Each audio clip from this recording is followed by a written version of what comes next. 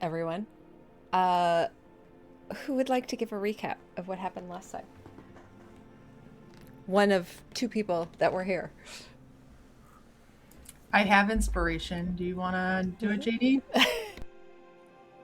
No? Okay. No, I'm good. Well, Nathan doesn't remember half of it anyway, so I'm just kidding. Yeah. Doesn't. Um, okay, so we started off with what we thought was going to be a harmless little shopping episode. Nina woke up and decided she was going to go get Christmas gifts for everyone because winter solstice is right around the corner.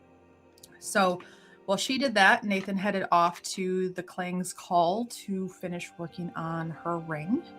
Um, where he had a conversation with Esme and Kippen and everything was fine. And then he went to leave and ran into Nina, who noticed that he had like puncture wounds in his face, bruises around his neck, a black eye that was swelling shut, all the like he got the shit kicked out of him. And when she asked what happened, he was just like, I fell over. Or like they were trying to help Esme do something, he had fallen over. Well, turns out we tried to go back into the forge. It was locked. It was empty. There was no one inside. And basically, it seemed like a time loop had happened, but only for Nathan. A little bit of investigating. We were careful at first before we ended up breaking in and found that there was some blood and broken glass that went out the back door. Sent a message to Esme, who said she was actually in town, like helping set up for the festival. So she came running back and helped us find Kippen, who was actually in the back, equally as busted up and equally as disoriented as Nathan about how she had ended up where she was. So um, while Nathan helped Esme like bandage Kippen up and kind of put the shot back in place, Nina ran back to the manor and got Rowan and Chara and Tempo. But primarily Rowan, who she kind of voluntold, like, hey, Lymira used Greater Restoration to help Liam and I when we got this corruption. Maybe you can do something similar to help get their memories back. So it took us a couple of hours of like finding everything you needed for that spell, but you did get it prepped and you came back and restored Nathan and Kippen's memories. And basically, what had happened is Nathan had gone to the Klang's Call that morning, but had kind of been intercepted while he was there by Fraser, who was after the shard that was in his pocket. He managed to get the Ring of Mind Shielding off of Nathan's finger, which allowed him to modify memory on Nathan. But in that memory, Nathan does recall Kippen trying to intervene in like a she was familiar with Fraser kind of way, which led to more interrogation of Kippen when Kippen had her memories back. And basically, Nina was like, "You can either tell us the truth or like." She was real livid. But anyway, Kippen told us that she's been working with Fraser, that he had approached her several months back just on the road in passing, said that he was going to save the world, said all the right things and essentially got her to help. So she's been helping him make things, including this new Lantern of Revealing, which she has given us, saying that Fraser says we're going to need it. Nina arrested her, basically took her back to the dungeon and locked her up. But through all of this, we finally realized that Pell was also gone. But after consulting with Gulliver and Gelester, Pell had decided to go back to Red Larch after the incident with Nathan and the shard.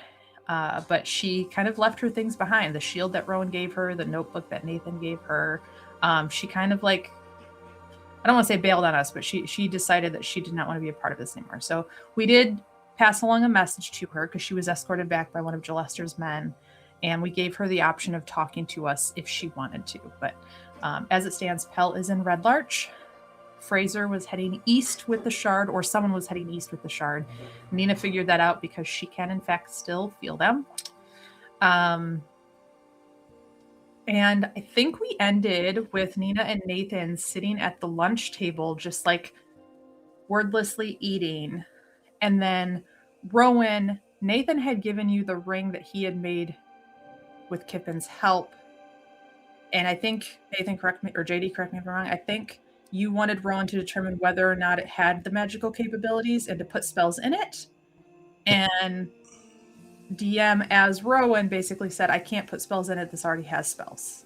And that was kind of where we left off.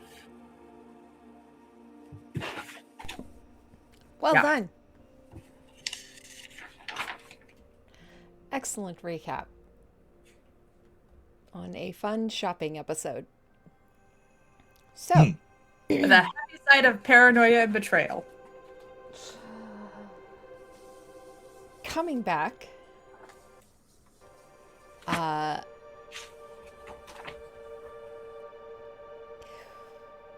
we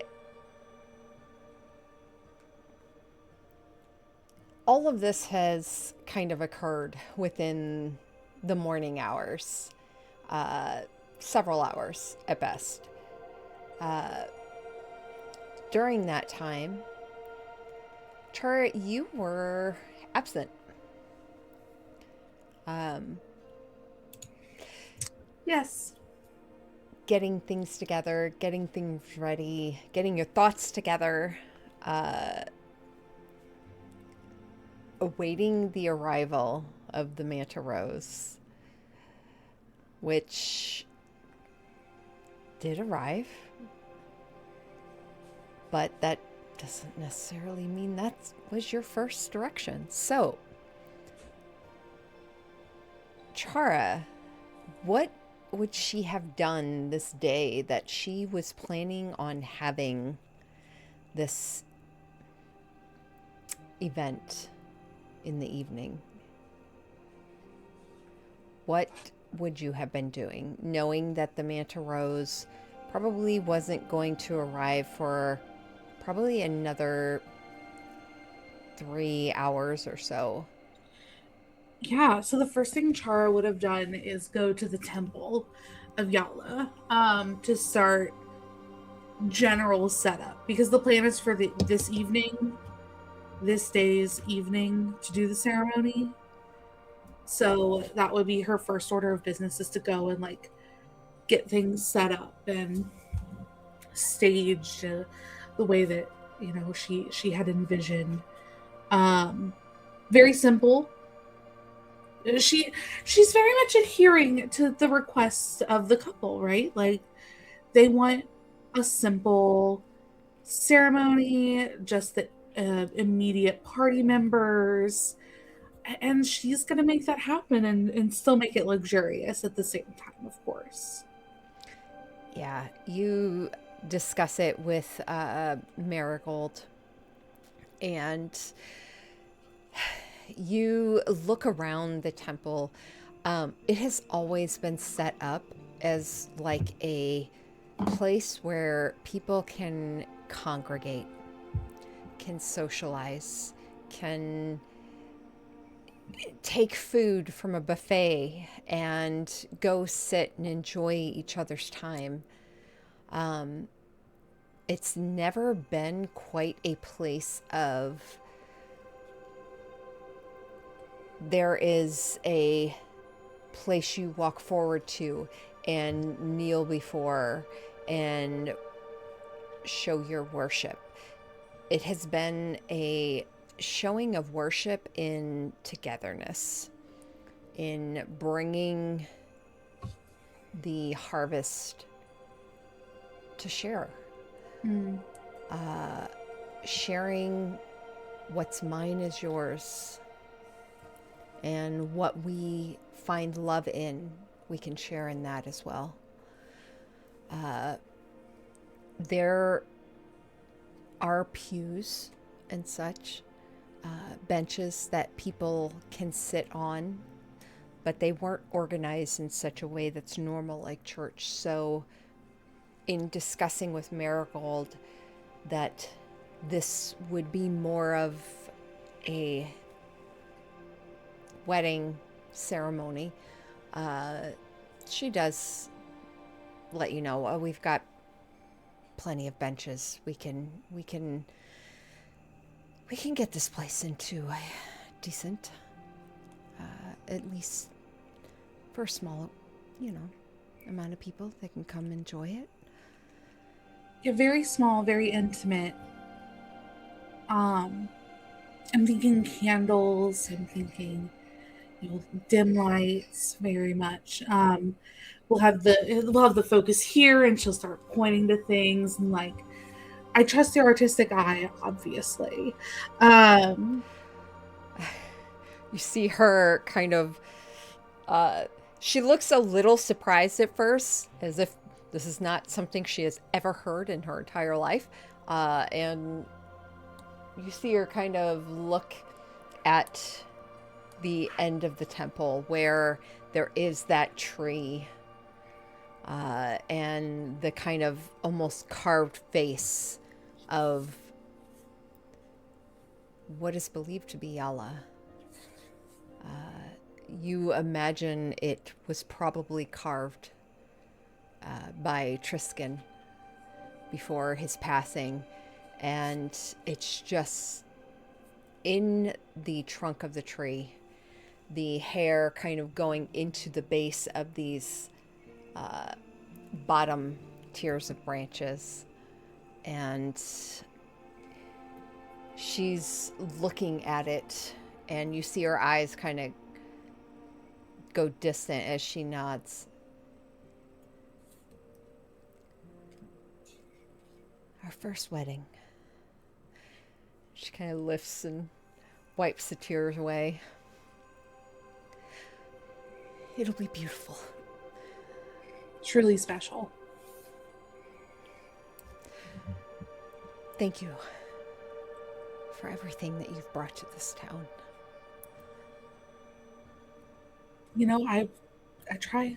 I hope I can bring so much more. You will.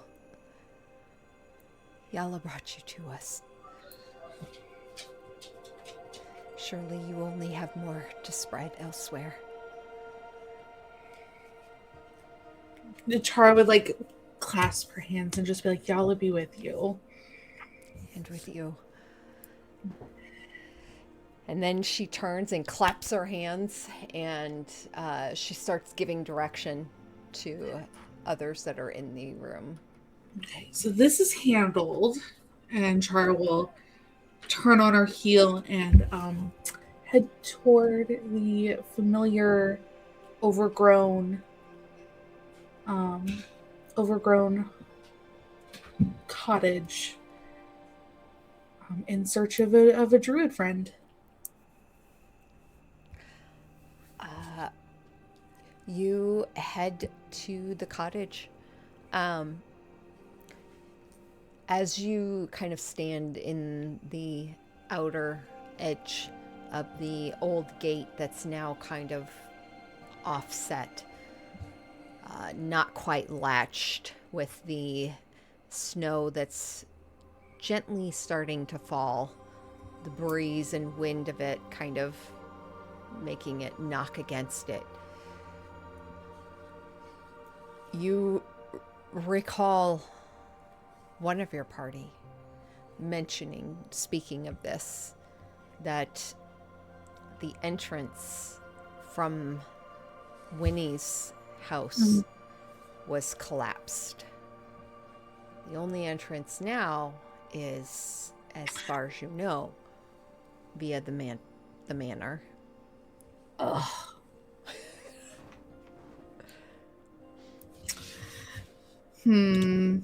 But could I Could you? just jump on in there?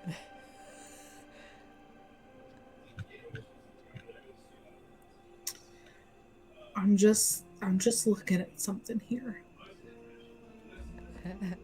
Because, like, would Chara really go the long way around? Because it's Chara. You have to see. Oh no, I have to be able to see the space. It's not like teleport or like anything like that. Okay. Mutter. Chara would, I guess, go the long way around towards, go up to the manor, go down through the manor, go down through the ruins. As you're making your way back up that switchback, grumbling, muttering to yourself, you see a familiar red form in the sky, breaking through the cloud line as it starts to make its way down, and you head in to the manor, continuing downwards.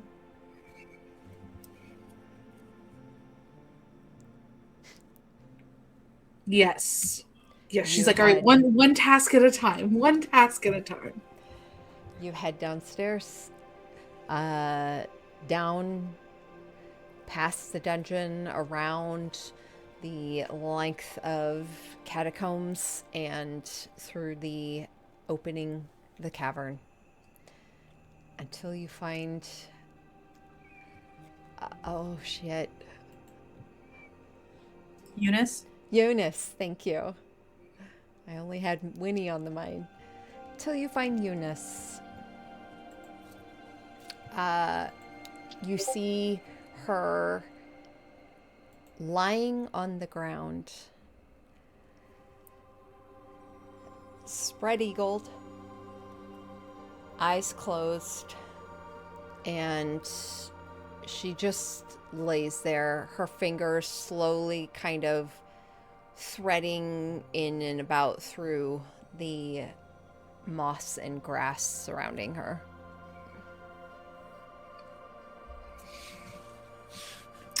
Chara would go and just kind of sit about 5 feet from her. She doesn't want to get too close to Eunice, but like it's about 5 feet from her. Mm-hmm. Or so. Yeah. As you sit down, you hear a ripping of root, a shifting of dirt, and almost a moaning sound as you see a large myconid rip free from the ground, look at you for a long moment before it turns. It rips its leg free, dirt kind of flying, and it starts to move off in the opposite direction. And as your attention kind of refocuses back towards Eunice, you see her head is turned and she's looking at you.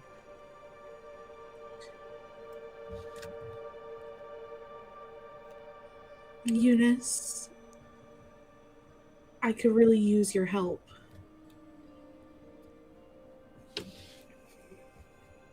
Help.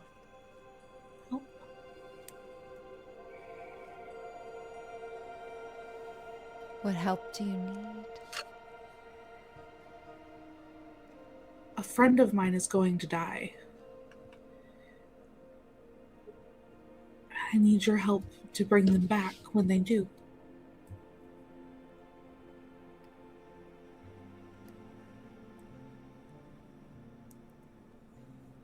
Life reborn.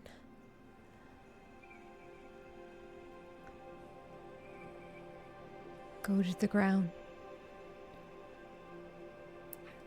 Be remade, renourished, and born again. She rolls over and kind of goes to her hands and knees and crawls towards you and then sits back on her knees.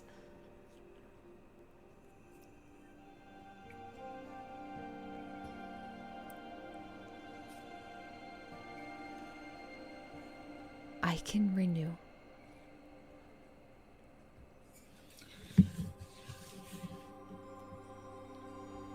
I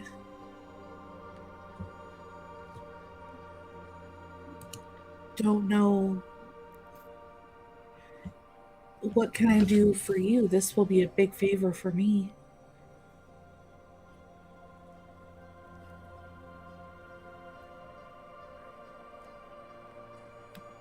Favor.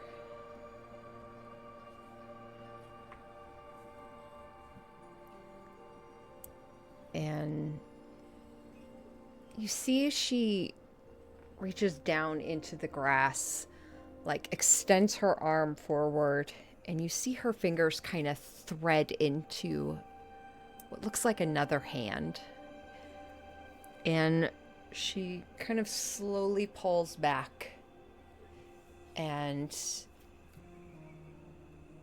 pulls forward her sister. As you see Winnie, the old form with renewed fungi kind of and lichen growing up and along her face.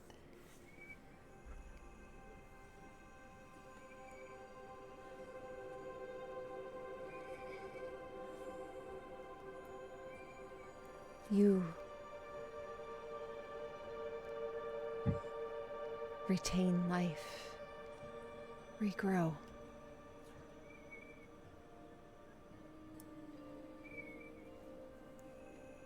Live on.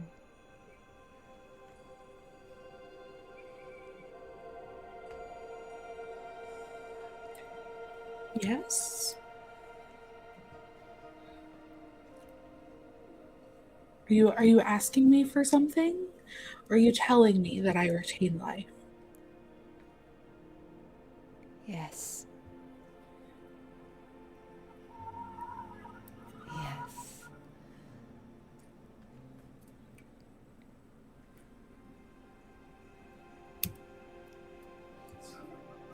And she reaches out and grabs your hand. I try not to flinch. And she pushes it into the soil.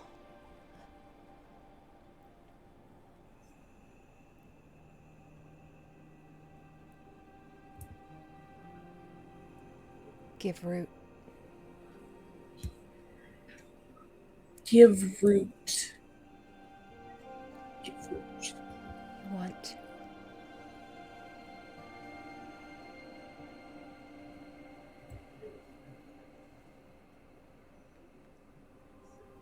Your spirit screams of it.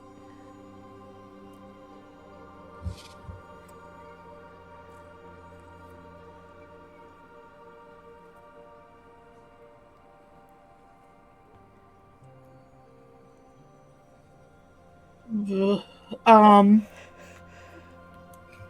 Maybe I'm just dense. I don't know what she's asking me to do.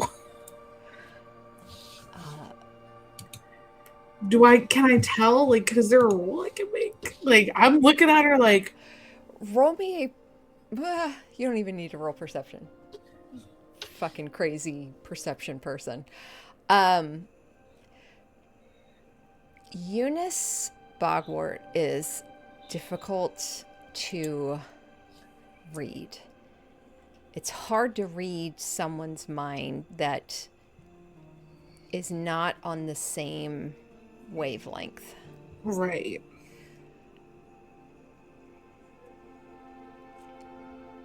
She reaches forward, and as you watch as she kind of pushes away some of Winnie's hair that's come loose from her bun.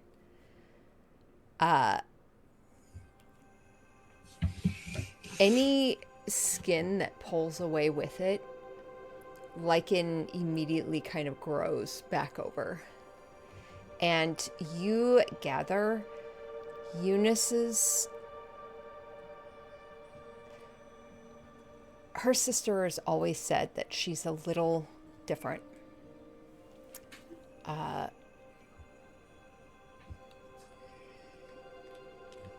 You gather if she does have access to the spells that you're wanting.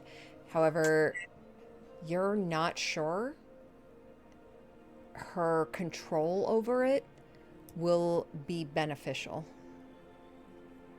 As you see what her love that she has for her sister has grown. This is at the base of Eunice Bogwart's heart. This is how she sees renewal. and regrowth. One returns to the earth, renourishes, and is reborn into something more beautiful. But her vision of beauty may differ slightly from yours. Okay. Hmm.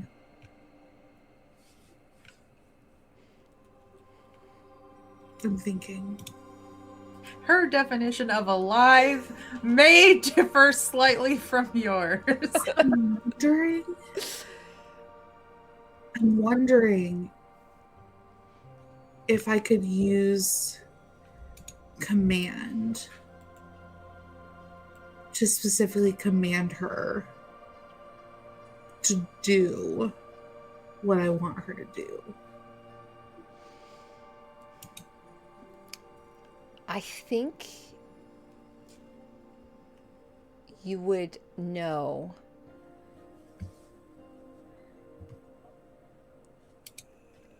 that to command someone, there needs to be a certain level of understanding, right? They need to kind of understand what it is you want.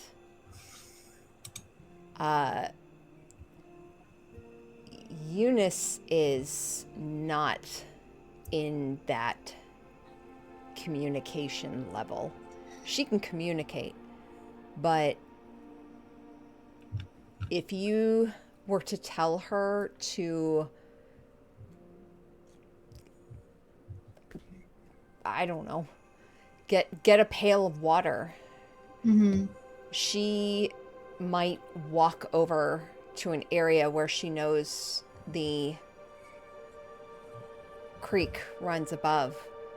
She might simply have her myconids reach into the ground and rip it open so that water pours through, instead of simply getting a bucket. Like, her brain thoughts are just,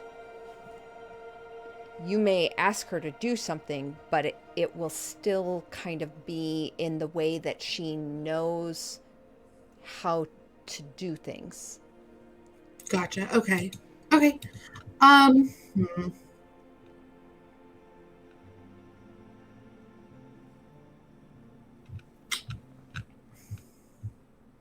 It might still work, though.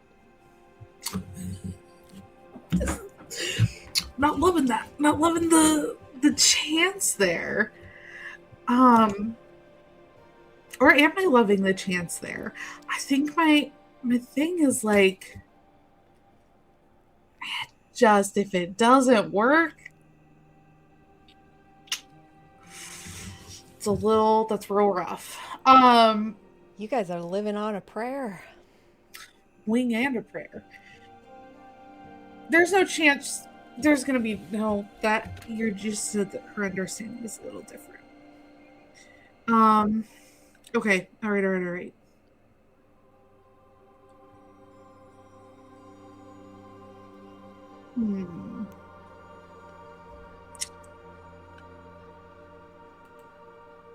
All right.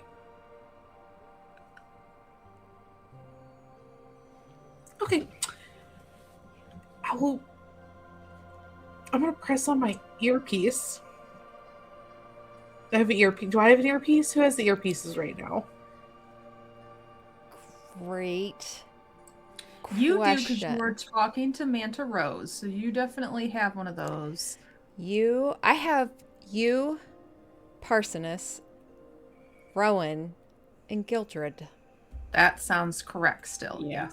Okay. All right. And Gildred is our representative with... Well, he was in the fire cults. That's right. And we left him there? Because Nina bamfed us out so immediately. Yeah, we didn't really do anything with that. Oops. We'll check back in. That's the problem with having too many friends. Can't keep track of them. Got to keep it small. Got to keep it Technically, small. we didn't promise to bring him back, so he just knows if he wants to get his other half of his paycheck. Anyway. Okay. Chara's gonna just like I'm gonna roll for it. Even she does it, odds she's not for it.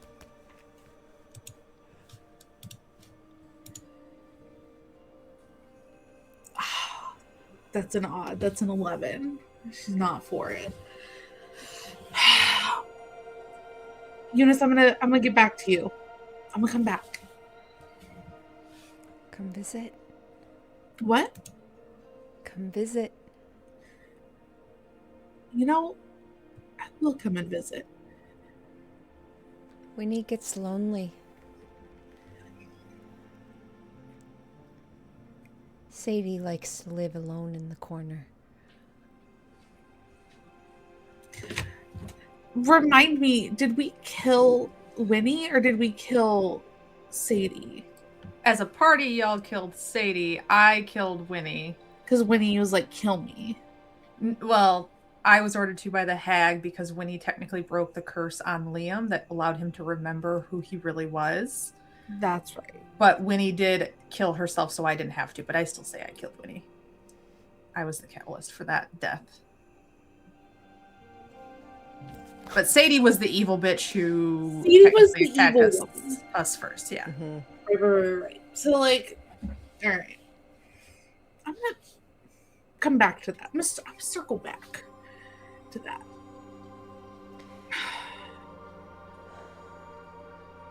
And Chara's going to. You know what's crazy is that was like one of the first interactions Nathan had after joining the party was that whole. Yeah. Wow, full circle.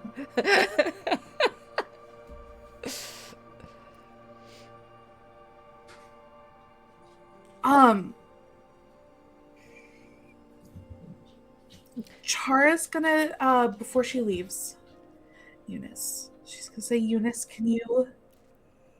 she's gonna say, can you meet me outside of Yala's temple around midnight? Temple. Can you go above ground? Yes.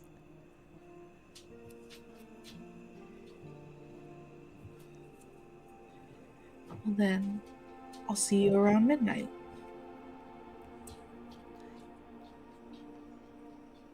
I will come, Fox Spirit.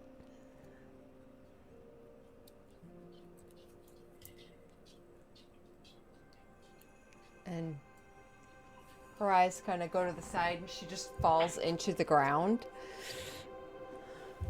All right, that'll be plan B. And then Chara's gonna make haste towards the Manta Rose, which has landed. Yeah. You head back upstairs.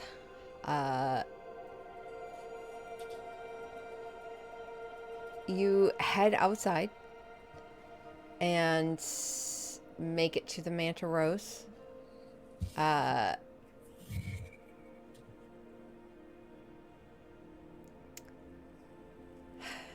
No, it's probably still morning.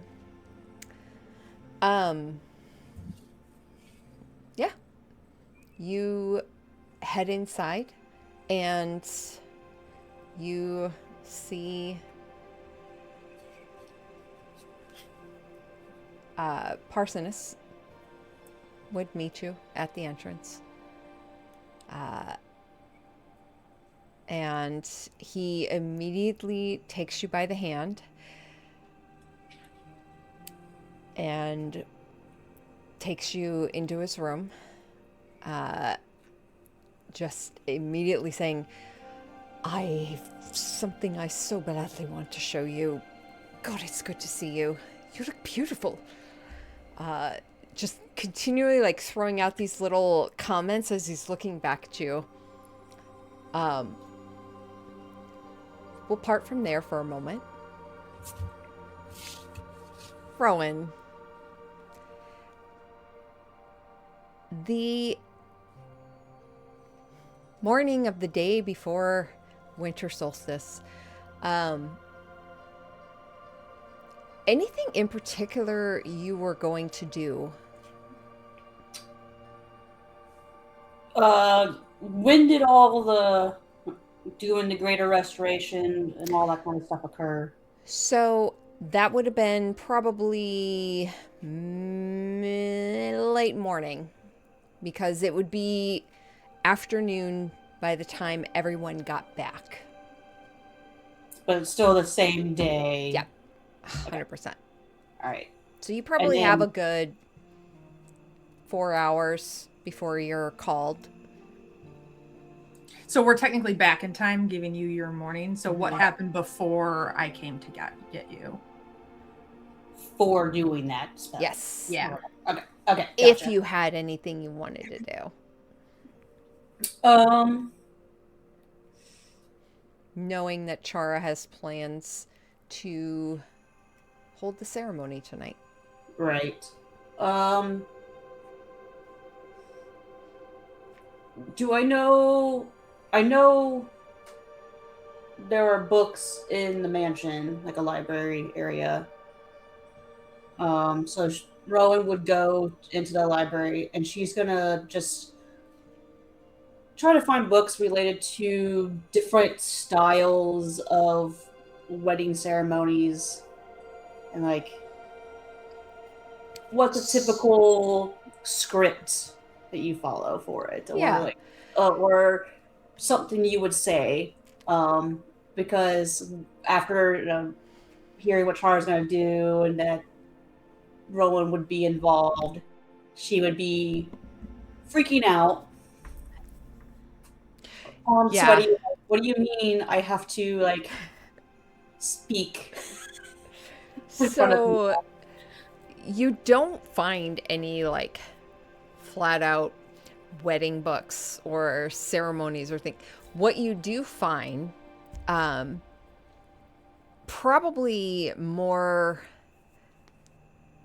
There's not a library per se in the manor. There are a lot of rooms with bookshelves. Gulliver's office probably has the biggest one, but there are several different lobby areas, seating areas that do have bookshelves. As you kind of stroll throughout each one, you notice there there are several gaps where it looks like there might have been books at one time. You do see there as you eventually kind of make your way to Gulliver's office, he does inform you, I don't really have books on these kind of things. There are historical documents on weddings in the area, ceremonies that have been held. Where are they typically held in town? Like, is there an event planner I can talk to, or a what? Event planner, ceremony planner? I don't know. Aren't there people dedicated to like helping set these things up? No, not here anyways. Cool. Okay. Small town. Um, Usually it's weddings and such happen at the residence of where they'll be living, or at the family residence. But, or, the inn, restaurant. But now that we have a dedicated temple, it does make sense that it would happen there.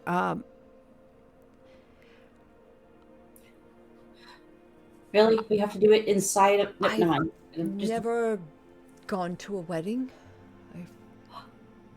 You've never been to a wedding? No. Have you? Well, no. But I've also been on the road a lot. I've been here a, a lot. Gallagher. Rowan. Has no one ever invited you to a wedding? Or did you just not go? Who wants the mayor, the person holding their taxes, to come to their wedding? I collect the taxes. You do more than that.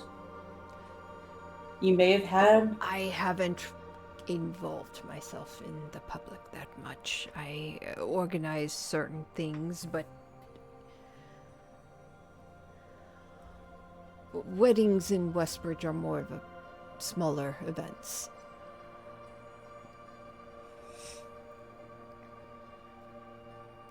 Are you going to come to this one?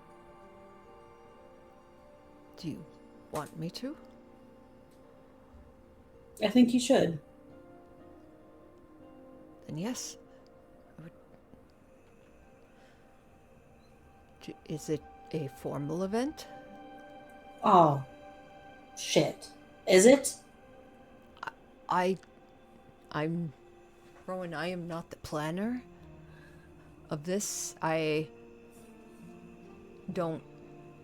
I'm currently organizing a winter solstice event for tomorrow. It has taken every fiber of joy from me to do so. And I cannot give a single more to plan a wedding. I get it. I am starting to freak out a little bit on this, and I can't... Why are we doing this now? We have a bit... Okay.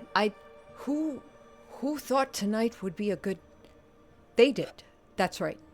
No, they said it at dinner. I recall that. No. Chara chose to. Maybe Gallagher just thinks it was you. Chara can do no wrong in his eyes. True. Okay. No, was it them? Or was it... I don't know. I don't remember now. I need to steam my suit. I don't... Wait, do I still? No, I borrowed a... What am I supposed to wear? This is very stressful. I don't like this. Yep. Do you want a drink? Yes. And then I'm just gonna go with him He off. just like points to a shelf full of bottles. And then as we drink, I'm gonna slowly basically be helping him put final touches on his plans while simultaneously getting him to try and... Aw, that's sweet. Yeah. Okay, so in that interaction, eventually you head back to your room with a little bit of an idea of kind of what weddings sort of look like, what you think, based on what Chara discussed with you, the type of ceremony that they would like. And you head back to your room. And Nathan shows up and asks you to take a ring and put some spells into it. It's been pre-prepped to accept spells. And he tells you which ones he wants. But as you work on this ring and try and cast the spells into it, you notice it's not accepting them. The magic is leaving you, but you should feel it going somewhere, and it's not, which gives you the idea that there's already something in the ring. There's already spells. I think your ring is already full. As you return back downstairs to the dining area, put the ring on the table, slide it forward, and tell Nathan that. Nina seated beside him.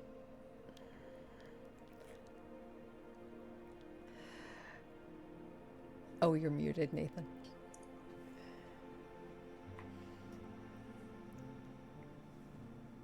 So, Rowan,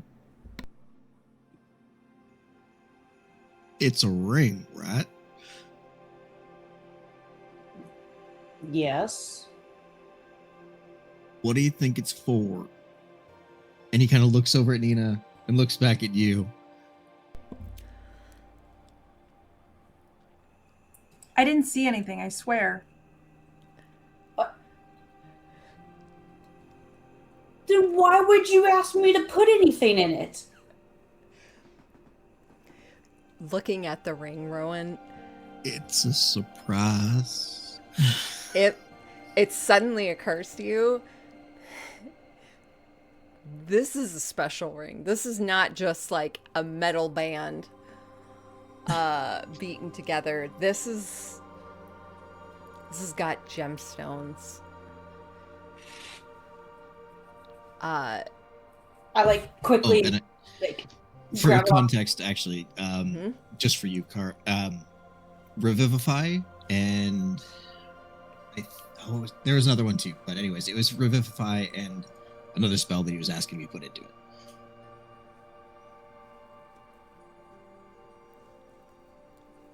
Oh yeah, But yeah, so I pull it back and I'm like,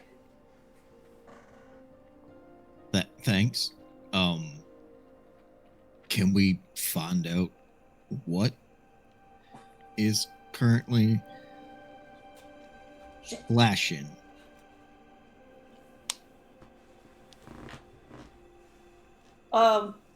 Breathe. It's all right.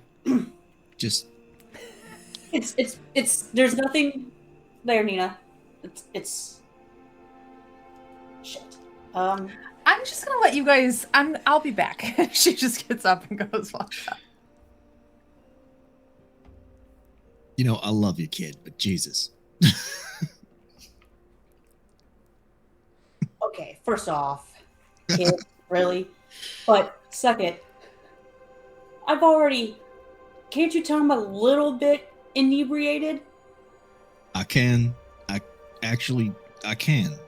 It's noon. Well, sue me. Nah, it's fine. You all right? Well, I was stressed about this before, and now I'm more stressed because I damn near ruined it. It's all right. There's been a lot of close calls today for that one. Okay, So, okay. It's fine. She didn't see it. All good. all good. I mean, you guys We're all good. are moving quick. Yeah. How to know? Okay, so you have no idea that this already had things in it. So, I asked Kippen to work on it. And you can see his mood just die, essentially. And you've seen Nathan upset. You've seen him like frustrated or angry. This is like feet. Yeah, and I don't know if she finished it, so I'm trying to figure it out. Whoa. Okay. Are you sitting? Yeah. I'm gonna come over and sit next to you.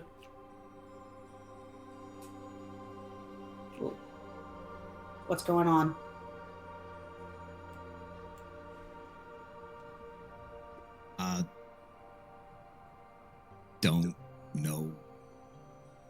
what to do anymore. What do you mean?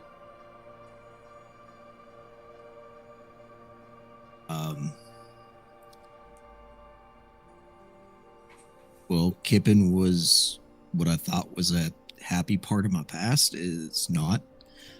So that's a shattering, I guess. And I caused Pell to leave. So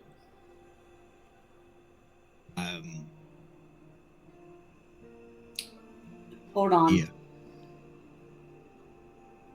We all caused Pell to leave.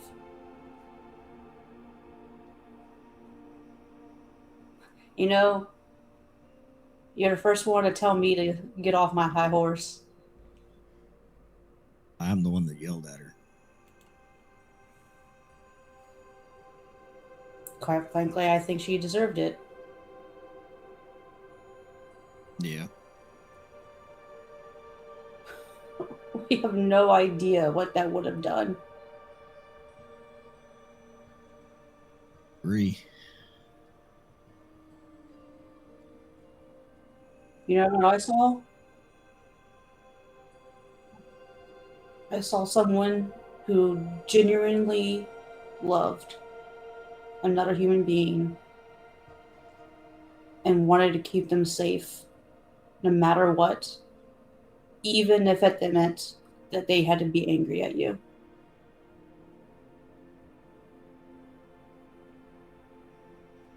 You're kind of good at that, to be honest. Remember when we first met? Yeah.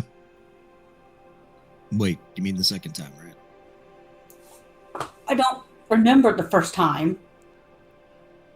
He just kind of grins a little.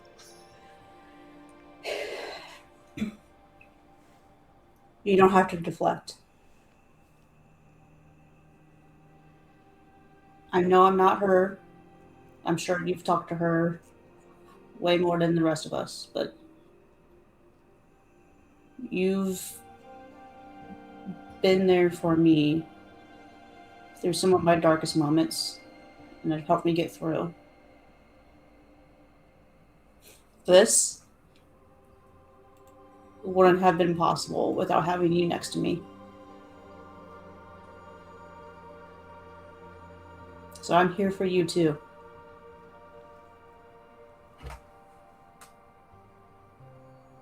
Thank you. I'm sorry to hear that your connection to Kippen's not good. That's news. You don't have to tell me. I'm not asking. Just Well, yeah, I guess she's working for our winged gargoyle friend. wait, what? And has been for a while. And she's currently in our dungeon. Rowan stands up immediately and like starts pacing. Wait, what? At this point, you know. Just so you know. Because you did come down and do greater restoration for us, for all that stuff.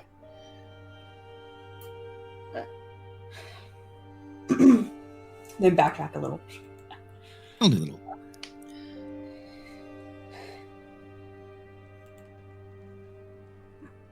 So, that sucks. It more than sucks. Yeah. What are you feeling?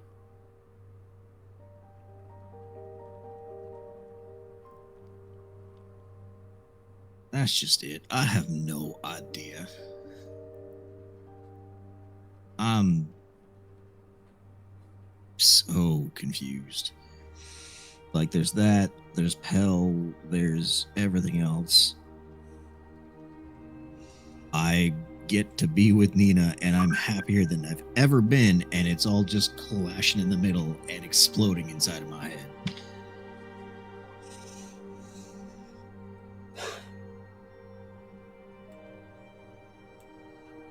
Get it? Yeah. Either that or the tinnitus is catching up. I should probably wear earplugs. Oh well. She turns and like puts her elbows on the table and her head in her hands a little.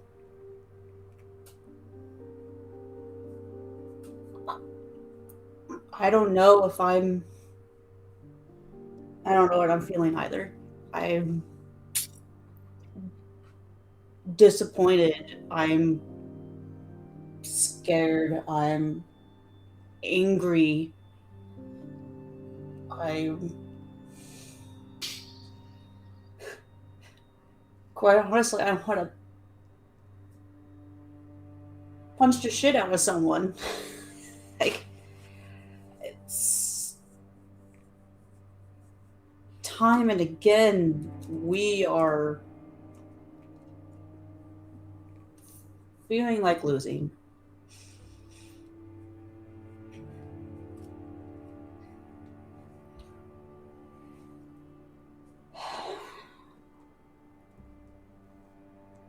But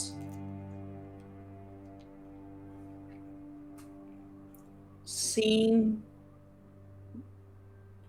you and Nina, seeing that through all the mess,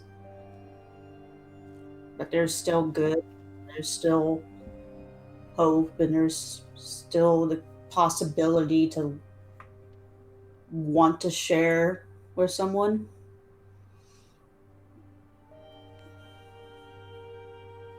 Something worth fighting for.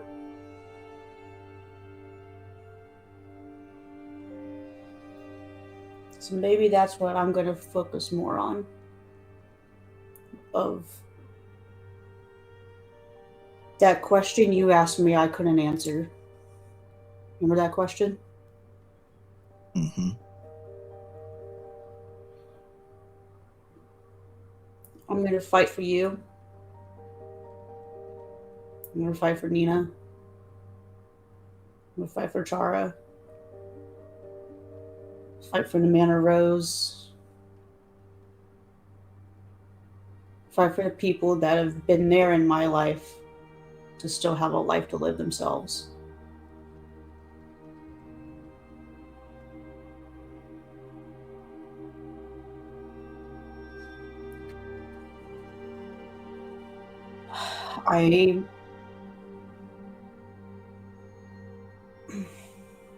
The very fact that you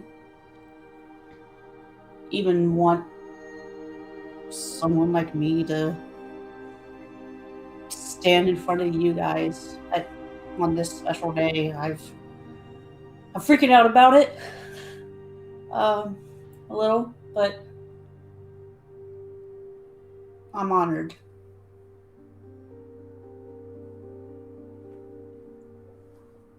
I know I'm speaking a little bit for both of us at this point, but there couldn't be anybody else.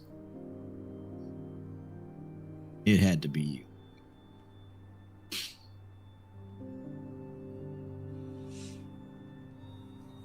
Thank you for that. You know, after all this, maybe you can teach me how to fish.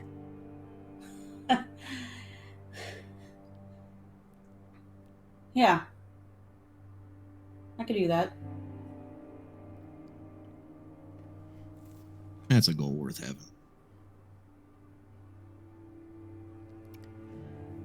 Thanks. No. I kind of give you like a shoulder check.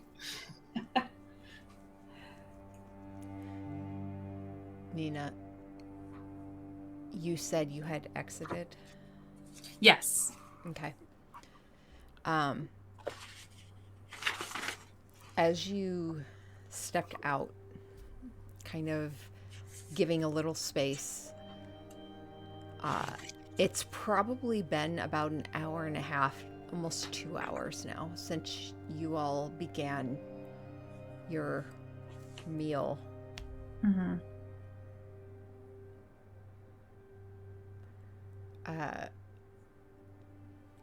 you notice, you hear the footsteps first, and you see Pluma Damsel descend from the dungeon, and as she steps free of the entryway at the back, a towel wiping her hands, and her eyes connect to yours briefly. They drop a bit before she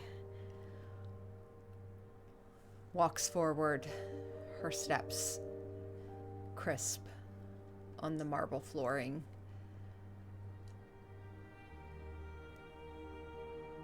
I'll give a report if you wish to join. I think Nina follows, yeah. She heads to Lester's office.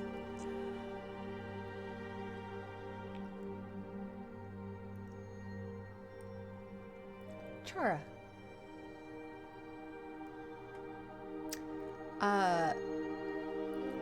On the Manta Rose.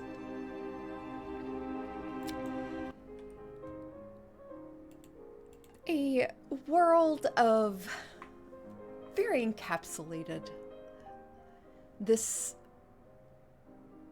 place, this floating home that has become the symbol of hope and comfort, fun.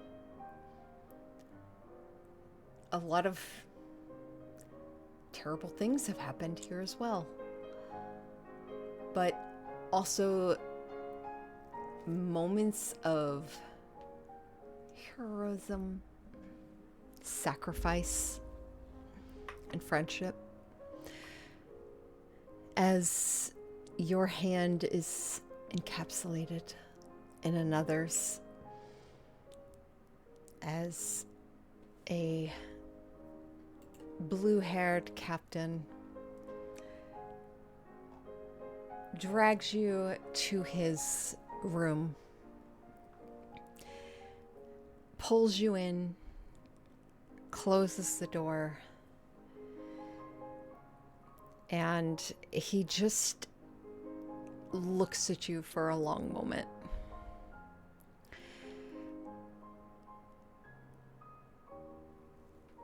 Kind of moves forward and sweeps a bit of hair out from before your face.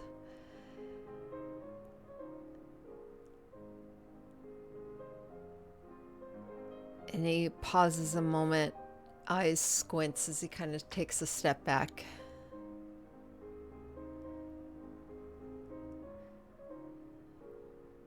Your You're mind is muted. elsewhere. You're muted, Allie.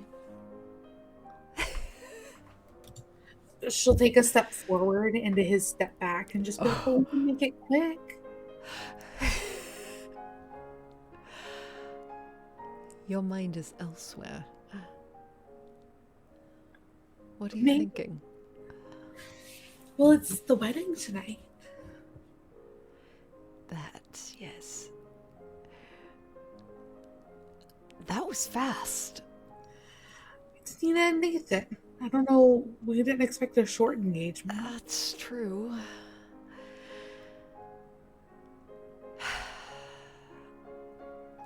Actually, there is something. He kind of turns, scratches at his brow, walks over towards the bed, turns and looks at you. That's something I've been meaning to do for a while now, and well, he leans forward and kneels down on a knee. And then he reaches under the bed and one by one pulls out the boxes of leftovers.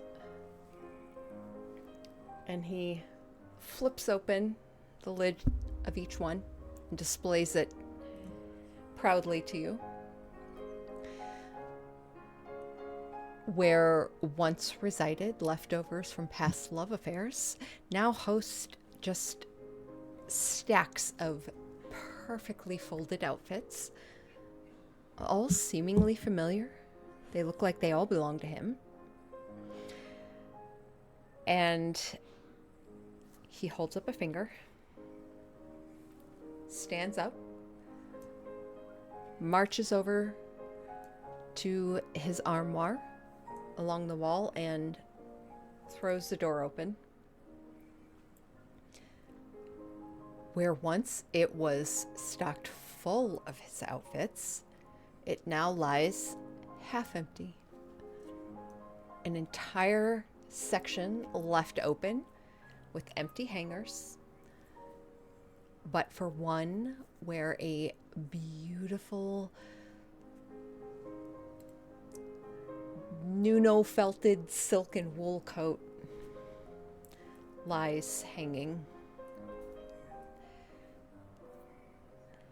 And he looks back at you.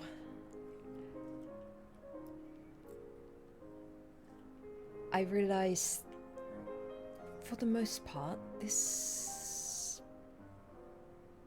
place was mostly mine, but I would like for it to be half yours. If you so wish to insert yourself. Well, when you put it like that,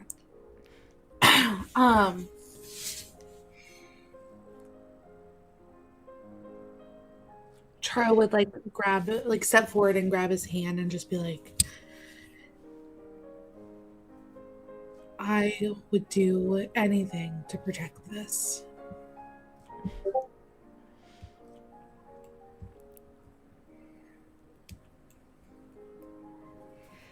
He looks down at his hand in yours and yeah.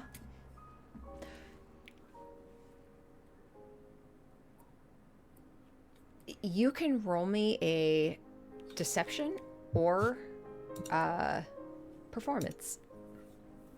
If you're trying to, even if it's to convince yourself of that, or if you truly believe that. Performance or deception? Mm-hmm.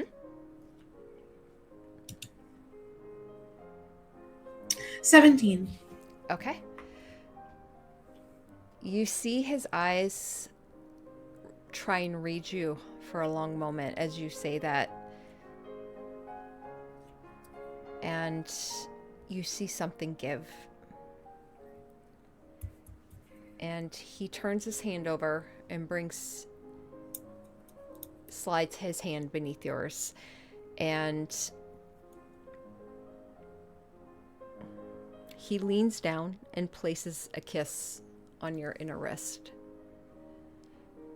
And then he blows this kind of cool breath, and tiny beads of frost form and spread into this lace pattern that you see within the empty spaces. Forms a word written in Infernal. His true devil's name.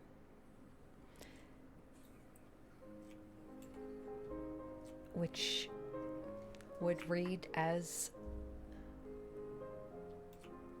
Zodrias. I will post that for you. So you have this back. And as the frost kind of starts to melt, and as you touch the leftover kind of wetness along your skin, you still sense its presence as if written into your skin, able to revealed only by him or you. And as those light blue eyes kind of look back up towards you,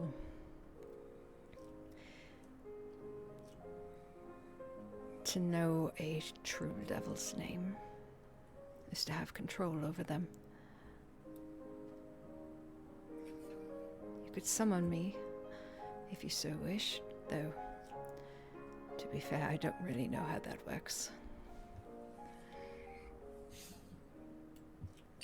Well, neither do I. So I hope we never have to find out.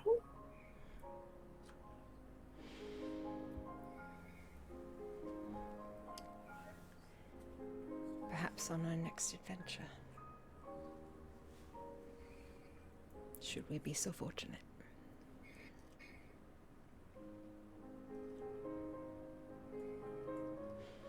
We'll get there.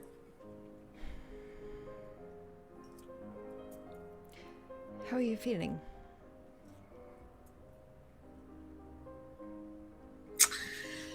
I guess I'm feeling fine. Fine. Well, fine.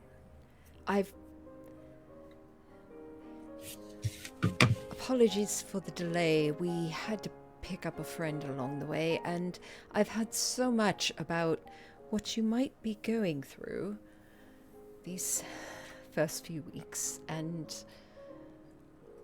I just want to make sure you're truly all right before I Who'd you send pick her up in along the here way? and allow her to completely rule everything we do for the next several months. Wait, what? Ruby? He kind of looks over towards the door, and as your eyes kind of trace, you see a paw beneath your door, kind of like gripping, and a portion of an ear that's now sliding under. Yes, Ruby. Ruby. Excellent. Yes.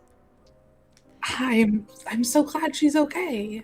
We were so thrilled that she was fine, and we were happy to pick her up and have her part of the family once more.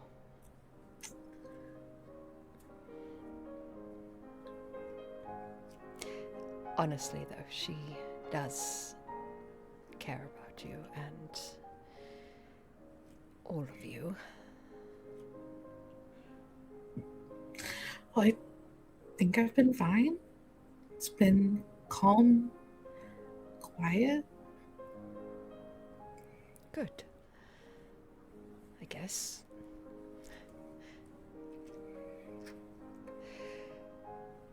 All right. Well, You better let her in outfits? before she chews the door down.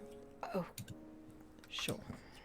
He sighs, pushes to his feet, and allows Ruby to come in. Rhubarb, who immediately doesn't say anything, just immediately starts going through the room. She comes up to you, sniffs you, starts checking like your vitals and everything, presses an ear to your belly, and just starts doing what she is best at.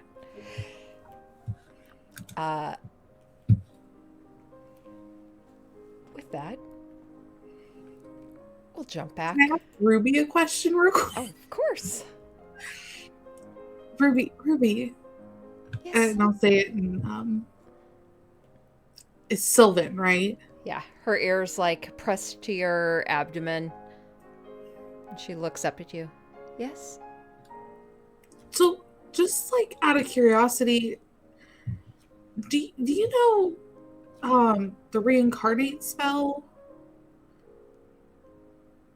No. Okay. Do you? No. She sits up suddenly. Why do you need to know that? Are you worried about the children? Well, obviously I'm worried about the children, but like it's more for like adventure purposes. Adventures. Yes. You really should not adventure in your delicate state.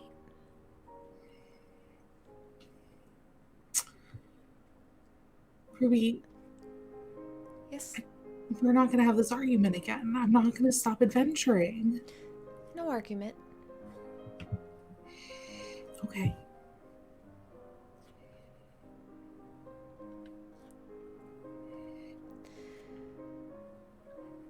I'll make you both some tea. Thanks, Ruby.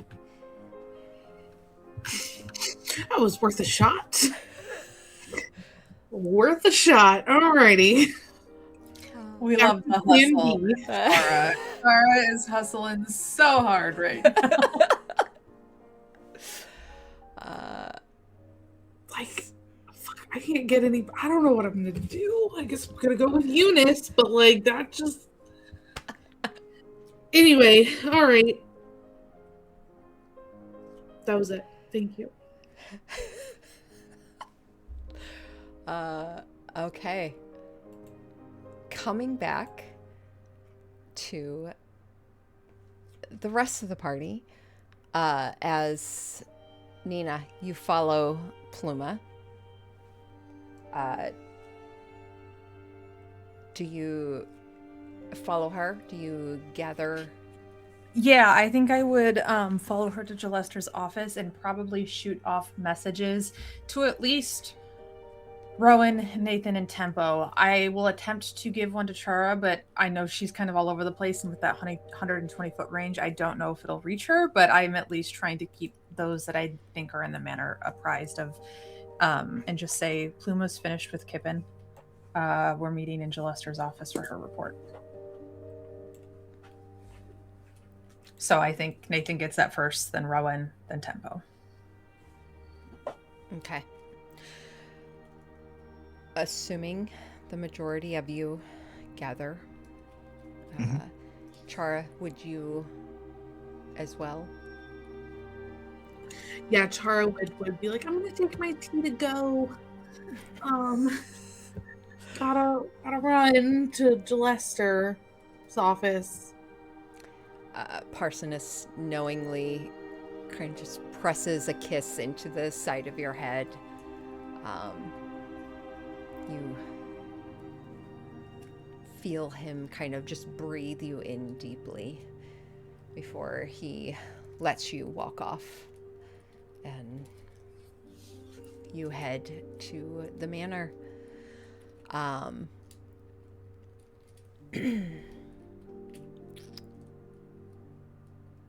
Liza, you're the first there. You see Jalester as you're waiting for everyone else. He has his book open, notes spread out. He has a singular journal open, and he has a quill and inkwell ready. As Pluma stands before him, they kind of make just small talk, but are mostly quiet as she continues to kind of wipe her hands with the towel. And eventually the party all descends in one of the front lobby areas, and everyone kind of takes a seat or stands wherever they wish in the room. And with Pluma standing as the central figure, reporting before all of you,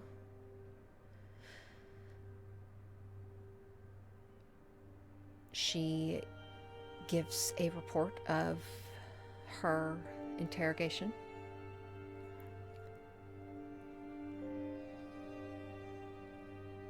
He approached her on the road several years back. She had been involved in some act of terrorism against a crime guild or fighting ring of some sort. She had been captured in the escape and was sold to work in the mines of Arsik. She said Fraser Blue intercepted the transport, killed her captors, and offered her freedom.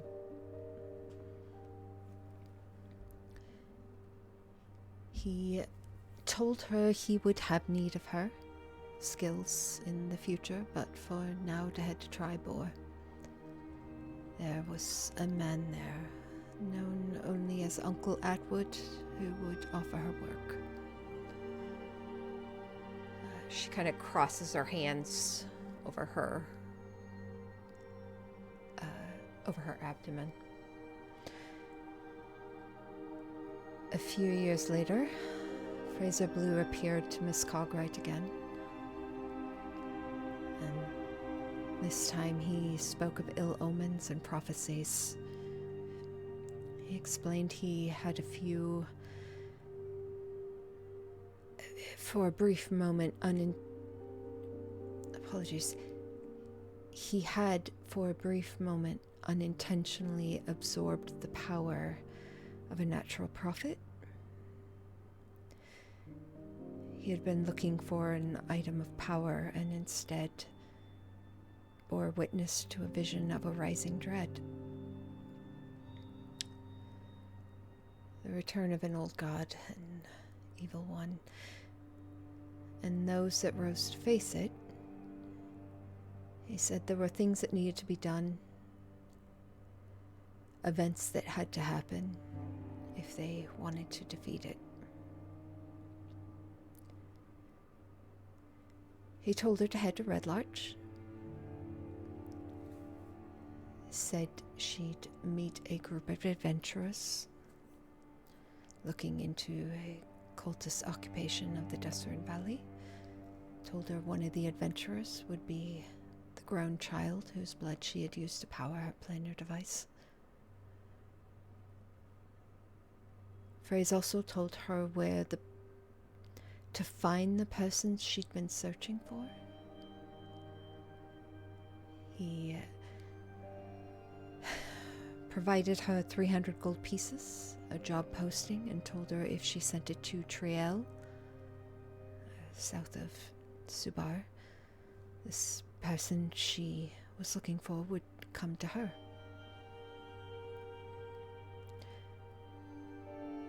He warned her that her friend would not recognize her and she was not to allude to their past engagement or attempt to rekindle their memory.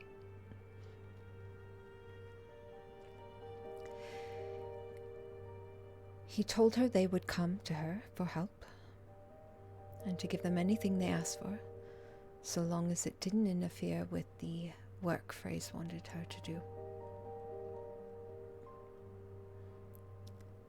She said he asked her to rebuild the planar device she'd made while traveling the Astral Sea, as well as a device known as a Torch of Revealing.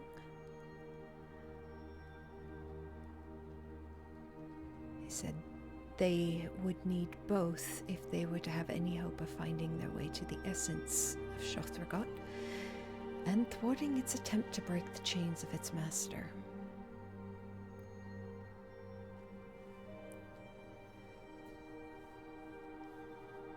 When I questioned her further as to why she trusted so vehemently the word of a demon lord, she stated she doesn't. However, she does trust the word of Ephemera. Not familiar with the name.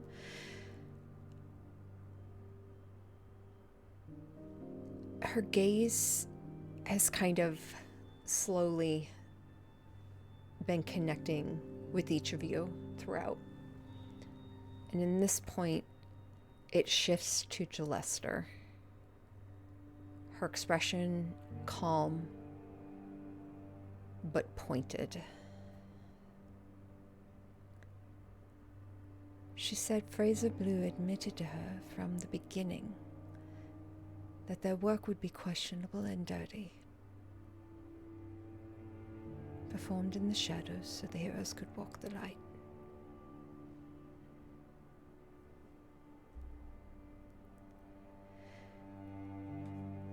I questioned her further, but the poison either couldn't dissolve the threads of the memory spell enough, despite, and she looks to you, Rowan, with a nod, despite your efforts, or she simply does not know anything further of Razor Blue's plans.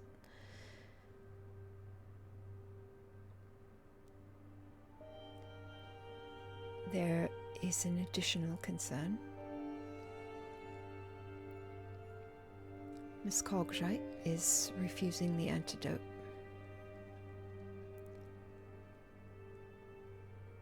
Normally, that wouldn't be a problem. The poison I use in these cases is effective, but will work its way through a creature's system with or without the antidote. It won't kill a person. Dehydration, however, will. Her system will expend much energy to cycle the poison out. Fevers, internal inflammation will hasten her condition. If she continues to refuse water, I'd give her 2-3 days before she succumbs.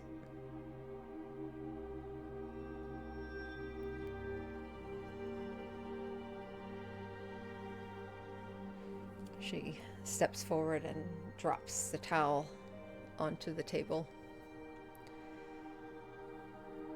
Kind of reclasps her hands and just lets them kind of bounce off her legs a bit as she waits. I think Nina, like halfway through that, kind of leaned over and is like resting with her palms against Jalester's desk, just kind of like not reading the documents, but just like eyes going back and forth, trying to piece it all together. So he genuinely thinks that he's helping us through all of this. His would be in the dark and dirty so that we could walk in the light? Is that what she said?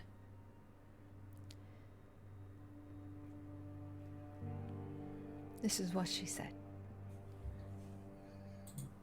Whether this is truly what he believes is another matter entirely. But this is what she believes. Right. An important clarification. Or an important distinction. I mean, that's the same crap I heard from Durgan, too. Of making us do things that put us on a specific path. And that checks out now that you know that he was Durgan the whole time. Yep. And he knows all of this because he killed your mom? He absorbed her prophet abilities temporarily. Apparently. I kind of look to Pluma. Ephemera, that's the name you were curious about. She was the prophet. She was gesture to Rowan. Pluma kind of gives a acknowledging tilt of her head, but her eyes drift over to Jalester, who is, you just see like one hand on his forehead as he's just scribbling notes. His eyes kind of tracing over the many notes at times, jotting new notes. He just seems fully invested in trying to gather the information. So I have a question. And I'm saying this to my friends. With this knowledge,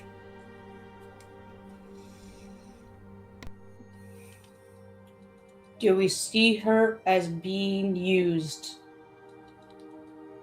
Or do we truly see her as enemy number 2, whatever? Because right now I'm really struggling to not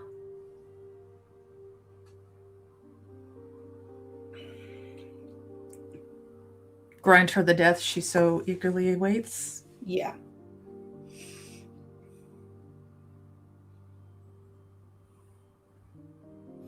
Yet I stand here also having been manipulated in the same.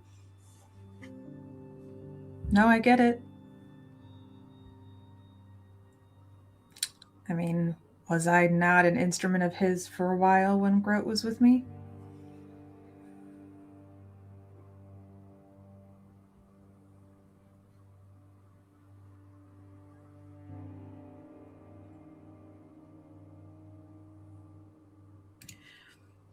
I say she has 2 days to change her mind.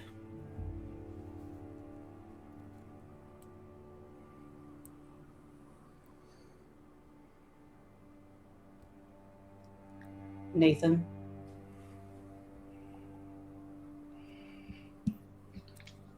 I think Nathan has just been like leaning against the wall with his knife out, just kind of like picking at his nails. He kind of just spins it, puts it back where it should be, looks up at all of you, turns around and leaves. And he heads straight to the cell that Kippen's in.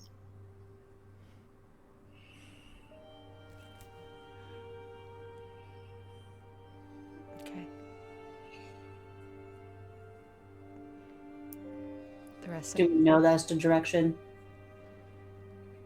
Probably. I think Nina goes, well, he's either about to give her his version of the antidote or she's a dead woman. So, if y'all want to go find out, I kind of gesture after Nathan.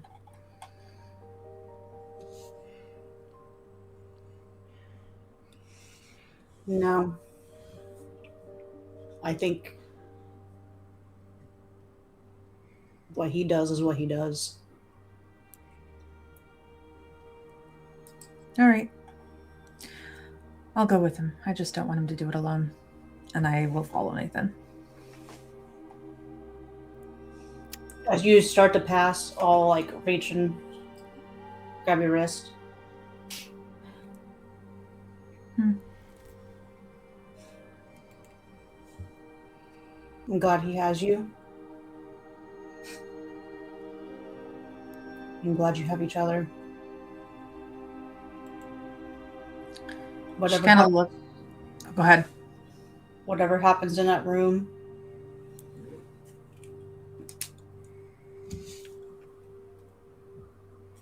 just come back to us. Of course. I kind of give you guys a tight, sad smile and then walk off.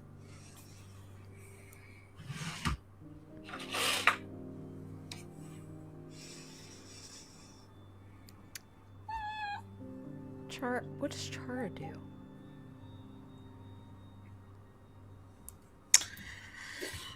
Chara watches all this happen and just kind of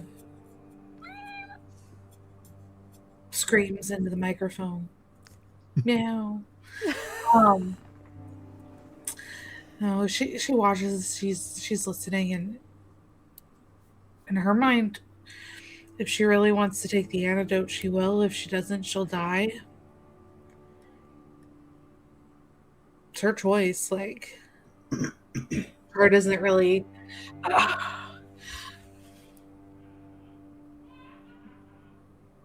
Chara doesn't see her living. Mm-hmm.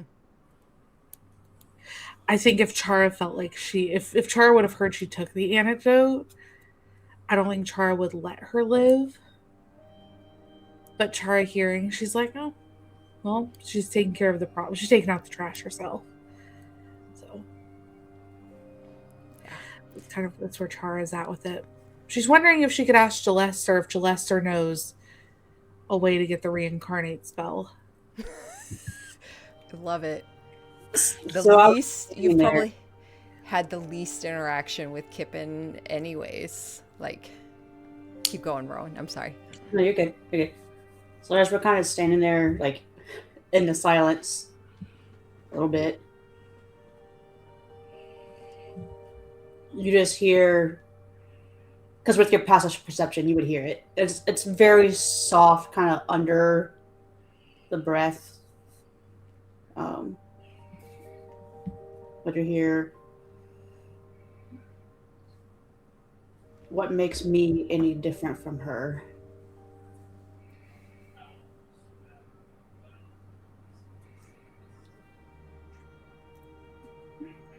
And basically regards to like what I said out loud to Nina, or to the group earlier, where I was like the manipulation aspect being used. So you can tell that that's like something Rowan's standing here thinking about, like, and even what Nina said of like, I was used at 1.2, so what makes us different? You chose to fight. You didn't just roll over and take it. You didn't let anything happen to you. Something happened to you, and you chose what to do next.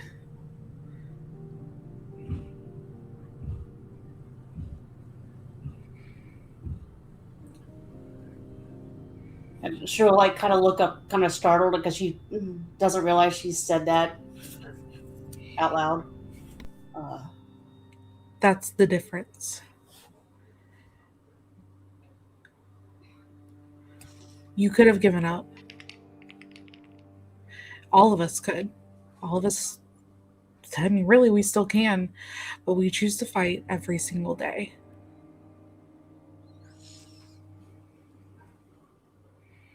We fight for what we believe in. We fight for the people we love.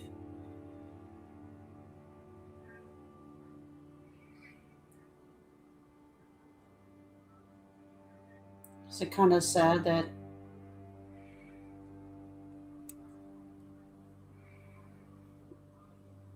I'd love to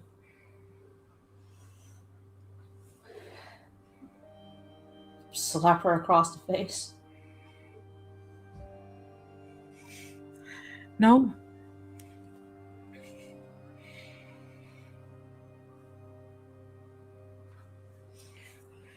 Don't deny yourself some catharsis. Like, that'll make you feel better.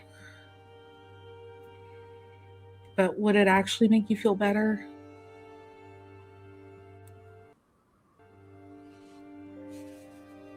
No, of course not. Probably not. I don't know. I've never really done something so. Well, that's not true. I hurt that cop a while back. Anyways,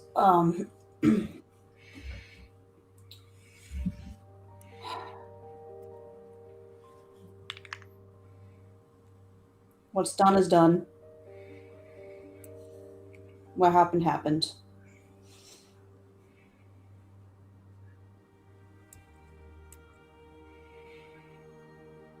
I'll look over at Gillester. Like, if there's anything that we can help you with, or Pluma, is Pluma still in the room? Yes. Like, you, Pluma, I'll be happy to help.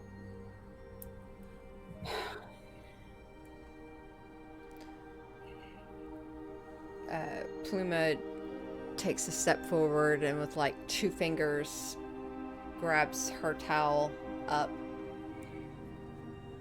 looks at you, and holds the towel out for you.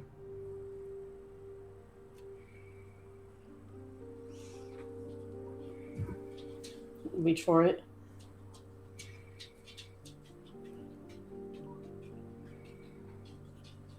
It's for the blood on your hands. She turns and marches out. Gillester looks up at the 2 of you. That I am probably sounded worse. He holds up his quill. I know that probably sounded accusatory, but it that's not really her thing. It was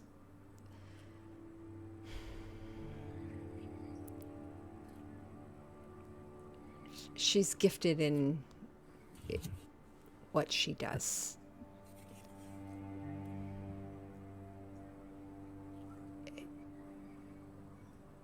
I mean, Rowan looks down because she's had does she see blood? Mm-hmm. You don't at the moment. You see on the towel, you see this kind of dark green, brackish, yellowish kind of discoloration that's kind of been wiped into it in places.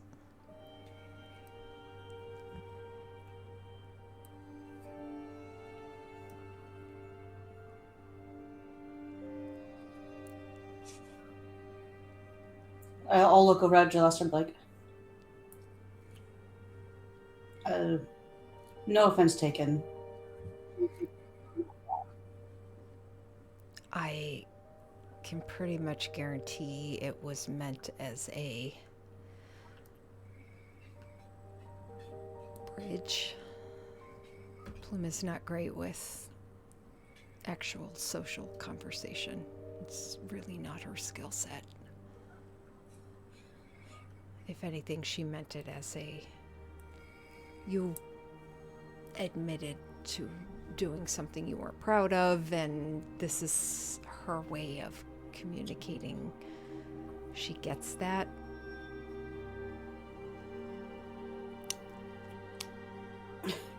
It's all good. And I will turn around and I'm going to start walking out with the towel. I will see you later, Chara. I still have some planning to do. Okay. Chara's gonna like lean and watch her walk out the door. And as she exits, she's gonna turn to Jalester and be like, Jalester. Chara. I have a favor to ask. I cannot wait to hear that.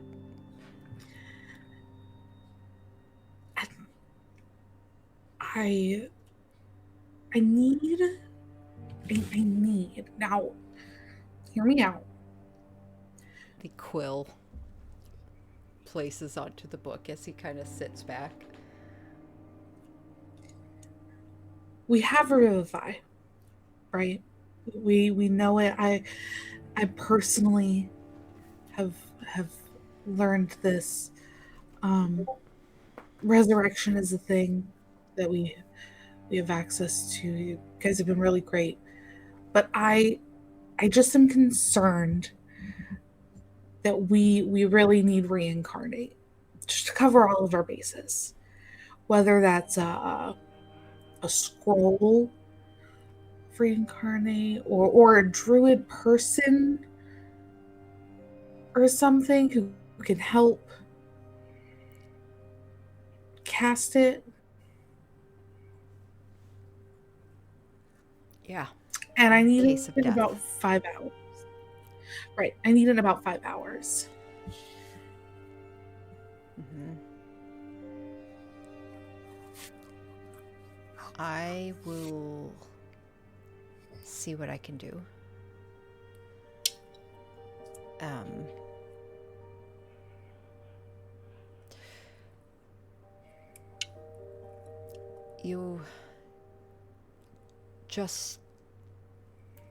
You do realize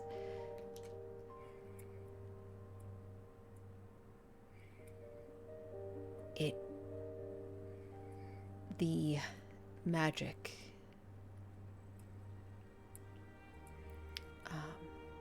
and components and energy it takes to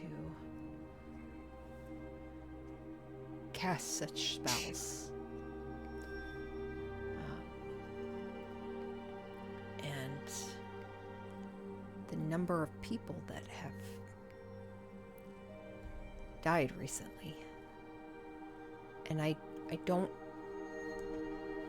I'm here to give you as much as I can so that you can do the job that needs to be done.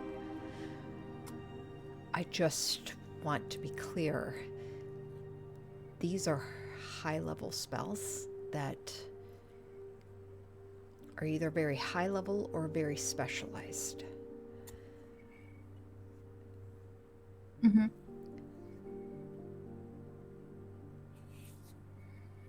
The weakening has broken a lot of the divine magics. Mm-hmm. While that doesn't affect those connected to the earth, like druids,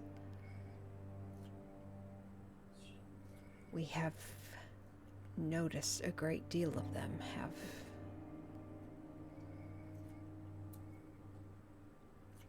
turned away.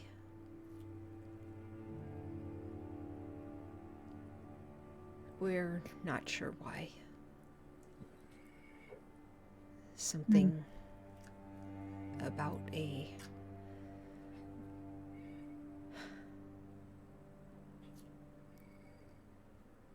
ground is not happy. Whatever that means.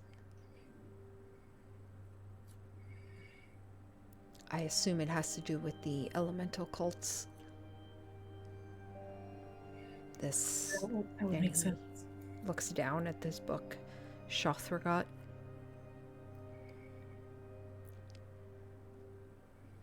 They all seem to be gathering their forces together.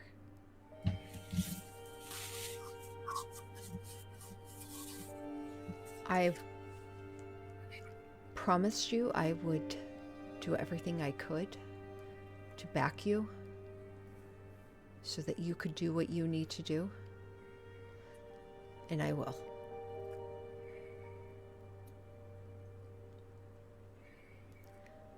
I just also want to be real with you.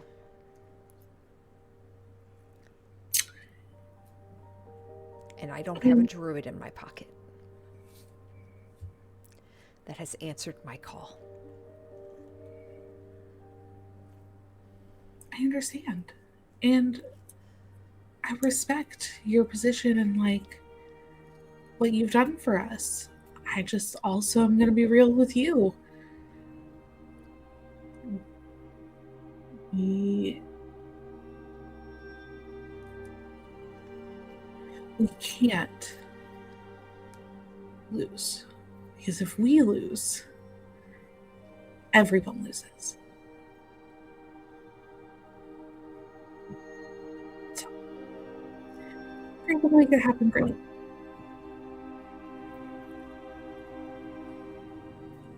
If not, I understand.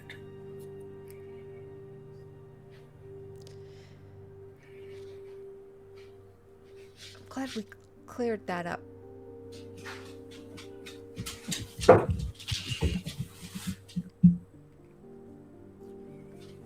I'll do what I can. Chara would turn on her typical smile.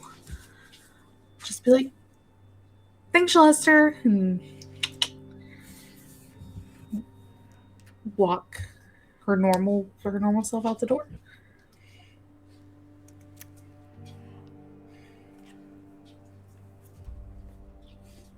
The steps heading down to the dungeon,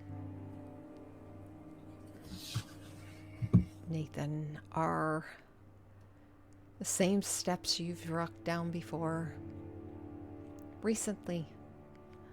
In fact, as you came to check the vault, looking for Pal, you hear your footsteps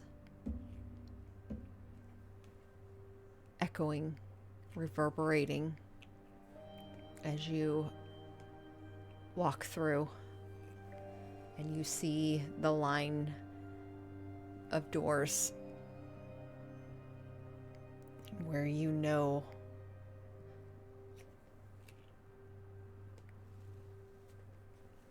she sits behind.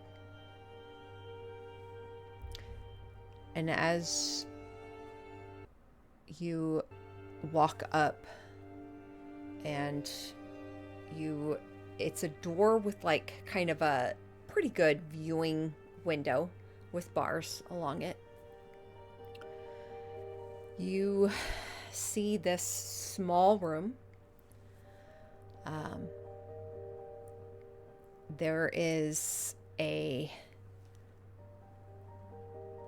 There's a cot along one side, but it looks like the covers have been pulled off and rested against the far wall, and a form is pressed in against kind of the corner. You see their body pressed into the back. It's dimly lit corner of this cold, compact dungeon. Her right side leaned against this kind of damp rock. Both knees are bent close to her chest, with her arms in between, and her hands, you see, are kind of curled over, and her fingers are contracted, like painfully, to her chest.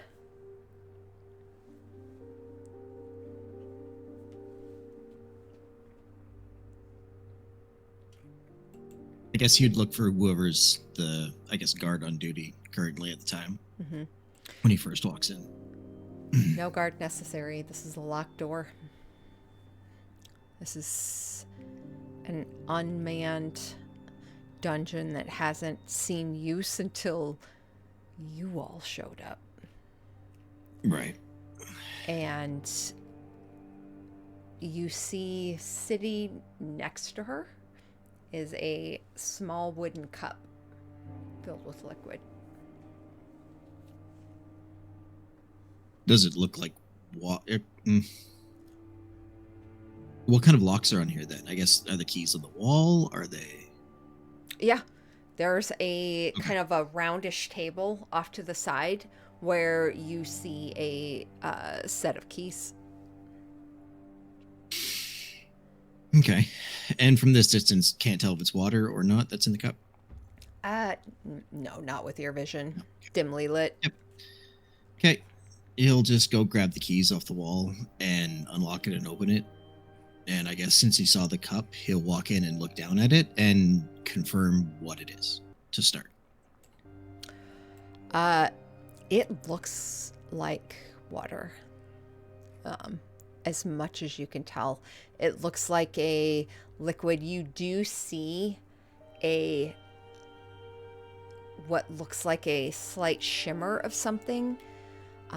You gather, based on recalling what Pluma had said, it's probably the antidote combined with just basic fluids. Okay.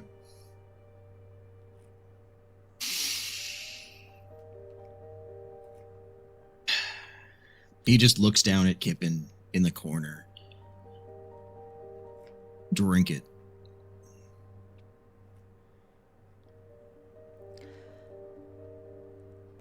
Her head is like leaned against the wall and her face is kind of turned away, but you can kind of see like the skin is pallid and just sickly, this cold sweat. You see marks along the arm, these kind of, they have this yellowish greenish tint. You had similar puncture marks along your face not too long ago, and you gather this is where the poison was administered before interrogation. And you see patches of this greenish yellow kind of discoloration along the corners of her mouth, kind of starting to work its way backwards around her nail beds. Eyes are just kind of dulled and glassy. encrusted around the edges where the poison has leaked out with tears and dried.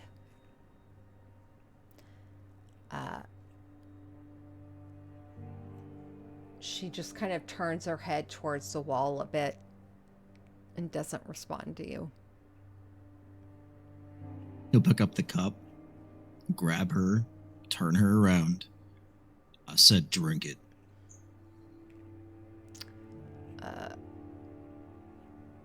You shift her around, and she doesn't look at you. And she turns her head away more. He stands up, holding her, and picks her up off the ground. Drink it. I don't care if you've given up. I don't care if you're done. I don't care if you want to die. You don't get to decide any of that. I do. Now drink it, because I am not done with you.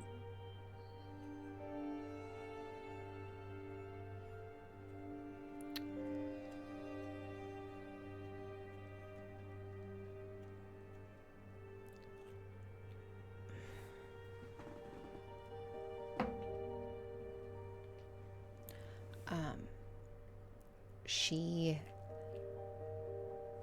kind of struggles a bit at first, and you see all of her limbs are a little kind of contracted a bit, and she her face squints.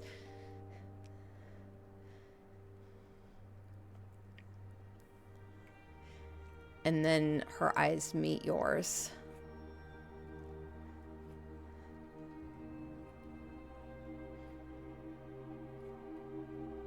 And she reaches out, stretches her hands out, and she can't straighten her fingers, so she kind of presses them against the cup and pulls it forward. He'll help, move the cup to her lips.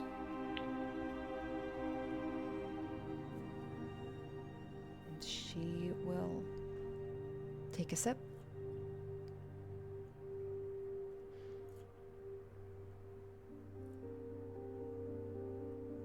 You will die when I decide you get to die. You don't get to betray me and just leave. Will pay me back till I'm done.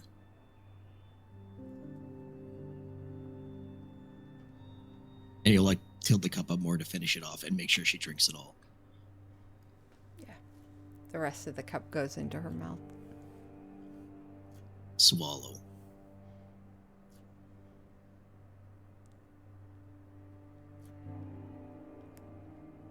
She swallows. And he'll walk over and place her on the bed. Not throw or anything aggressive, just place her on the bed. Pick up the covers, put them around her.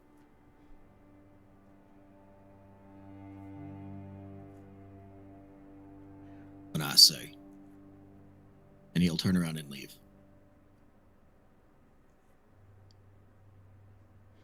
You turn and leave. The door latches shut behind you. You hear the lock automatically setting back in place. And as you turn to leave, Nina? Yeah, I think I was just leaning in the doorway, letting him do this again, just being here as a presence to support, not intervene. Mm-hmm.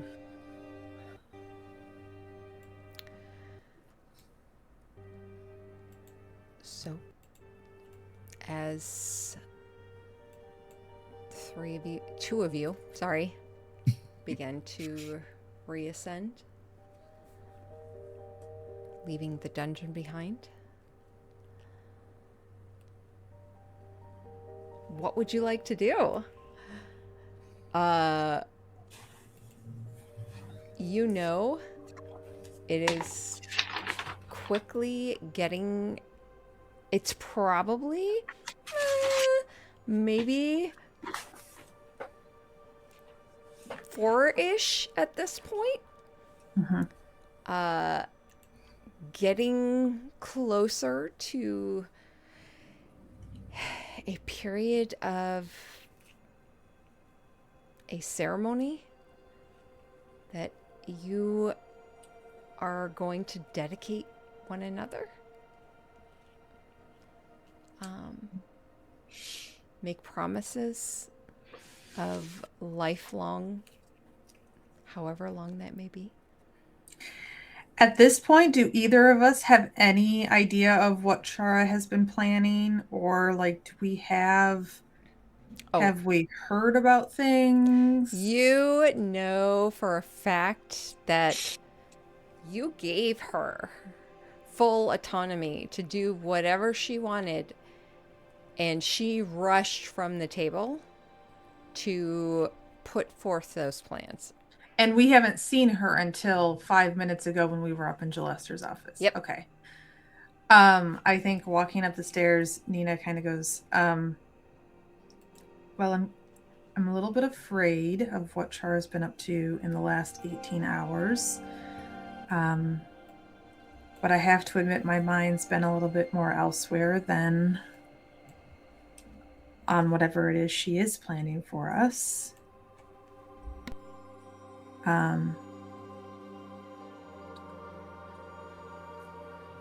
Besides Kippen, how are you?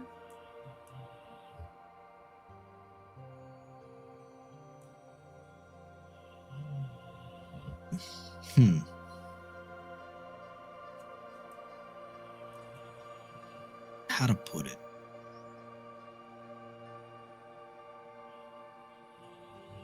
Angry, betrayed, upset, sad. Mm-hmm.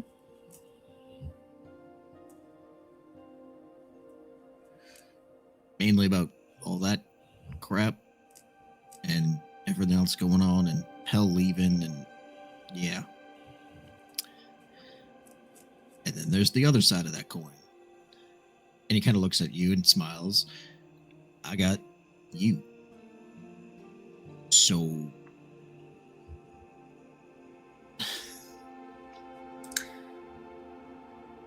well, you're always going to have me, regardless of whether or not we do this ceremony tonight. I thought it would be fun to do something official, but I mean, whether or not it happens, we're still us. So if all of this bullshit is overwhelming and we need to focus on it, we can do that. I got as much as I needed when you said yes. So. Well, let's find out what is going on to start with. Mm-hmm. Because I have no right idea what the fuck is happening. Yeah, I'm almost afraid to ask at this point, but we should ask. We should ask. Probably a good idea.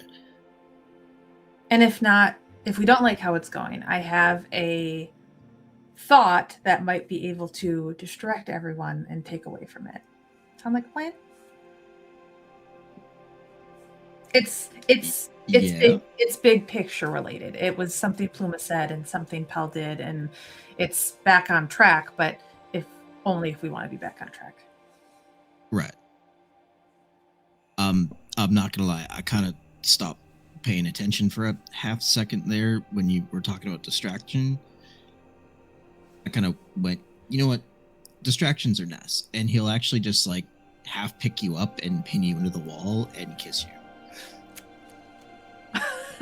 I think she's incredibly taken aback, but in a good way, and just kisses you back, has the moment. So on to next somebody else. We'll figure it out. We rejoin you guys several minutes later.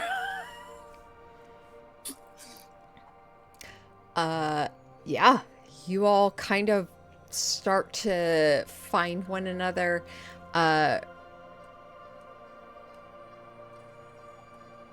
Probably, I don't know, in the main corridor. Chara appears with a bundle of fabric in her arms that look to be a selection of dresses and a selection of shirts. And she goes, "Oh, I'm so glad you guys are here." Oh, good. Yeah, we were just we wanted to come see how things were going. You've been busy, as in not around for the last several hours. So, do we have a time and place? Do we just show up? Looks like you want us to dress.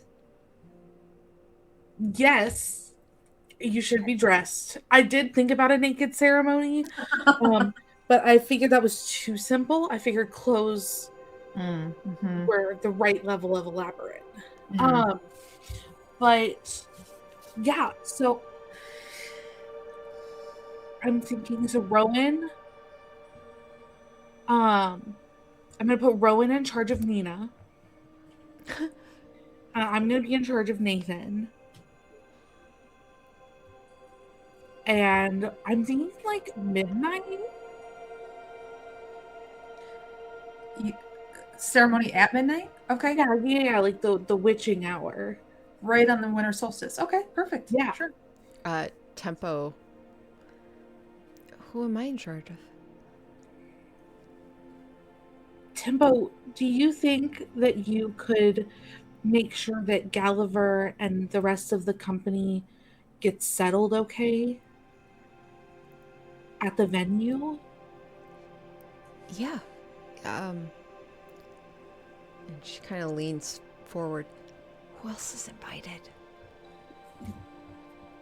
Gulliver? She's gonna look at Nina with a question mark. Parsoness? Huh? Hestiva? Hestiva. The entire crew of the Manta Rose, or just The those two? crew of the Manta Rose, yes. Okay. That guy, Corbin. Corbett. I think Nina catches this, corrects Chara, but like into Nathan's shoulder because she's not supposed to be hearing this conversation. I don't know if I know Corbin. Blue hair? No. He's sad, drunk guy. Accurate. He's a drow. You describe right? him as a drow, dark skin, Yeah. white hair. White hair. Sorry. It looks blue in certain Drunk. lights. It's fine. Oh, I do believe. I feel like I remember seeing someone like that. Okay. Yeah. Yes. Chara, Yeah. does your plan involve food of some kind at some sort of time period within whatever you have an idea of? Yes. You might want to hit the Manta Rose before you piss somebody off then. Oh. Uh-oh. Yeah. Chara frantically pulls out a piece of copper and casts sending right then and there to no, don't tell me. Don't. She has the cat. Begins with an I. Ration motherfuckers. Enough. Enough. Thank you. Enough. Sending enough. I'm just so deeply invested as to what you were going to say. Enough, please don't freak out. Can you make a midnight feast for a wedding? For like a party of 20 for tonight? It's Chara. Thanks.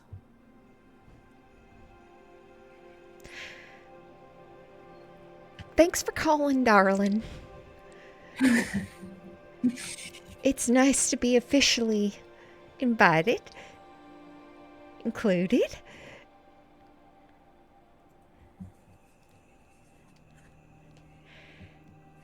I already had a menu ready.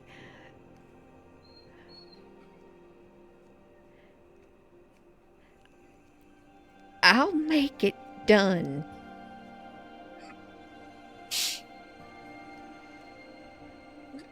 I owe you one, Enoff. Mm-hmm. Anyway, good call, Nathan, because I would have forgotten about that. Excellent. What do you mean by I'm in charge of Nina? Oh, that's a great question. Char's gonna shove the bundle of dress fabric into your hands, and then like she's teetering like 3 different boxes as well. And she's like, these are tiaras and these are dresses, and you're gonna just, you guys figure it out from here. I think Rowan makes eye contact with Nina. It's like, Nina blanched at the tiaras. okay, so I'm just helping her choose it now. Because I was like, I can't control her. I'm not in charge of Tell me what to do, Rowan. It's to the Yala temple at midnight. Around midnight. around, like, but not before. Like that, like half hour before. No. Like 12:15. So Between midnight and 12:15, I'm giving you 15 minutes of grace for a freak out. Whether it's you or her who freaks out, I don't care.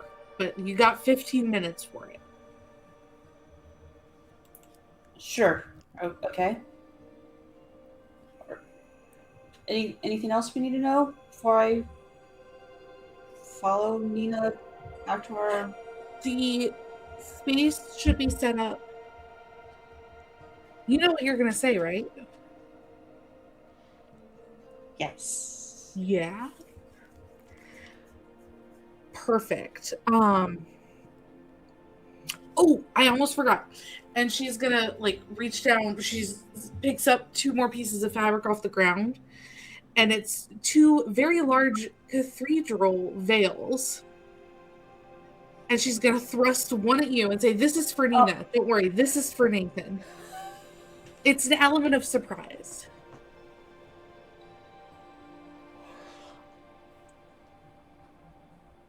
Okay. Excellent. These are the only non-optional things. I don't care what's underneath. You might want to wear clothes, though. If you don't, that's okay. It's just going to be awkward because everybody else is going to be wearing clothes. But What's non-optional? Like, what's? Wait, which items? the veil. Okay. You said options. Like there was more than one, so I was just making. So I don't care what's underneath. There, you have the options of the dresses and the. Do I need to write this down? No, I think I got it. Okay.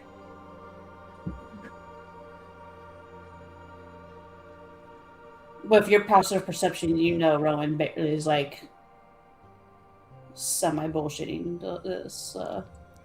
And with your passive perception, you see Nina slowly trying to pull Nathan out of the room. Just like they don't get anywhere because you see them. But Okay. Midnight to 12:15. Be at Temple of Yala. Can we eat before? Yeah, I I'm don't care. But Enoff might be really mad if you eat before and you don't eat her food. I mean, I can eat then, but like if I go in with an empty stomach, I'm. You know what? let's go get a snack. I could use a snack. Yeah, just a snack. That's it. Torture and betrayal really bring out my appetite. Yes. Sitting.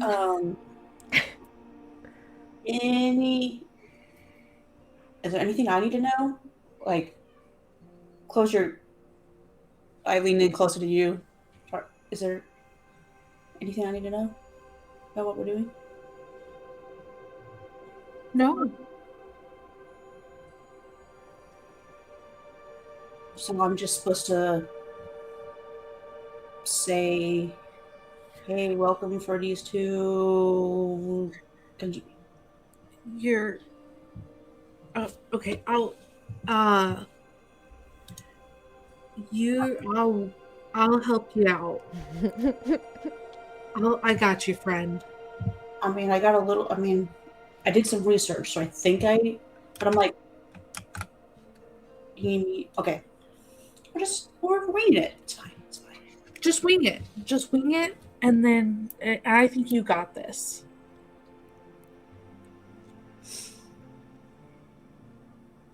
Yes. And she leans back up. You ready, Nina? No, but we should go anyway.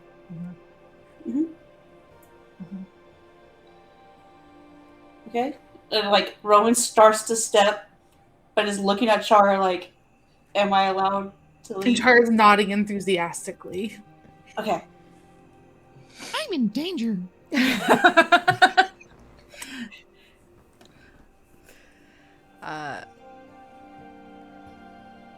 Rowan, you leave. Char, I assume you probably leave as well to attend to things. I'm in charge of Nathan. You're in charge of Nathan. Yeah. So, Nathan, Nina, you leave. With Rowan. Yeah, we're going With up Rowan. to my room probably, yeah. Char, you're with Nathan. Yeah. What are you doing, Nathan? Standing currently. Waiting. Staring at fabric, apparently, and just going, I didn't think this far ahead. Well, that's concerning. Well, I have you now. And, like, we have a plan. We have half of a plan.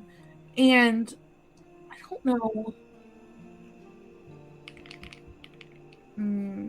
Okay. You should actually hang out with Parsonis.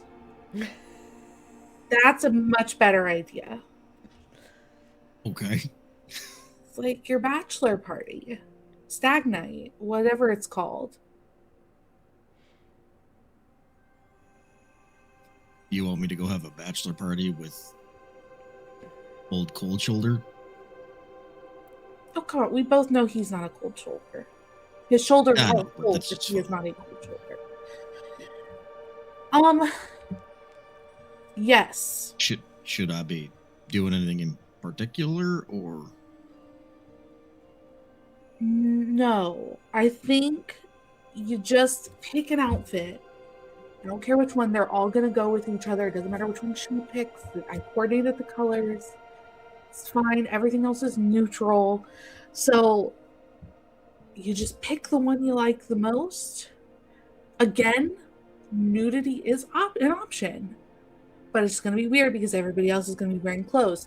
The only thing you have to wear is this veil. I heard that part. Yeah.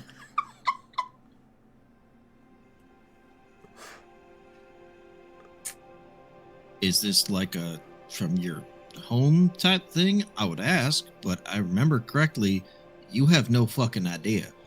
So where's that coming from? Okay. Nathan, have a seat. He looks down and we're in a hallway. He's like, Is there not a bench? Like, where are we? Yeah, there's not the benches main along corridor, the sides. like next to the and- bar. Iris, leave it alone.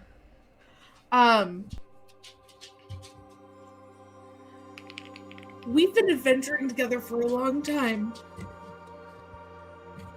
And I think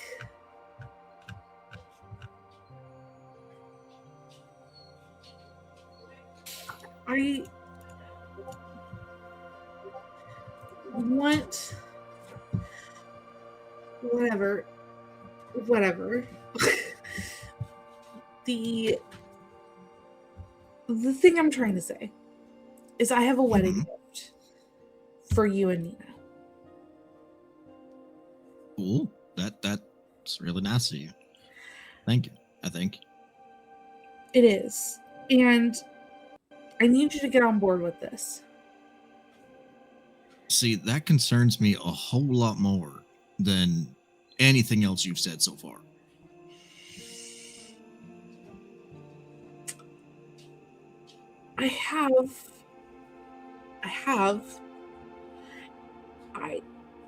I can help Okay. with Which you've with been your doing all day. with your dying problem. Okay. All I need for you to do, and trust me, this will work. Well, let's start with the expanding on what you're even going with here. I trust you for the most part. That's great. I trust you, and I'm glad that you trust me. In order to keep you alive, in order to help you, I have to kill you.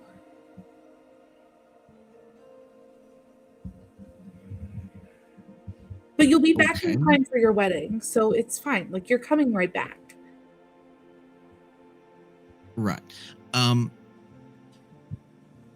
Okay.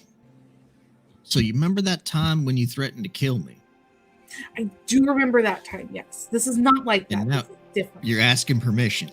This is different. Okay. Can I be more informed than just trust me, I need to kill you?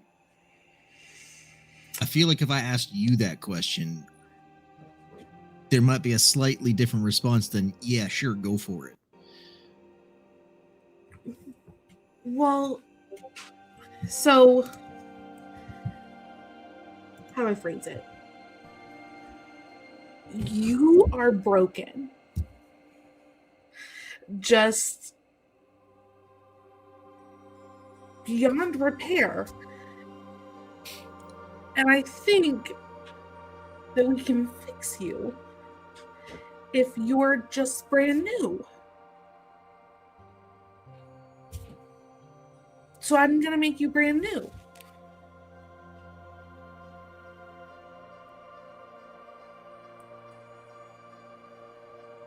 I'm not gonna like live in a dagger or something weird, right? Nope, you will have a body. Preferably a male one. Yeah, that part stays the same. Right. Can I ask how and why? How what? How do you get a new body? It's magic.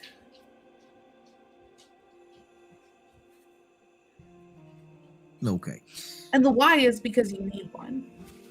And the risk is Minimal.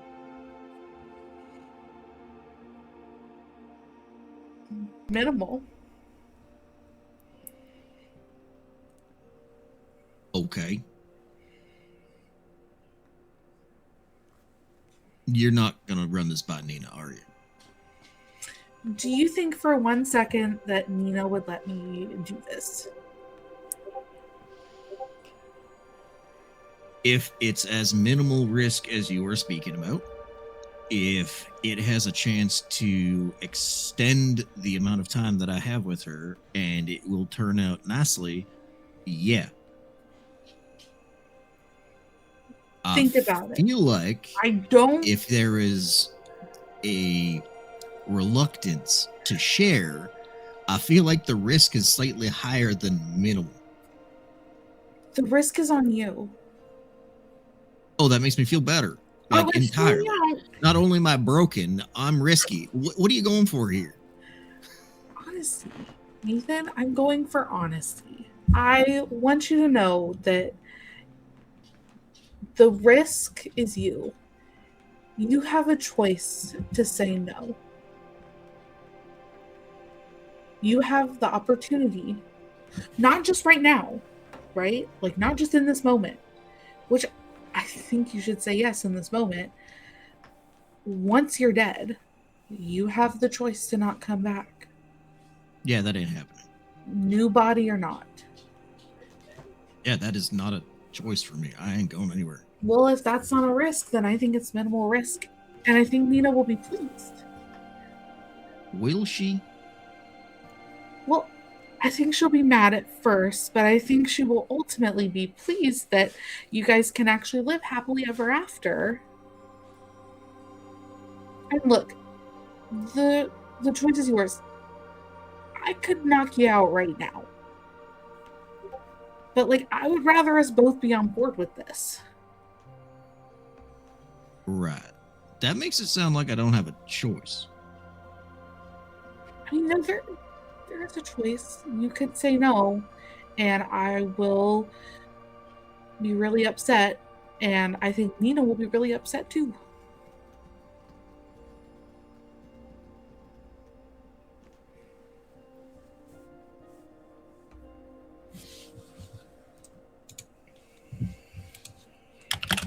What's the outcome?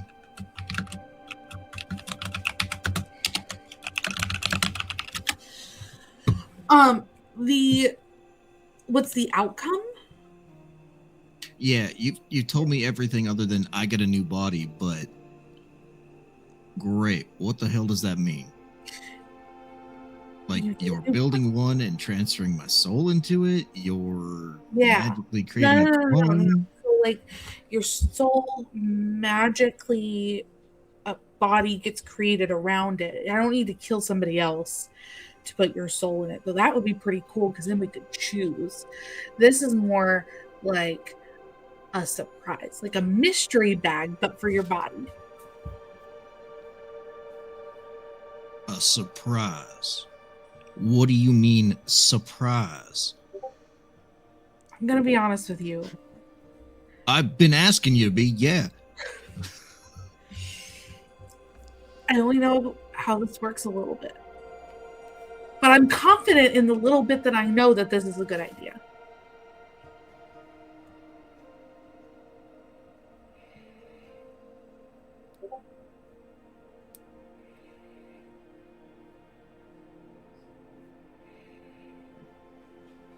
Okay.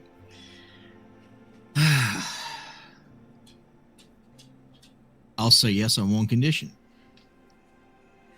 Shit, what's your one condition? Go explain the magic part to Nina. To Nina, go explain the magic part to Nina. The whole point is this is a gift. A gift you don't go explain. This is the magic. gift to both of us, as you quoted. So,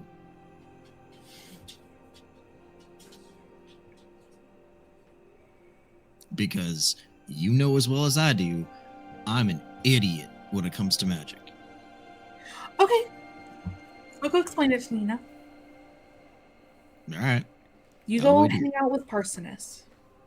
Or that. I can do that. What? I can go hang out with Parsonus. Sure.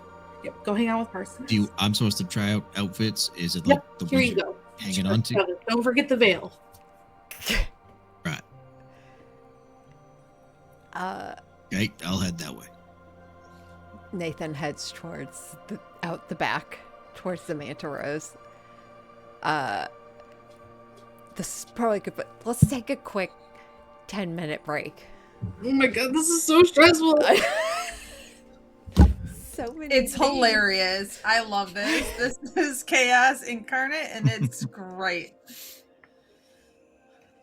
Okay, All right. 10-minute break. Break time. Yeah, 10-minute break. Okay.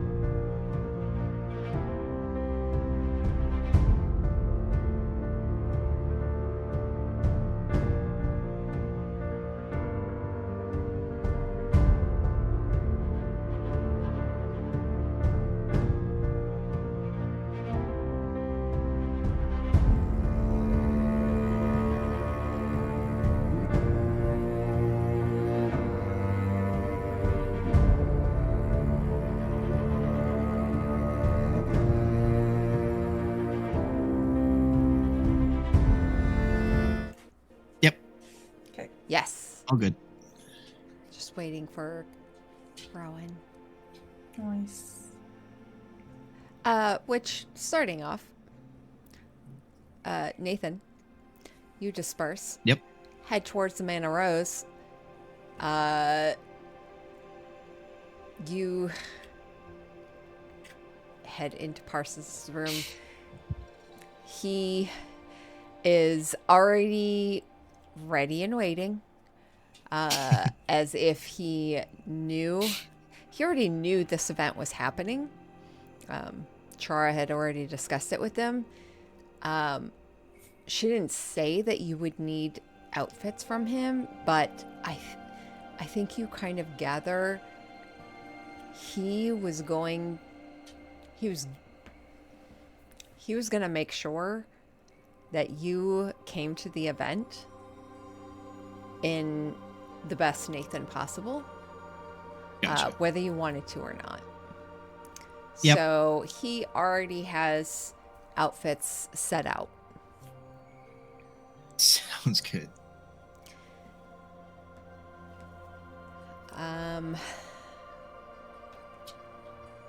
Nina and Rowan and Chara, who's following up a minute or two later.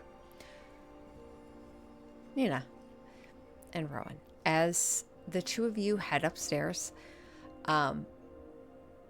you're heading towards one of your chambers. You do hear a crash. It's fairly loud. And as you head to the room, you realize it's Corbet's room. And I imagine Rowan would probably open the door. And you see inside the room is torn apart. Furniture is overturned.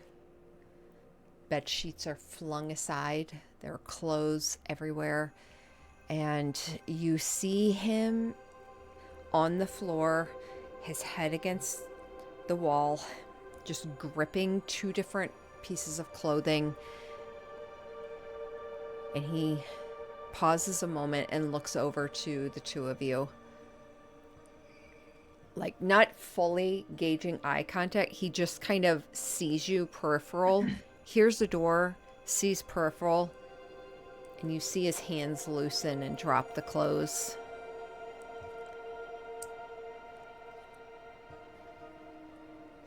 Sorry.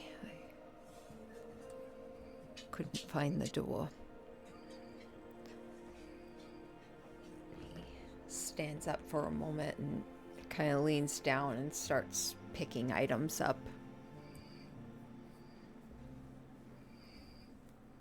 And you gather he's going to start cleaning the room up. I think Nina and Rowan kind of probably share a look with their arms laden with these dressing gowns. And Nina takes them off of Rowan's arms, like takes hers and goes, I'll let you help. I'll meet you later. And I will proceed to go drop off my stuff and maybe come back. But at least Rowan can help Corbett gain some orientation.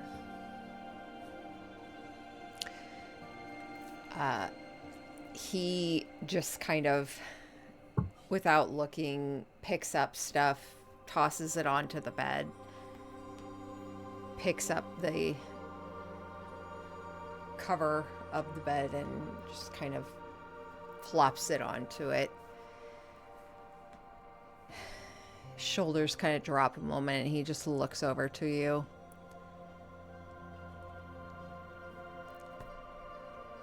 It's fine. I just lost sight of the door. It happens.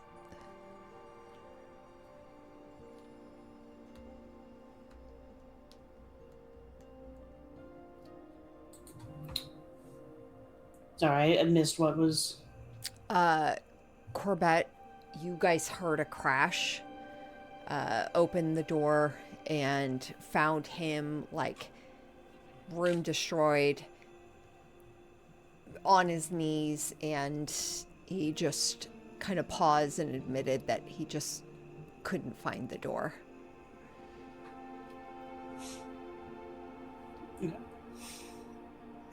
Is he still kind of? Well, you said he was now on the bed. Yeah, he's kind of now up, picking up things, reorganizing the room.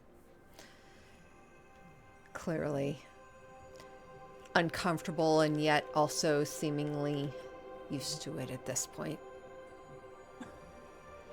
Is there a desk like with a chair at it? Yeah. Or a chair in the room? Chair's overturned, but yeah.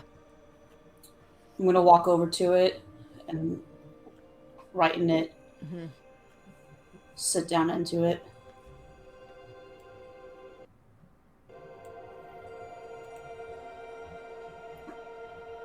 Has it been getting worse, or is it just been the same for a while?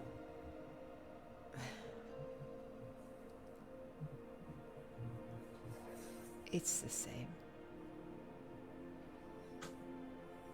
It won't get better. It is what it is, and we carry on. What makes you think it can't get better? Have you been to I'm sorry I haven't fully given the attention that you deserve to know how everything's really truly affecting you.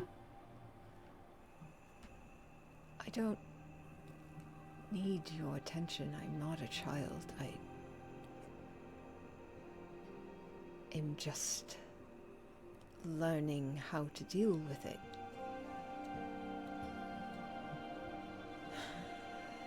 He walks over to the bed, kind of drops onto it.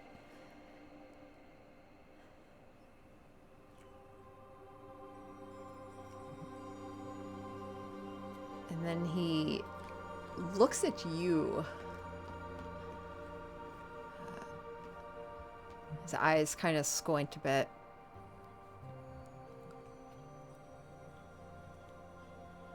You look different.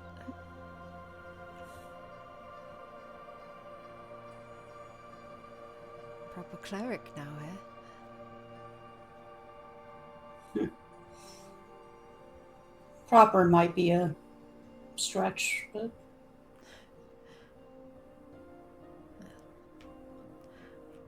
Proper was never something I strove for anyways. sounds kind of boring. It is very boring. It's also predictable, which is sometimes nice. Do you really think I'd look at you like you're a child? I suppose it's how I see myself sometimes. Having temper tantrums, things I don't understand what I'm doing. I just...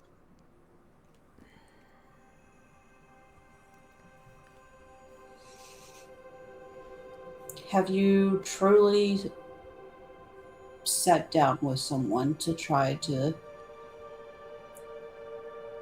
find coping mechanisms or anything of that nature? Or are you being stubborn?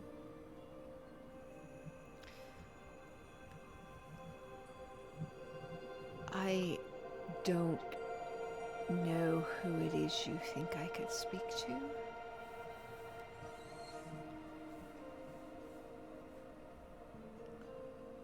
I am very appreciative of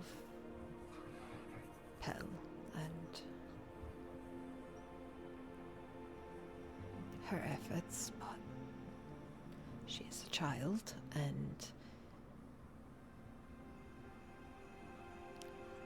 honestly, not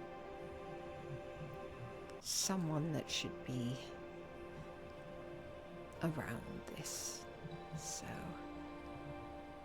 yes, I suppose the answer to your question is I have been considering moving on.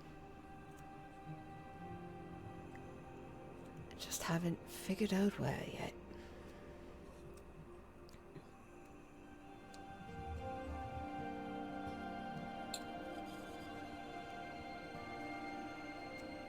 Why don't I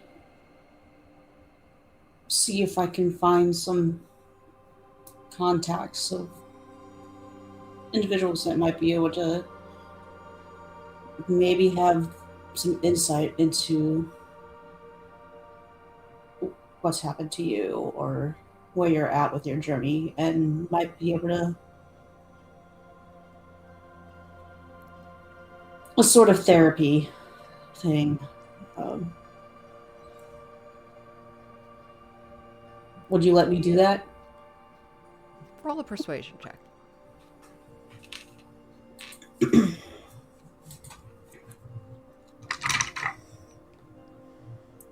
Persuasion, because Rowan is so charismatic. 11.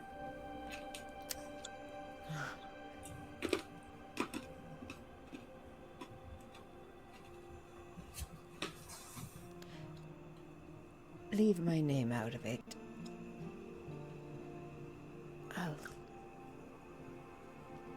I appreciate the concern. I'll consider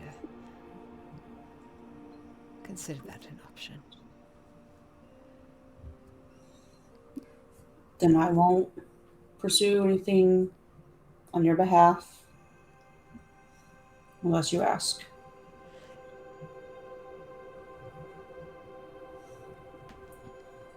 If you want, when I'm here, I'm willing to meditate with you, sit with you, chat, whatever you want to go walk around town.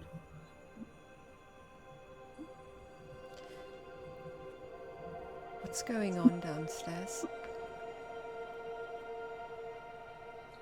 I know I'm often, but I can sense the energies. And Well, something has shifted. you remember our friend Kippen? Or have heard us talk about him? Yes. Turns out she's been working for Fraser this whole time.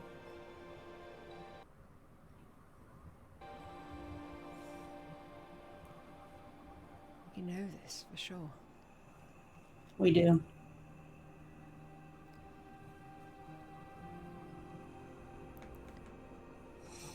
And Hell has left, if you haven't caught on to that.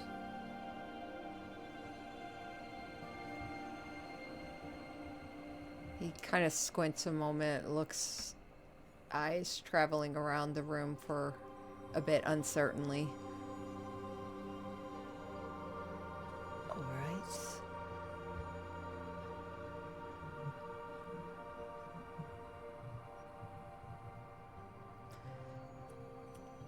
As you said, maybe not good to be around all of this kind of thing. She attempted to do something that potentially could have been catastrophic. Nathan wasn't happy about it. None of us were. And she packed and headed to Red Larch. Well, didn't really pack, but...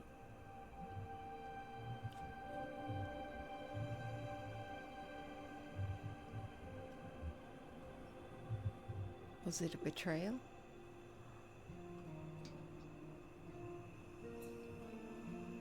No, I wouldn't call it that. If anything, she probably feels betrayed by us.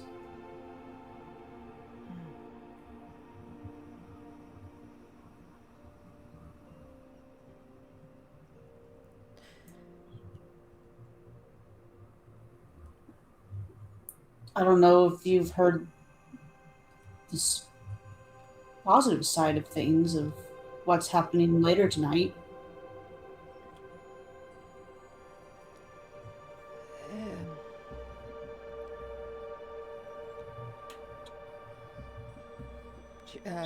Wedding joining ceremony? Yes. Nathan and Nina? That's right, Yes. Would you like to be there?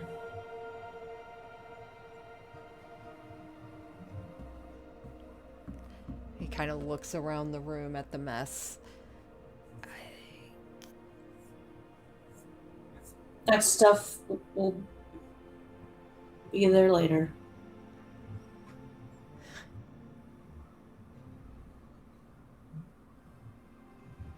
How about you get some fresh air with us?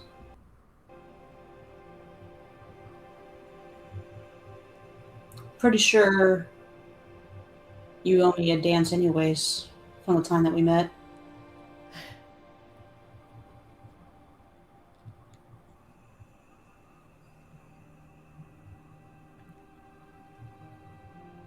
All right.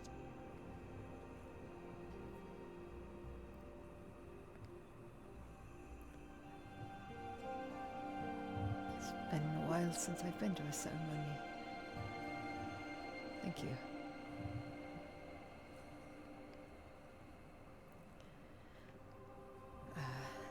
Somewhere in here is my nicer cloak. I'll find it and... Where is it at? Here? No, are you familiar with the new temple, the Temple of Yala that was built? Yes. Yes. I'll meet you all at Midnight, you can. midnight. Turn of the solstice. Sure. There will be food. I will be there. Consider it a +1. He kind of ducks his head a bit.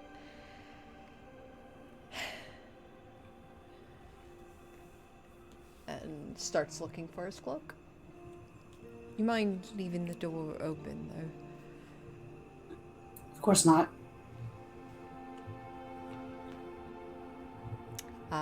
You exit, rejoin Nina.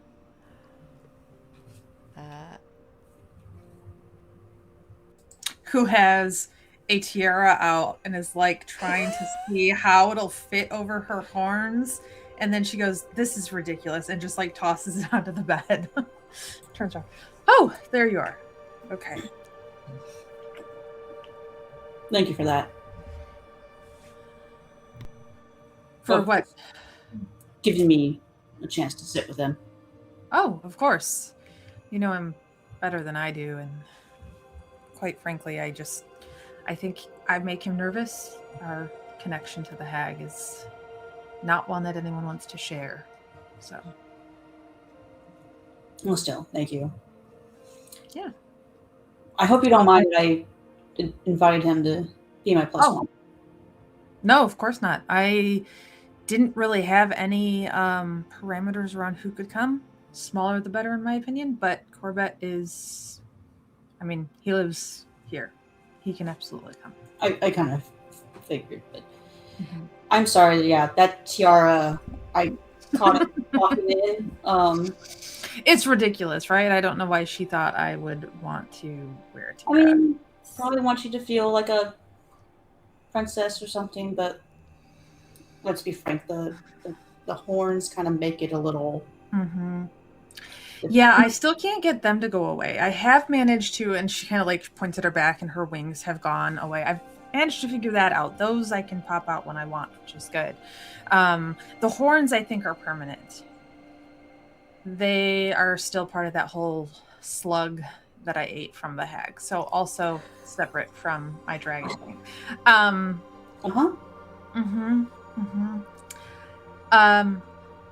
don't give a shit about what I wear tonight. And I kind of gesture to the pile of fabric.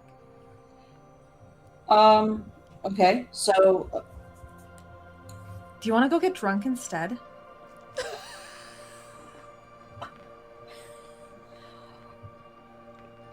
okay, as long as I can still speak on your behalf, like Sure. Oh, you mean at the wedding? Yes. No, Yeah. I just meant like let's go get a little tipsy and try to shake off the fact that someone we knew and trusted is working for the guy that. Anyway, yeah, you know what I mean. Yeah, I'm just no, trying to but- loosen things up a little bit. Yes. Let's just go. You know what? What do you have in here? A comb. Okay, I'm gonna reach over and grab like a comb, and I'm like, all right, I'm just gonna toss it, and I'm gonna see which dress it lands on is the one you wear. Perfect. Chara, you walk in at this moment of this comb tossing. Yeah, it like lands on the dress. Oh, perfect timing. We decided what dress I'm wearing. Oh, really? Which one? That one. And I point the one that the comb's on. Amazing. The red one. How perfectly Nina. Yeah, I thought so. We were gonna go get a drink. Do you want to join us? Going to get a drink.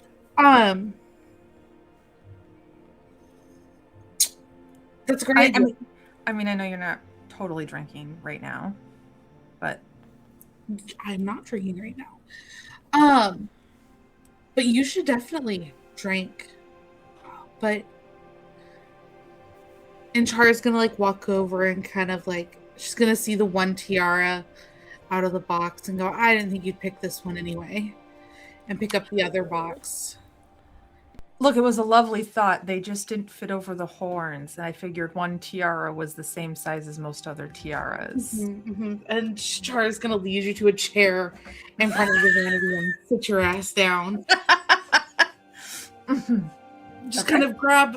She's just gonna like crick her neck to the left and the right and grab the comb off the bed and like comb your hair back and like she's gonna pull out what it's more like a diadem than a tiara. So like it does sit in between the horns. It's Yeah. not like on top of the horns and it's gold and pretty and you know she's gonna sit it on your head and like brush your hair so it looks nice and say it doesn't look like you, but I wanted you to have options for your day, you know? For one of your days. You're gonna have plenty more. Wait, did you think I couldn't do this? No. That look. With a 19 insight check, does Chara believe Rowan could do this? You can try to persuade. Oh, if Oh, you beat it. Yeah. It beats it. You know, Chara's lying. Chara's Nina, fucking lying. Nina just kind of like in the mirror looks at the comb and then meets Rowan's eyes and then just shakes her head and tries to stifle a smile. Actually, I just need a moment with Nina alone.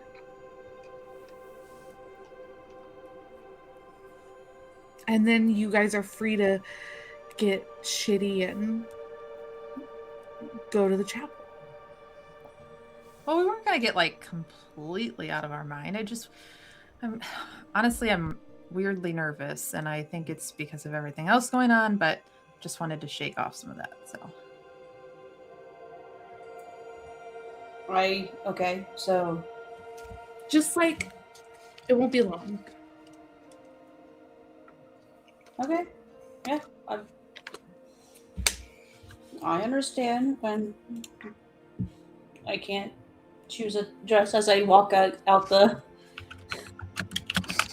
door.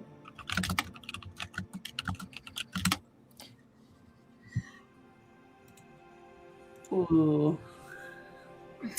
you probably in the mirror catch Nina's expression, which is like one of like pleading, like, please don't leave me here alone. She thinks that Chara is going to try to turn her into like a big princess. That is what her thing is right now. I mean, Not that Rowan's she doesn't having a hard time with trust right now. So it's a little fishy to her that like she was put in charge, and then now it's like, Oh, fair. ooh. So what does Rowan do? So I leave the room, Uh-huh. but I like leave, shut the door, and then I sidestep against the wall in the door. Do I know that Rowan is still there? You can roll a perception check. Okay. Yep, because it's active perception for sure. Rowan, roll me stealth. 17.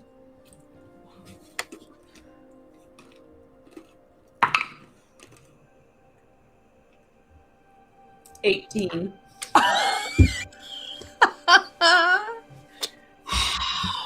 Our party has no trust issues whatsoever. I don't know what you're talking about. No, it's Even- fine. Even though your passive perception is probably higher than that, there's so much shit that's gone down in the last 24 hours. And I bet Nina immediately starts talking too, like just nervously and afraid of what Chara's gonna do. So All right. okay, so I know you have this big vision and everything, but I don't need all the fuss. Nina, I don't care what you wear. Oh. Well, then what did you want to talk to me alone about? I thought you didn't trust Rowan to pick out a dress, which, to be fair, we did leave it to chance. So What don't we leave to chance? But I just look.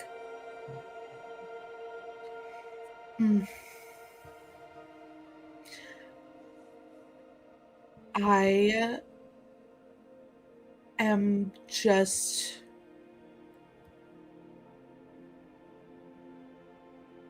I don't even know where to begin. I turn around to face you. I'm still seated, but I'm no longer like looking in the mirror at the vanity or whatever. I'm kind of looking at you. What's up? I want to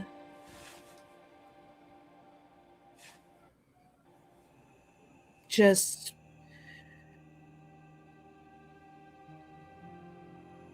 I have this plan. I have this idea.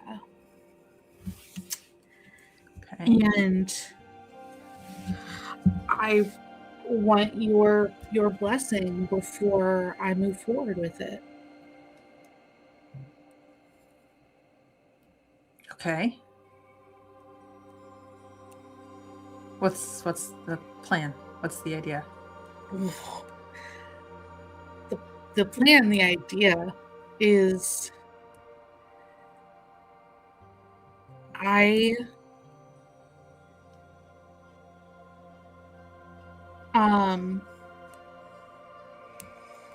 can't think of a good response. And I think in this moment, Chara is actually at a loss for words. And I don't think you've ever seen Chara.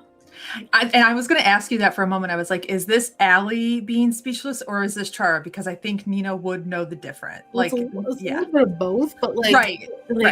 But realistically, like Nina probably has never seen Chara like at a loss for words, but you definitely get the sense that she's struggling to find the words. Mm-hmm. Now that she's sitting, like you've the diadem on your head, your hair's brushed back, and she's just like just looking at you, and it's just one of those moments where she'll tell you, I'm just awestruck at your strength and your ability to go through with this. What, marrying Nathan? That's like the easiest thing I'll ever have to do. Yeah, but knowing that you're gonna lose him so soon? Oh, well, I mean, that is a big question, but I've been doing a lot of like research and stuff. I know we have like very little downtime, but every night I've been, and she kind of points over at a book. I've been reading, I got this thing from the library. It talks a lot about, reincarnation and stuff like that, but there's just a lot of chance left up to it still. We leave things up to chance, but I'm not going to do that with this. I have a plan and I've almost worked it out, but I've just got to keep, these things take time, and I'm working it out as quickly as I can. I think we realize that the bigger issue is actually getting Ilya out of the ring, just in case he dies while we're out adventuring, and then he'll still have a soul, and then we can bring him back that way. Anyway, and you can tell that she is now nervously chattering in a way that is uncharacteristic of Nina. Chara would. Oh, I don't like it. I'm gonna do it. Chara would like kind of grab your hand, just like nod, like as you're talking, and her brows kind of knit together as you're going, and you can see this like what looks to be a just like an understanding, but there's like a sadness behind her eyes, and like it's one of those things where you can see the emotion on her face, and she's like, yeah,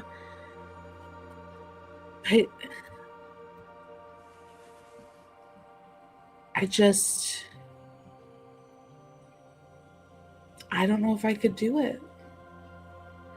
I mean, yeah, things are up to chance, but with Parsonus and the babies, I have this feeling that it's all gonna work, and it's just there. Look, I say all this to say I can save him. What do you mean? I know how to save Nathan. All right. How would you save him?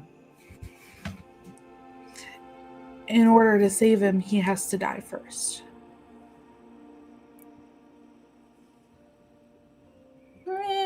Yes and no. Maybe. Depends on the way you're talking about.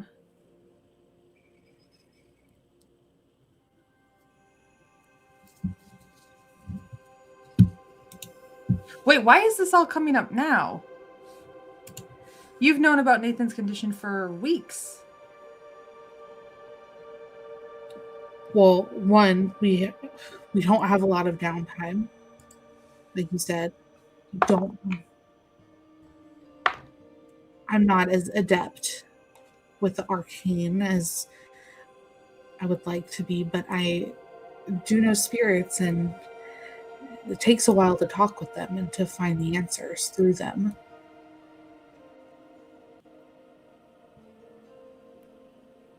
I've sought out the similar knowledge that you've sought out, and I know a way.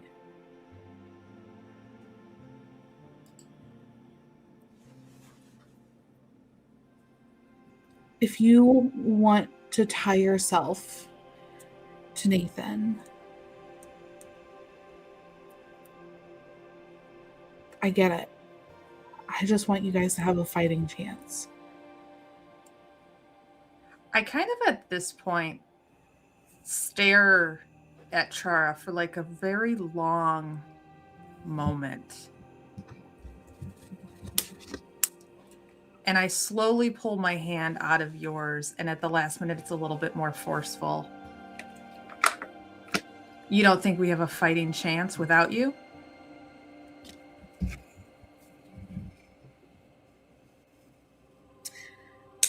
I think you have a better one with me than without me. Where the hell is this coming from?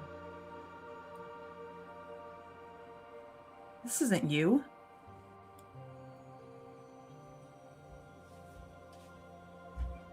The only way to bring somebody back is through divine methods. And Chara, you are not divine as much as you want to be.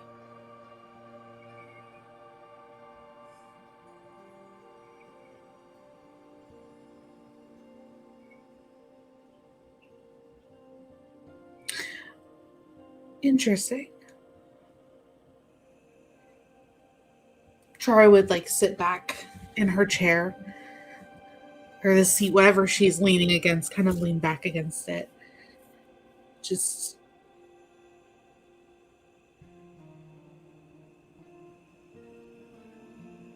okay. You don't think there's other types of magic than just divine intervention? Now, obviously, I know there are other types of magic. I'm literally powered by dragons, but this particular thread, it's not something that you just pull on so quickly.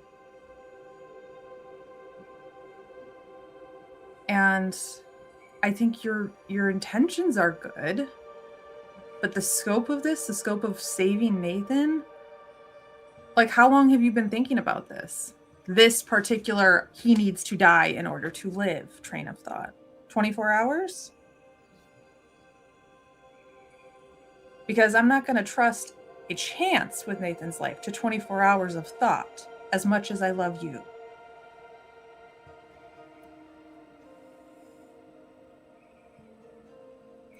I've been thinking about this for longer than 24 hours.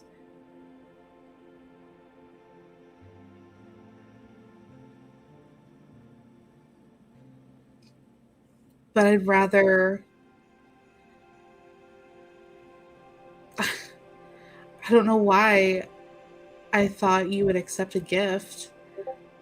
This was supposed to be something nice for you and Nathan so that you could actually live a life together instead of a year on the run with, to exactly what you're saying, a chance.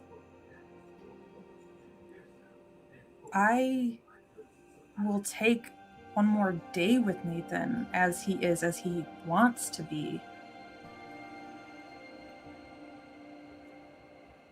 I don't need...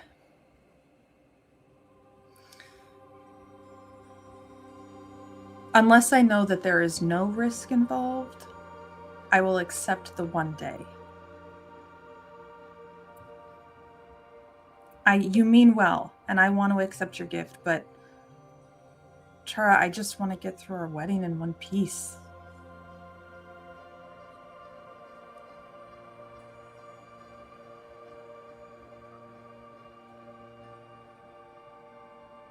This seems really... She kind of stops, just looks at you.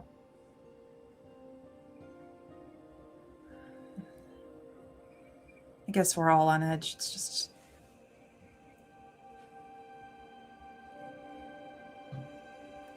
I know you've gotten angry with Nathan, but it just surprises me that you'd suggest killing him to bring him back. That seems a little extreme for you.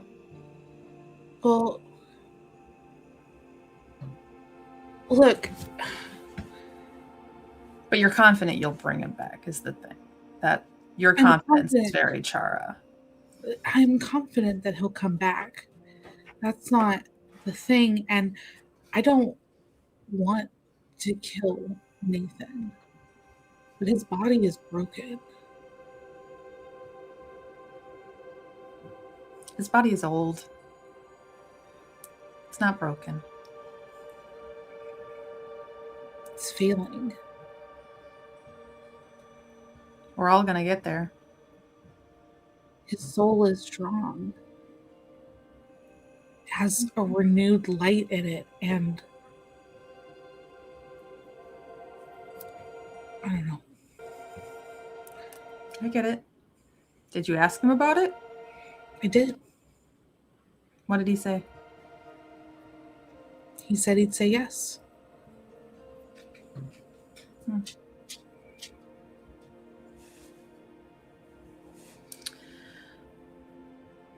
Well, I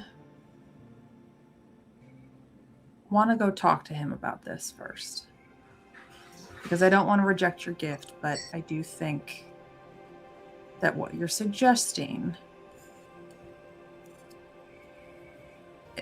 is a lot more dangerous right now than you realize.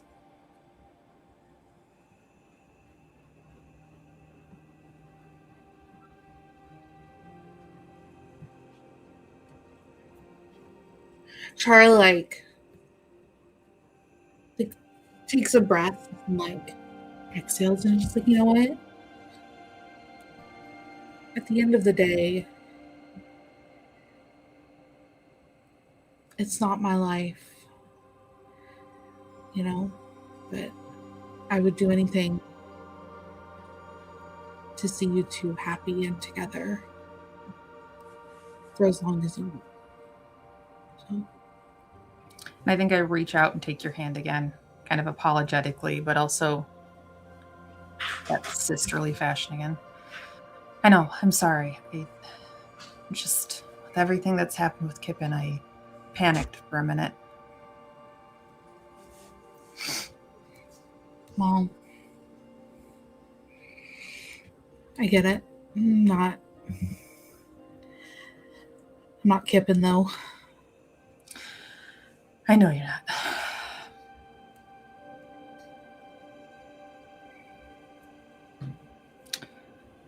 Okay, but are you really okay with the red dress? I'm going to go talk to Nathan, but I want to make sure that's the one you had in mind. Because I know you gave me options, but were there really options or was there one that I was supposed to pick? Would it make you feel better to know there were actually options because I made sure to color coordinate all of the options I gave you both? Ugh. I walk away then. It Sneak away. does. Yeah. I kind of like just kiss the back of your hand, just kind of that like friendly. Okay. Thank you for even asking me about it. I mean, it wouldn't have been unheard of for you to have just done it either. So you've put in a lot of effort to this and I appreciate it. Yeah, of course. Did you have other things you wanted to do, or do you want to come hang with Rowan and I for a little bit? I have just stuff to do before the wedding. Okay. I'm going to go tell Rowan that I'm going to go find Nathan, and we'll get back to you about this gift. Sure. Okay. I get up and head out. Chara, as you remain in the room for a moment,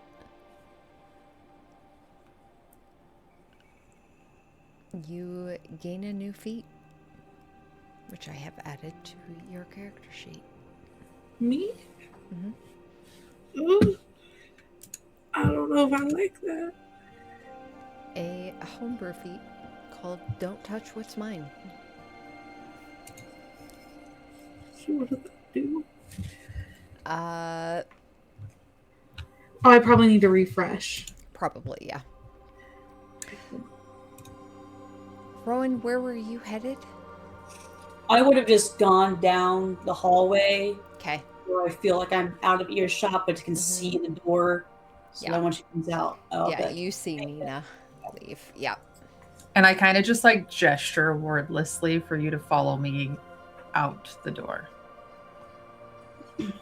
I'm going to quickly message Nathan. Where are you? With Parsoness currently. I'll be right there. All right. And I think Rowan and Nina head to the Manta Rose. So Oh, this fabric's itchy. I don't like it. And for some reason, that still comes through in the that's because message. you're not supposed to wear it in the nude. You're supposed to wear things under it. Oh, weird. And that'll probably be where the message cuts off for Nina.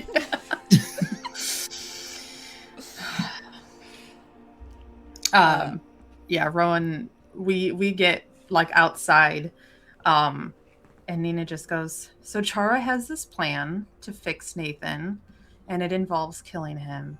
And I am a little worried that she didn't spend more than 24 hours thinking about it, even though she said she did. Because Chara rarely spends more than 24 hours thinking about things. So, I'm sorry if this will anger you, but I did stand outside the door and Oh, thank the gods. I was so worried you left me alone in there with her, and I thought it had to do with dressing, and actually I needed more backup knowing that it wasn't had to do with dressing. Anyway. yeah, hence why I stayed, because if she would have gone off the rails about that, I would have barged in, but because I saw the look. But I know it was also, as soon as I started hearing it was private, I guess I could have left, but I also was a little like, I don't know if it's all these freaking betrayals or not, but it just, It's fucking with our minds, right? I almost wanted to be like, I wish I had prepared Zone of Truth to use. Mm-hmm. Mm-hmm. Because it didn't. I don't know what that does, but it sounds like it tells the truth. So, I've used it before where it's like, it like, oh, that's right, in the tavern or yeah. Okay. But I almost wanted to barge in and be like, what are you suggesting? As we're walking, like just Yeah. Yeah. So I think we make it to the Manta Rose. You, Had to- yeah, head towards exactly where you know Parsoness's room is. The door is, for the most part, closed, just slightly open. knock first. You may as well come in. It was open slightly for a reason. Ignore the arguing. Just trying to explain why you need proper clothing beneath a wool suit. It's not necessarily for the heat. It's not going to overheat you. Only if you're going to put out that amount of heat. It actually absorbs the amount of heat that is put forth from it. It can also keep you cool. It is the perfect... Okay. Yeah, but I feel like you wear it because you're cold. It doesn't matter if you're cold or if you're hot, you know. You don't get warm. Like, He looks Anyways. to you, Nina. Does he look good? Yeah, but I'd say that if he was wearing rags, so.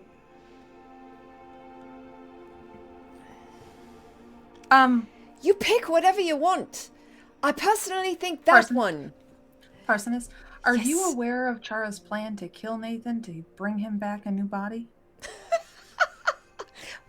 What? oh yeah, I was Okay. going to ask you about that.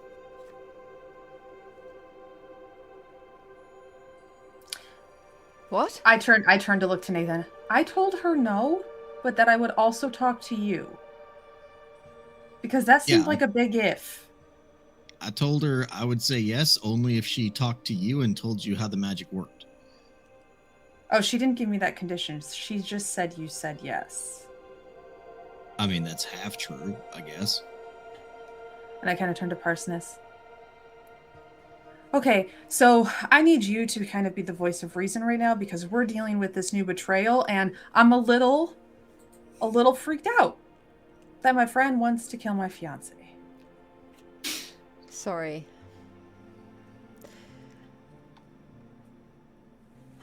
Apologies.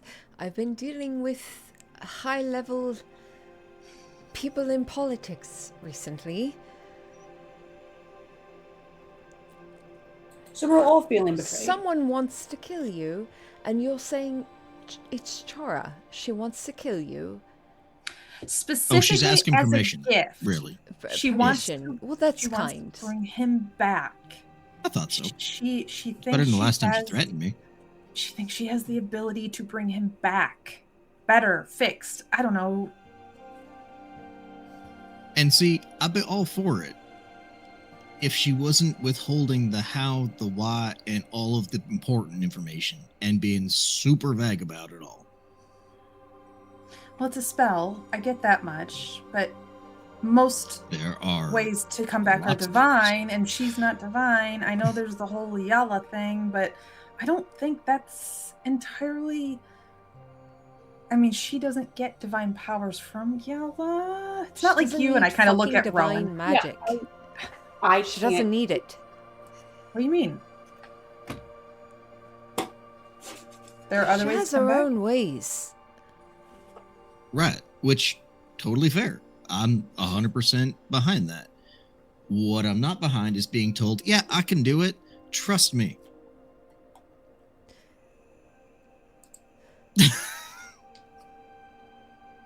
Yes. You can't argue that person is right. I mean, come on, it's. Don't need you to tell me what I can and can't argue. I mean, mostly for me. Like I said, I'm all for it. If I could hear the details, the explanation, the breakdown, the important things, considering, it's important. If she said, I'm making you a nice meal, trust me, I'd be less inclined to ask questions. But this is kind of a big deal where I need you to die so I Okay. can bring you back in a new body. So the option is still there. The choice Which is option? before you. Right. Think so. She say threatened to just knock no. me out, I think, and yeah, I think she said I could just knock you out, was her exact words. Hmm. Made me feel like I didn't have a choice to say no. I needed an adult in that moment. So you sent her to me? Love you. Okay. Specifics of this aside, Chara didn't bring this up to you either, Parsness? She's really keeping this one close to her chest, huh? She said... He kind of takes a step back, draws in a breath, exhales. His eyes kind of briefly look to you, Nathan.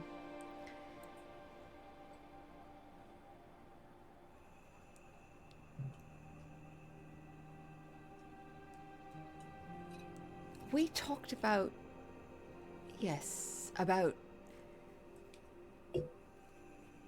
She had a plan to save you. Right. Right. I unfortunately didn't inquire further. Okay, but she shared it with you, so that maybe rules out the fact that this was a Fraser idea. Can I incite that statement of I didn't inquire further and see if I get a feeling of that's a lie? Yeah.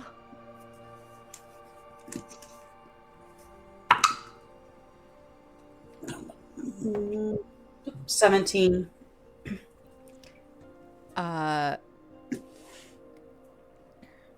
He... You gather he did not. He didn't ask questions.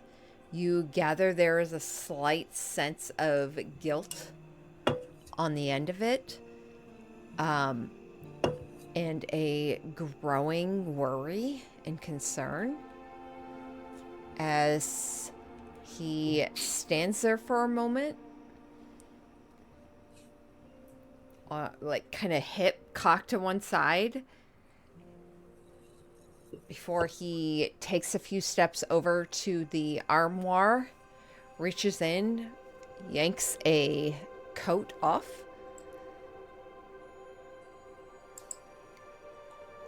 You all have a conversation to be had, if you'll excuse me.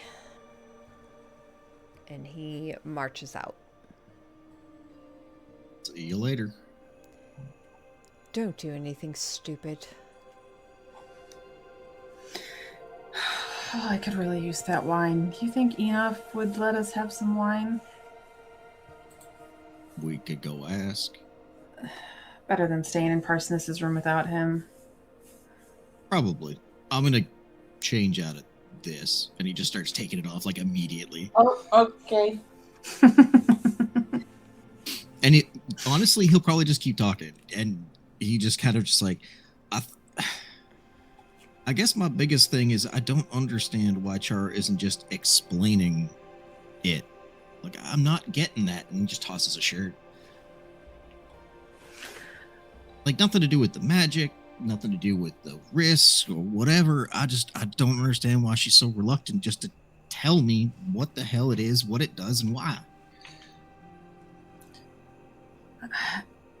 I think Chara has always had magic that comes naturally to her. I don't always know that she understands the why. She just knows that she can. And I get that, but I think Chara has also always been confident in her ability to do things without always thinking through what happens next. I mean, she signed that contract. Now she signed the contract for a baby, and now she's, having a litter? Like, there's...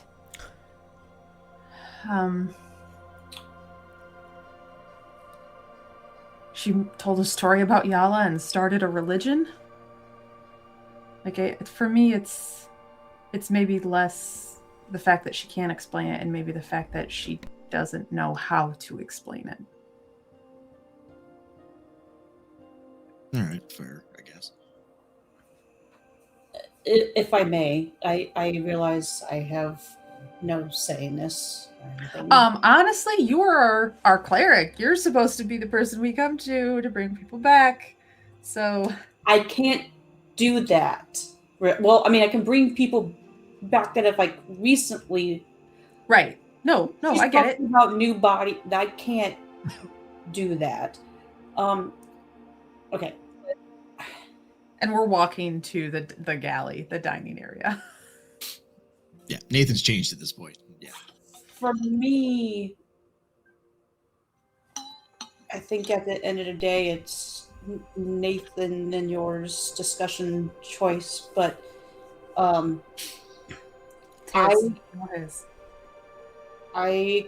agree with what you mentioned earlier, Nina, in the room that I caught of like for one more day to not take chance. We don't know the percentage. There's too much unknown, and gods know we have things go bad when we have plans at step one. And step one is die. And so I, from my perspective, would not want you to take that chance because that's a pretty big jump off the cliff without a parachute, whatever, or slope fall. Right.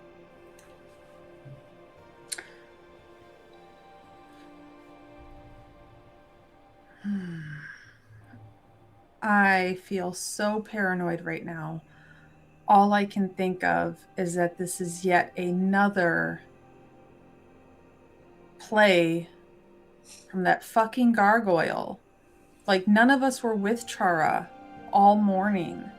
What if when he left, he found her and modified her memory, made her think that she could do this? Nah, if he wanted to kill me, he would have done it. Oh, that's true. At least from my point of view. I mean, I like to maybe think that I won that fight and he ran away, but and if what Kippen says is true, he probably wants us all alive anyway. So you're right. It's probably not him. I'm so paranoid right now. I mean, I agree. Like, having a new body, the magic involved to do such a thing seems like that would be really extreme. It's pretty rare. I mean, I've been trying to look up it for a while now, and the book that I have doesn't really go into depth. I know it's going to take a lot more, and I need to contact Shush, and it's a whole thing. But that's why I was like, the fact that Chara came up with it so quickly makes me think that it hasn't been fully vetted. I could potentially aid in this if I do like my divine intervention during it, and Okay. but that hasn't really. It's never worked so far, really, of that level of intervention. I've received help in various ways. This seems like a lot, but it's there as a backup if you choose to follow through.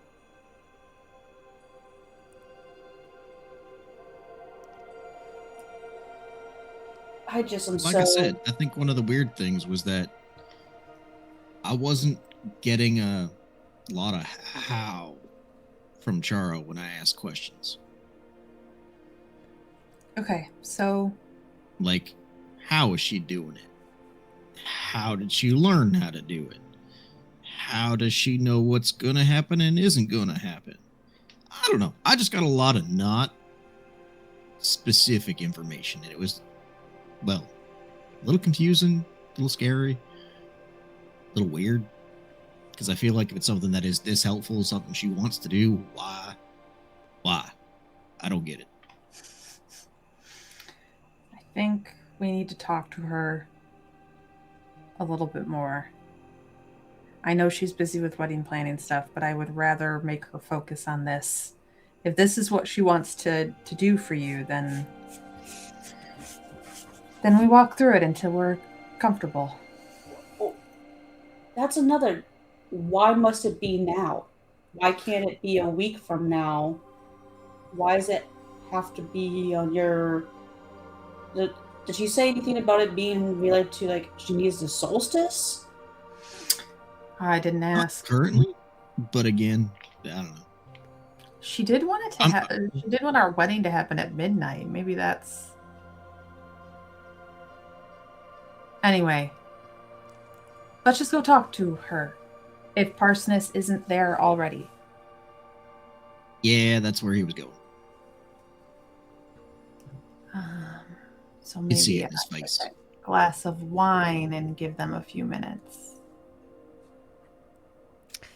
I could use some food. I haven't eaten yet today, other than that when we ate. Which wasn't really much anyway. Yeah.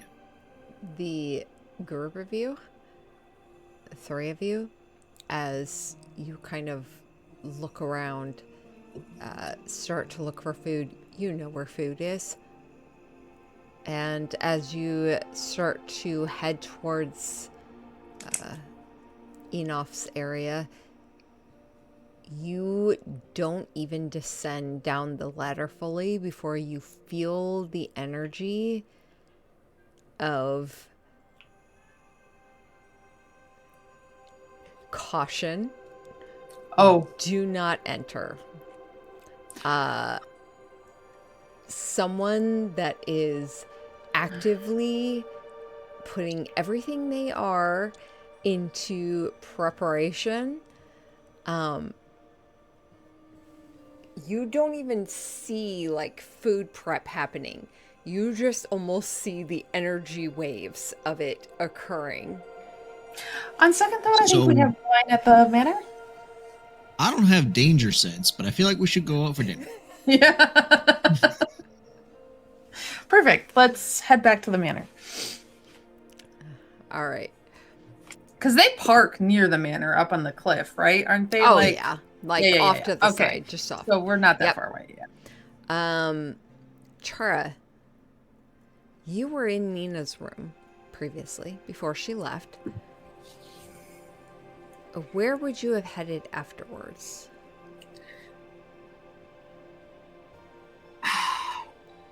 If anywhere.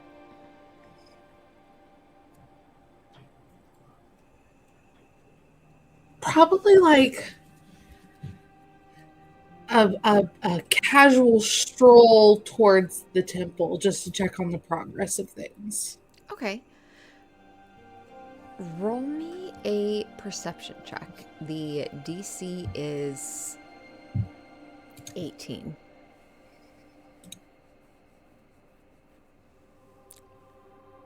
Are you kidding me? Why am I rolling like shit tonight? That's only a 17. Okay. You head to Westbridge. You head to the Temple of Yala, where you see pews have been set up, or rather, the benches have been set in a more traditional style from 2 rows. Mm-hmm. The altar of the tree with the carved visage of what is known to be Yala. And to the back, there are several different people, probably maybe like 4 different people, kind of just setting things aside, gathering, moving things about. And you see Marigold is one of them. As she is lighting lanterns, sees you enter, takes a moment, looks at the window to see the light of day, which is now, it's dark. It's probably about 7 p.m. at this point. She pauses for a moment. It's early. Are you just checking on... what do you think? Does this look okay? It looks great. Any changes you need made? No, I think it's perfect. It's just perfect. I wanted to just spend a moment with Yala. She takes a few steps towards you. This is an older woman. When you first met her, she was at the far past her prime, an old woman. Upon a simple seance with you, watching a miracle occur with their homestead, their crops, all of Westbridge, a season of blessing, a new hope being born. You see an older woman at the end of her life finding a renewed sense of purpose as she takes a few steps towards you and just kind of reaches out a hand.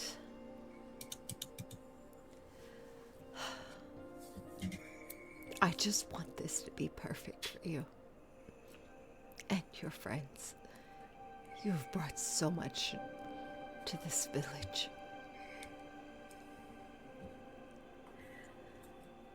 I think she's gonna love it.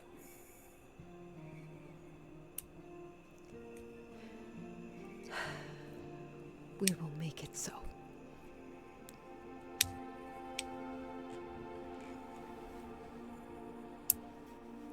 And she turns and picks up a stray paper, a book, an apple that has fallen and rollen under one of the benches.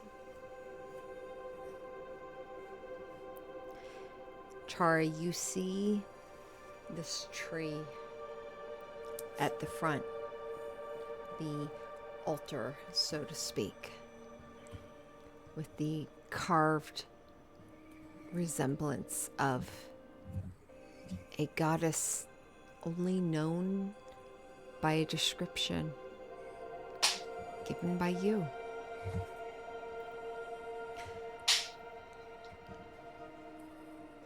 Lanterns hang from the branches of this tree that this temple is kind of built around.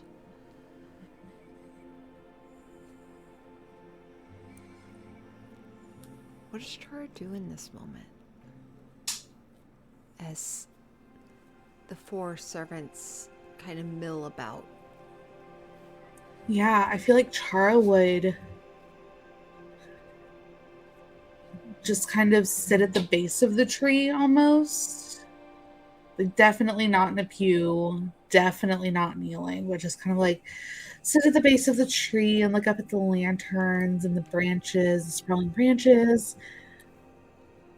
And just, she can't get the image of Mina pulling back from Chara, like yanking her hand out of her grip, like out of her mind. And she swears up and down, like to herself, like I've been helping. I'm helping. Like, I'm trying to do them a favor. Like, why are they fighting? And she's just like trying to figure out. But like, she keeps talking herself in circles that what she's doing is the right thing to do. And she's at a loss. In this moment, you hear in the earpiece, "Darling, looking for you. Not in the manor. By any chance, would you be willing to tell me where you're at?" I'm in town. I'm at the temple. "Oh, perfect. I am in town. The temple. Not been there before. When you come off the main road, right or left?" I'll meet you outside. I love you. The line cuts, and a few minutes later, you see Parsonus in the darkness. The lamp lights as he kind of steps into it. He waves to you.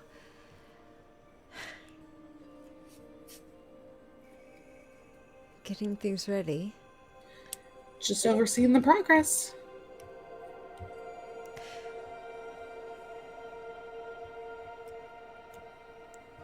He hesitates for a moment before he kind of reaches up and takes your hand. His hand kind of lightly grips the back of your... His thumb kind of gently brushing against your wrist. The others have expressed concern. Concern? I just want to understand. They said that perhaps as a wedding gift you wanted to kill Nathan in an effort to bring him back, but without that part actually being a substantial plan built at the moment. Which is fine. I understand, running with an idea. Okay. I mean, I like that the emphasis is on the killing Nathan part, not the whole saving him from a terrible fast-forwarding death. That's the that's- part I hung to. I get it. I mean, that's the whole thing. That's what it says. You kill them and then they come back with a new body. That's how it works. I've given them the how. The why is because his current body is broken. Hmm. I thought it would be a nice wedding gift. Yeah, it's lovely. It's beautiful. Like, we're always running around like there's no time left in the world, and Nathan is literally running out of time, and everybody's looking at me like I'm the crazy one.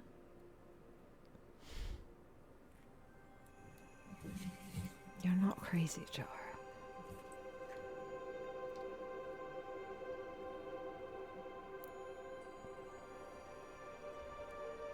Time is fleeting. We have so little of it.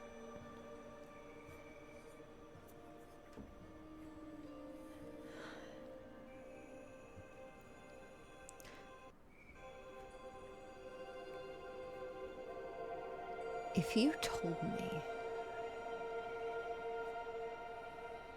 that we could be together,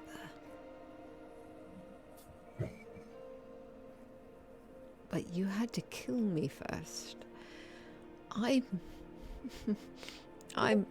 might be a little curious.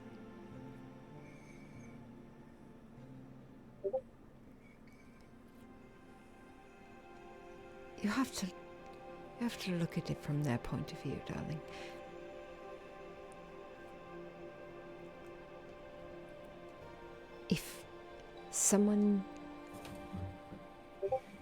If killing me could break me from my deal with my father, but there's a chance I could come back as a snail, a little tiny snail, would you still want that?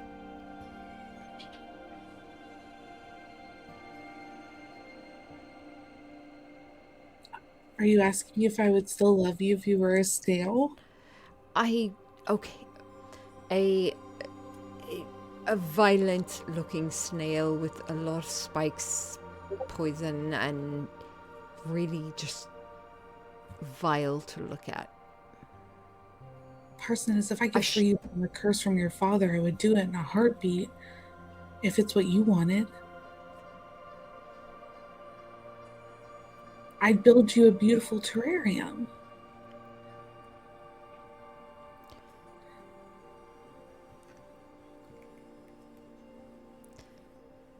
And then I'd live out the rest of my existence trying to find a way to turn you back from a snail.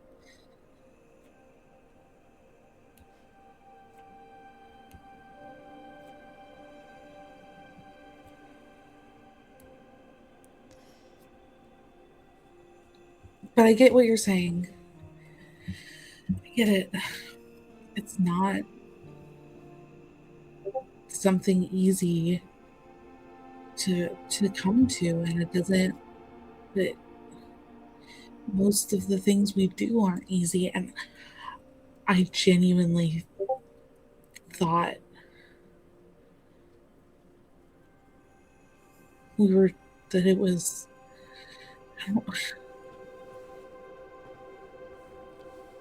I keep running it over in my head. And it just feels right. It doesn't feel wrong. What feels wrong is the back and forth about the what ifs. We can do what ifs all day. I don't know what's happening. I know. There is a terrible thing before you. There are no perfect answers. And you're trying to accommodate for that. There's nothing wrong with that, Jara.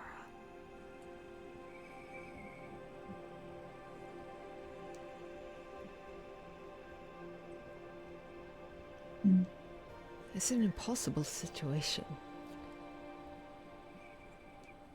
Before all of this stuff happened, I was so confident in myself. I knew exactly what I would do and how I would do it. And I wouldn't have somebody else make the impossible choice. I would be confident in the answer that I knew, you know? And somehow now I'm questioning it, and I have others questioning me. It just doesn't. I don't know. This is what happens when you attach yourself to others. You will run into other opinions, other choices.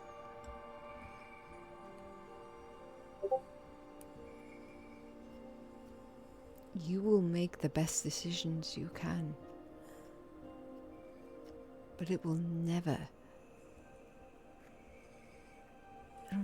make everyone happy.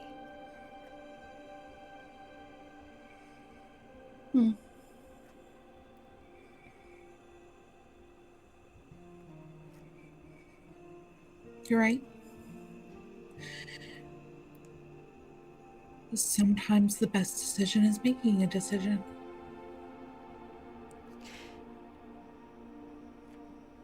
Before you make that decision, this spell, this thing you were wanting to do, who did you want to cast it? Oh, Eunice. Who? Eunice?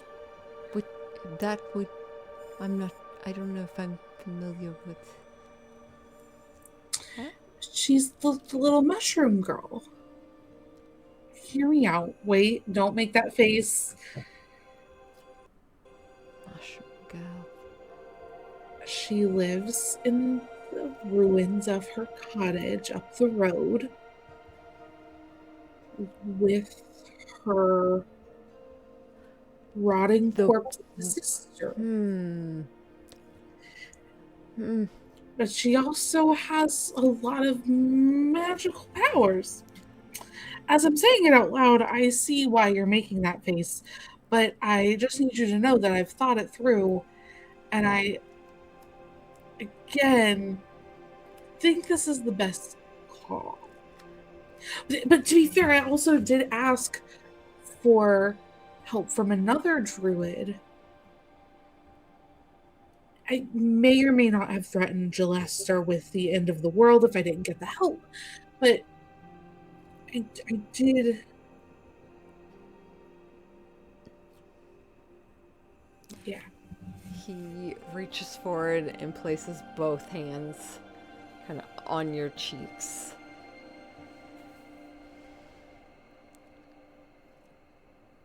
You're beautiful. I absolutely adore your dedication. I think your choice of druids could be better. We'll work on it. We'll find a way. Maybe just not by... And kind of looks towards the window, looks towards the softly falling snow. Perhaps before midnight. Chara's gonna start sniffling and just but I wanted to get them a nice wedding present. He tucks his finger under your chin and lifts it and looks towards you.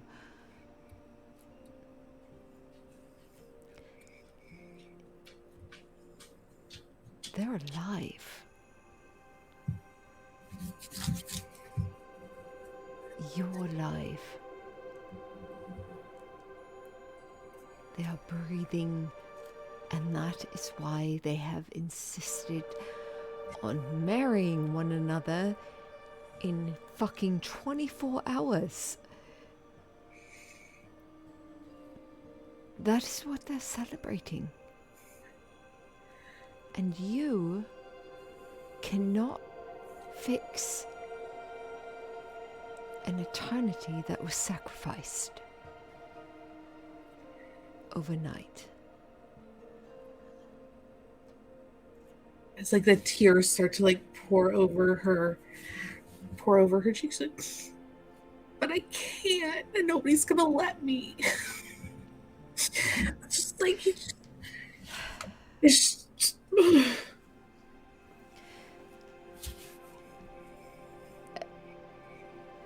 Sometimes the hardest part about being the observer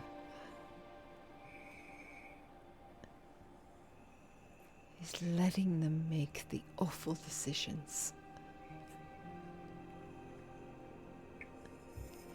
You have to let them choose. Even if it's the wrong decision.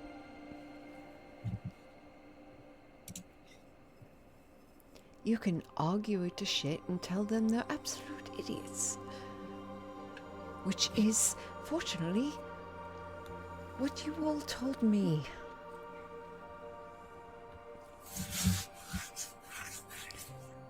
And I am an intelligent being, therefore I listened. And I realized I was being a stupid git. And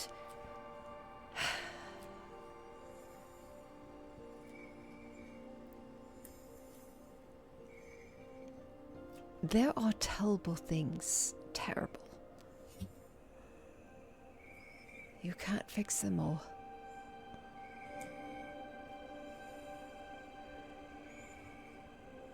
But we can be there to walk through it with them. And if we find a way, even if it's fucking freezing them, until we find a way, then we'll do it. And I will be there next to you. And I will do it. Give me the word, and I'll do it.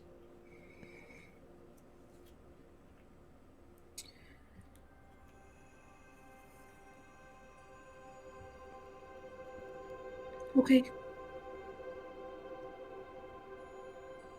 It's their choice.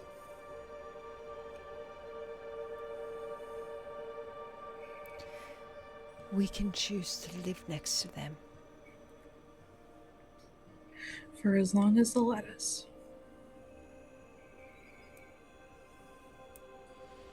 He reaches forward and presses a kiss to your cheek. As long as they'll let us.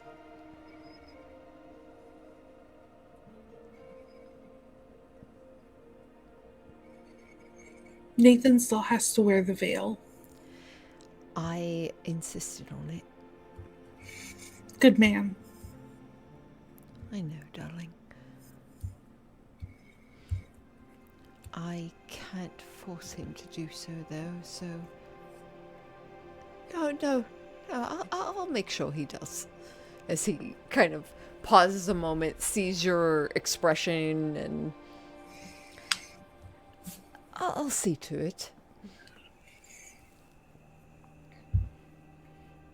Gives you a quick kiss on the lips. His thumb kind of gently rubbing along the inside of your wrist where his name resides as he marches back towards the manor.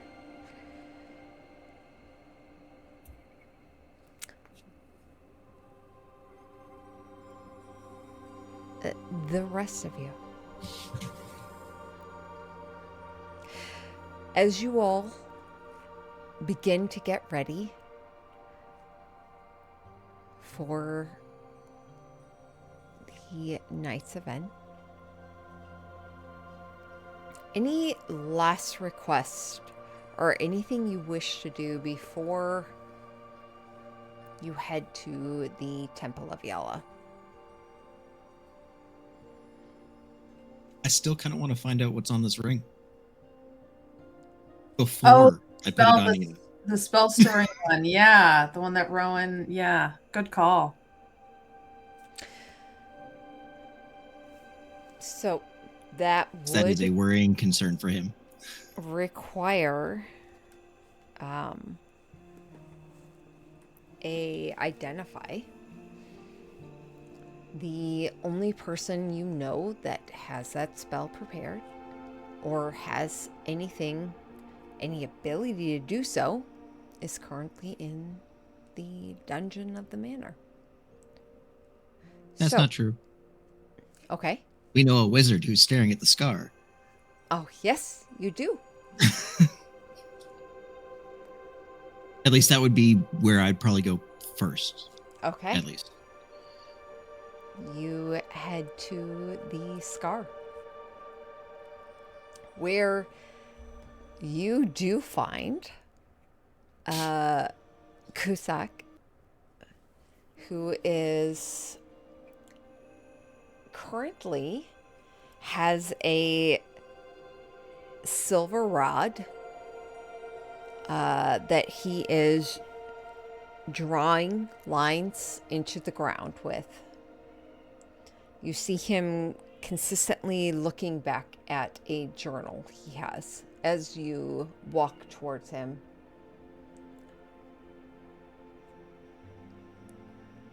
Okay, got a question for you. Yes. Well, more, yeah. And he kind of holds the ring out. Do you have the ability to tell me what is stored within this ring spell-wise? His eyes kind of drift from what he's doing and look towards the ring you have in your hand.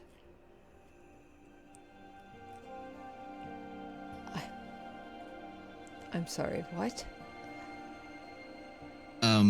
So ring, I made to be able to store spells, except I don't know what spells got put in here.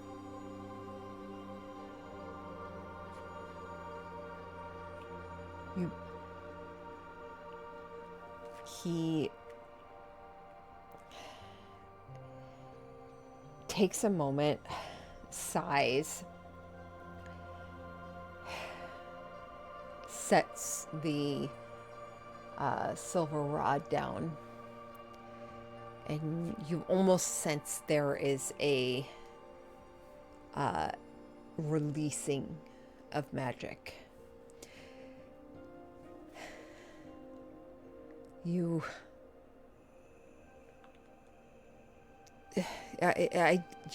wish for me to identify.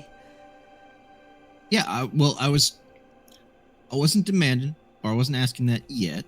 I was more curious if you could do it, and then yes, the follow-up question would be, could you do it? Just because I want to make sure it's nothing dangerous before I put it on the ring finger of the most important person on the existence to me. Yes, I can identify an object for Awesome. you. Thank you. He kind of just like opens his palm and lets it sit in there, and he's like, do you need it? Do you need me to draw a circle? Do I need to... No, I don't know how this works. it is perfectly fine. I was only mid trying to keep the entire village from falling into a deep dark scar. Yeah, huh? Want to hear what my day was like yesterday? Yes, actually. Oh, okay. I died. So, Yesterday? yeah, we went down to a fire cult and some lava thing and fighting a demigod of some sort. And it killed me. And now I'm here. Spell? Or That killed me, or that brought you back? a god, I think. That is It's kind of fuzzy. I just remember hearing his voice in my head, so I'm going to assume he had something to do with it. You must be truly sought after. Luck. I think luck. I'm pretty sure luck. I can tell you it's not luck. The weakening has lengthened our reach towards the divine.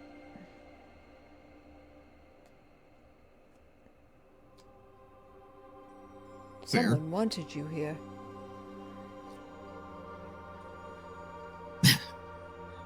Probably. I would assume he probably doesn't want me back. So probably why he wanted to keep me here.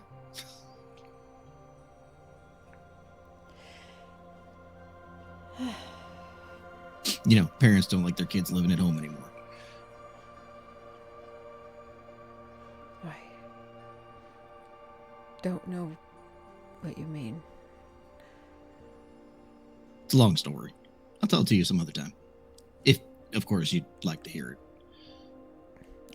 I love stories. Well, history this and I'll is come what down and we visit. learn from. I got like 568 years of history if you'd like to hear it.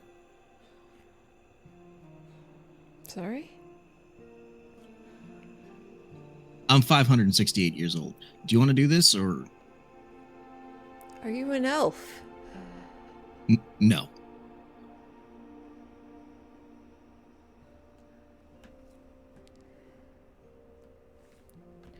Starts to draw a finger around the ring. Pauses a moment. What manner of being are you?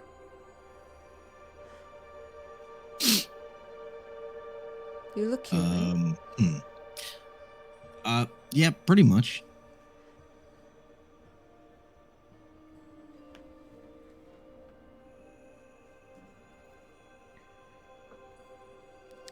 Are you...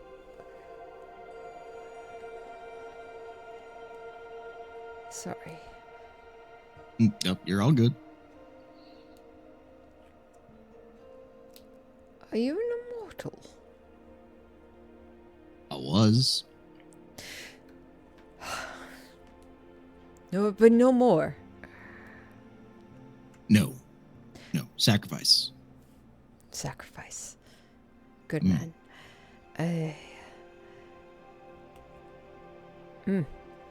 For a good reason. And he holds up the ring. Yep.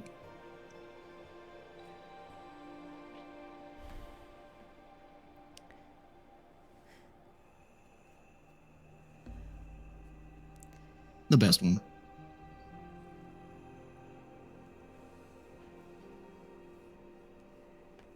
One I believe in.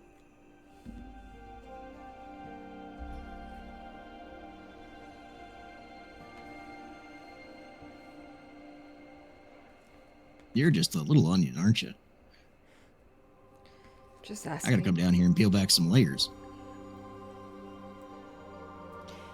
It's just good to know the mindset of those you're working for. That's fair. I love this girl with everything I have, and I was not gonna let go. Nothing was gonna stop me.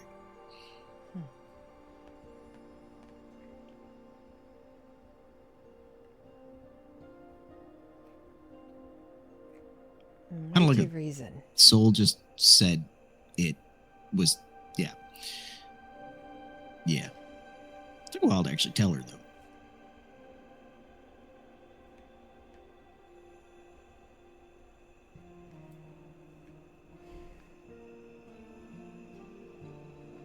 This seems a worthy cause. Hmm.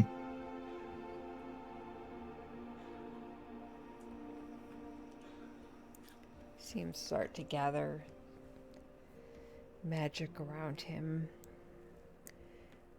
Every now and then you see his finger kind of draw a rune in the air.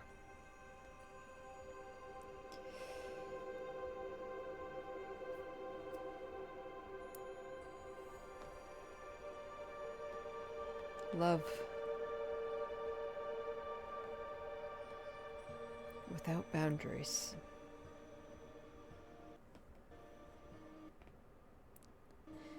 It is beautiful and dangerous. Mm-hmm. Sacrifice.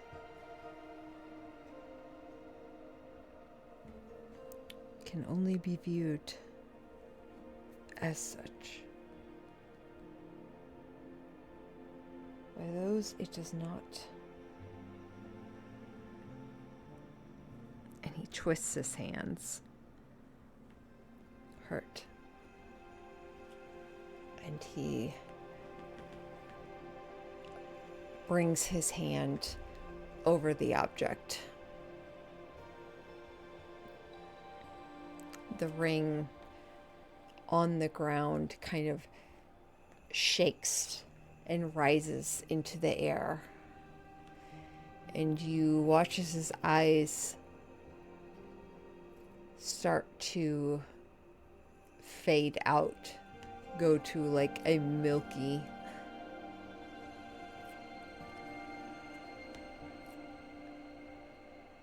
and it rises into the air and his fist catches it, his eyes unseeing.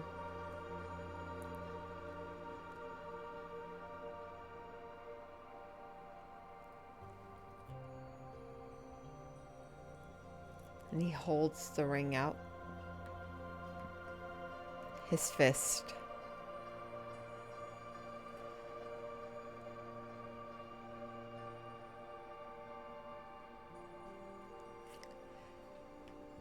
And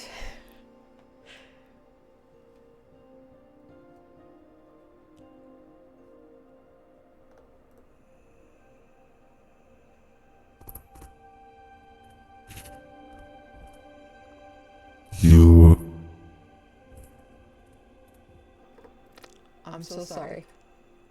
So the wizard's now dead. No, not at all what I meant to happen. He holds it. That was some PTSD right there. Oh, Holy shit. fuck. Holding the ring, he holds it out. His eyes kind of still that milky, glowing white.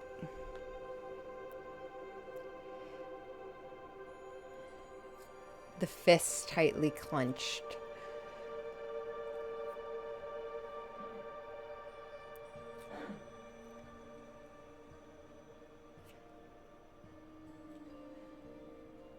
And he brings the fist around and opens it. And the ring sits within his palm.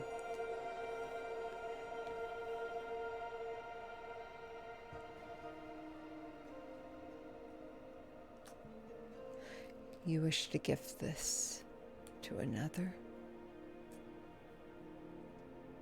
That's the plan. Yeah.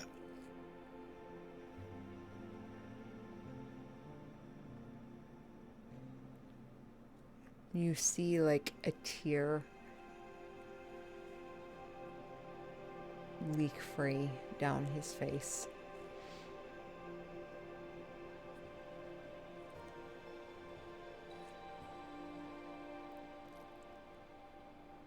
So, not good?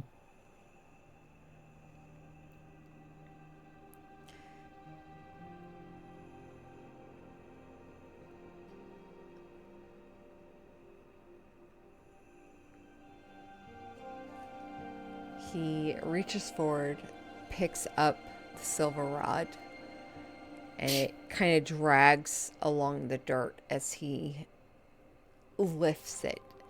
It is a couple ounces, but as it drags along, you almost gather there's like a weight to it, like a gravity holding it, a magnetic force before he kind of pulls it free. I think in that moment, Nathan's just, Aelia, am I in danger? Aelia, you hear her voice instantly with the ring.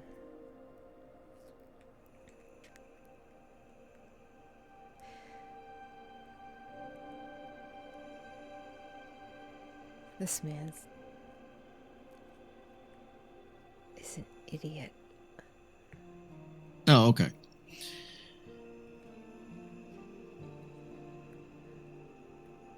You are also an idiot. Yeah, I figured you think about that most people, so.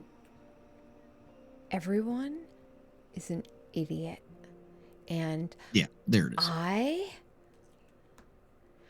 want a fucking body. I want to get out of this goddamn ring. Yeah.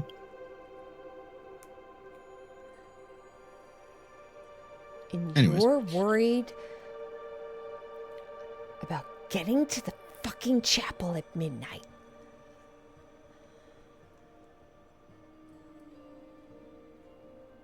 Well, I mean, you weren't concerned enough to warn me that I wasn't seeing reality and talking to nobody I prior tried to afterward. warn you. I tried to warn you, Nathan. You weren't listening. Yeah, well, perfect. If you aren't there on time, so help me, if I ever get out of this ring and you're late to my sister's wedding, I will end you. When have I ever been late for... And anyways, sorry, I gotta talk to this guy. So, where were we?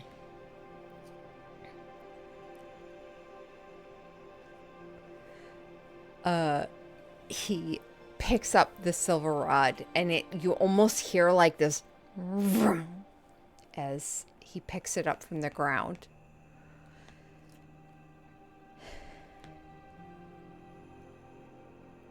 I'll need to start again.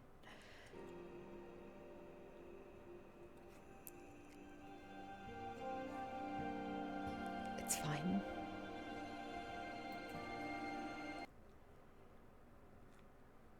It only takes 24 hours to cast.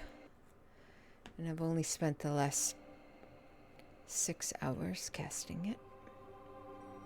You could have said no. It is my fault.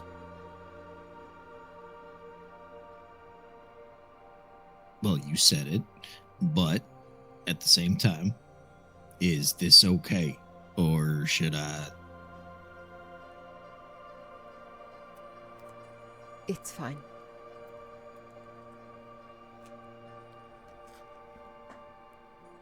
Nathan, or JD, I will send you the spells that are, Okay. he tells you Yep. are listed within it. Okay.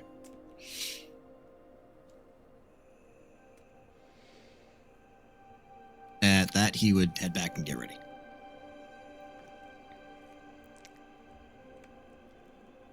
Beautiful.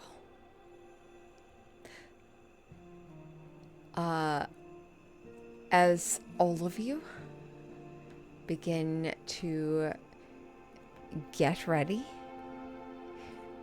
for the event of the night,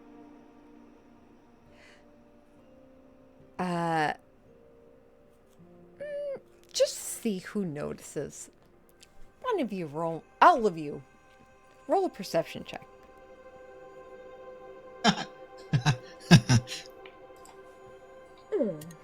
God damn it. It's another 17. That's your third 17 perception check of the night. For context, that's my third 4 that I've rolled tonight.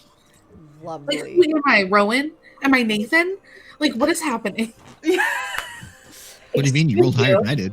What'd you get, Nina? 2. Oh, fantastic.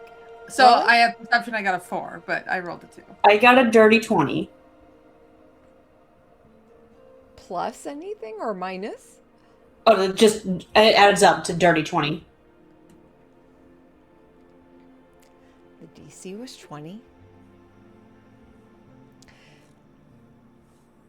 You see at some point during the evening, Corbett walking up out of the dungeon.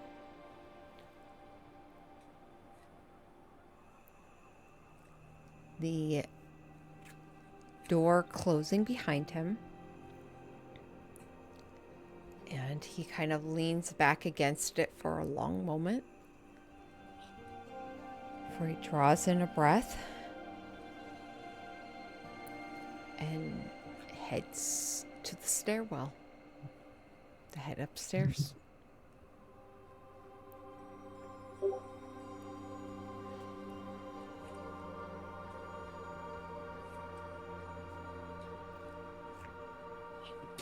You son of a bitch.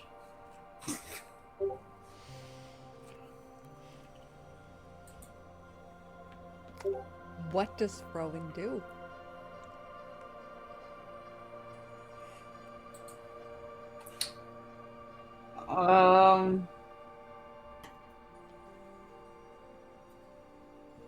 I would immediately go to the dungeon door and check it and like look inside. You said the dungeon? Yeah, I'm where Oh, you're going downstairs? I'm going and checking.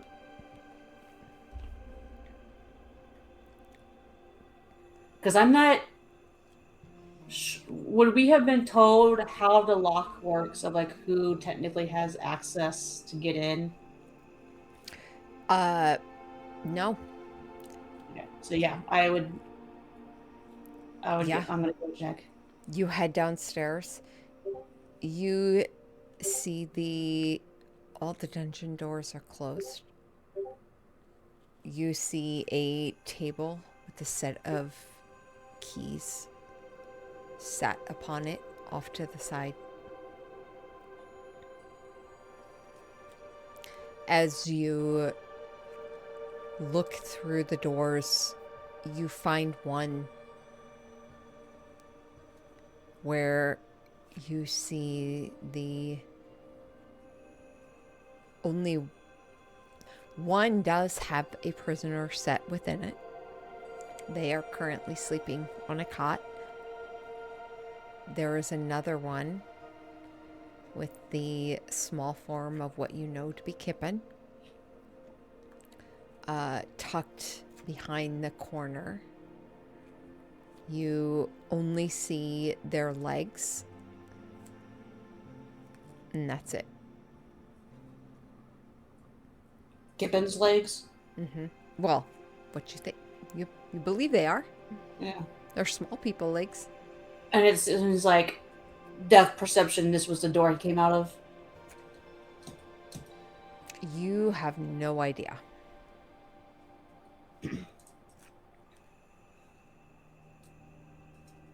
I will go in and check if she's still breathing. You head to the table, snatch the keys, unlock, step into the room. As I'm doing that, Char has it, Parsonus and Gildred. Gildred. I'm going to say Glenda. I was like, that's not it. I will speak to, like, when I'm going back to grab the keys, I'm going to speak into the earpiece saying, I'm checking something in the dungeons. If I don't come back, or if I'm not seeing and just that way someone knows, because I am on full alert right now. I have been betrayed too much, so yeah, just so that someone knows where I'm at. Who do you say that to? It's into the earpiece, so they all hear it. Chara, Parsness, and Gildred will all hear that. Oh shit. Oh yeah, you do have one. Okay. So you head in. The rest of you are warned. Rowan, you head into the room. You hear the click of the lock. You hear the... She pulled the door open. You step into this cold, dank cell. And if you didn't know there was a small body within it, it would look empty. As you step towards the back of it, and you see the form of Kippen. Her knees still kind of pulled up to her chest. She's tucked down a little bit more. Her fingers are uncurled, but they're clasped together and held to her lips as she's leaned against the wall. Her head kind of leaned against it. Her entire body leaned against it, tucked behind this cot, and her eyes just staring, unseeing ahead.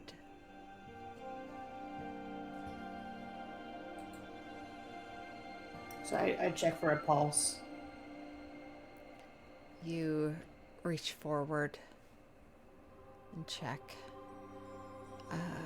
Roll me a medicine check.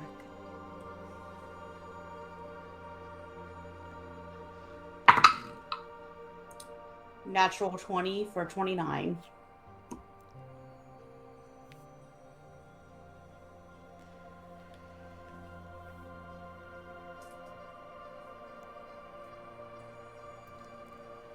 As you're checking,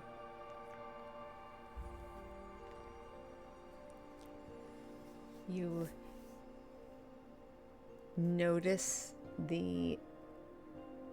you didn't see the poison when it had taken effect. The spreading dark green, yellowish veining and almost like it scabbing over.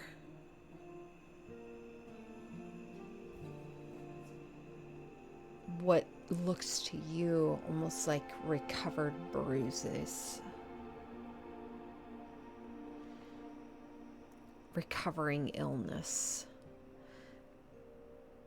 And the smallest of trembling coming from her form. There is a empty cup set next to her.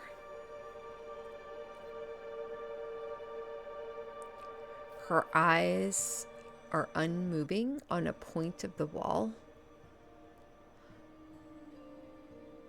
And you see the faintest breath coming from her.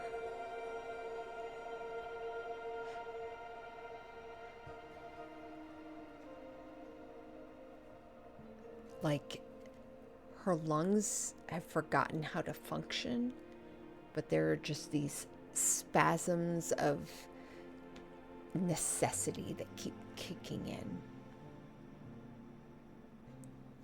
And she says something that you almost hear in a voice that is not hers. Hey ho, little crow.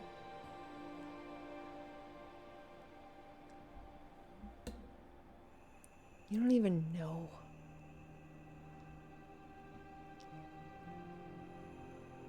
Where you've heard that before. It almost slips past her lips. And for a long moment, with your fingers pressed to her throat, checking for life, you feel your mind searching.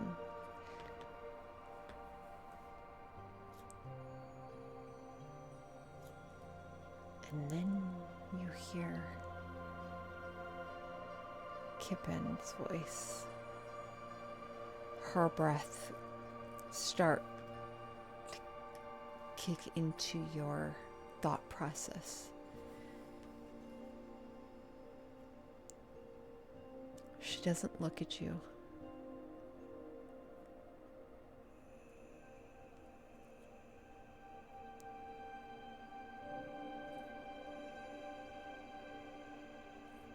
You know what it's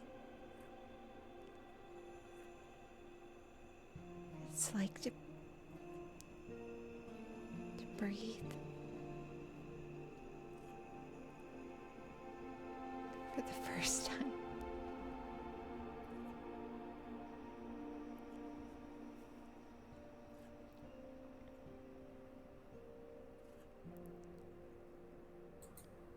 To be seen and used as a tool, means to an end your entire life.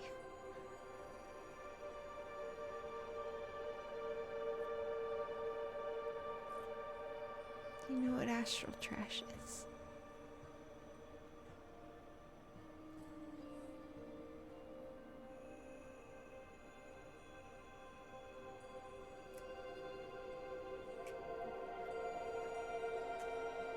Was Corbett in here?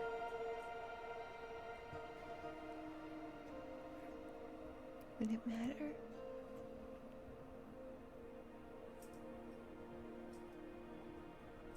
It matters. Was Corbett in here? Yeah.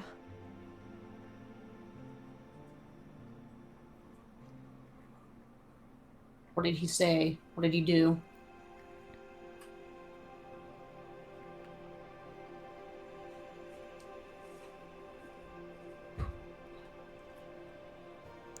He asked me what a Kamada was.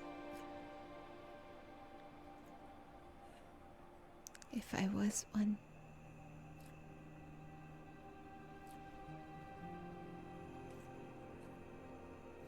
And he offered me more water.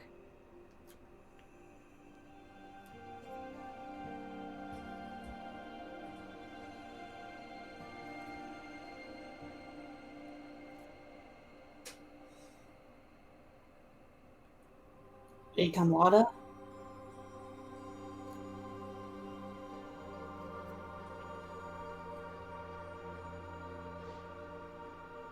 I guess that means you don't know what it is either.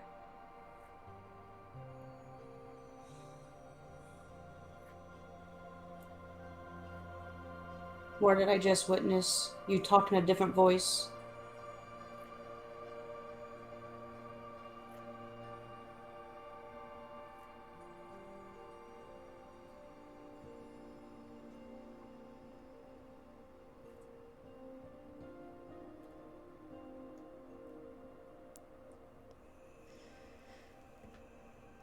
Roll a persuasion check.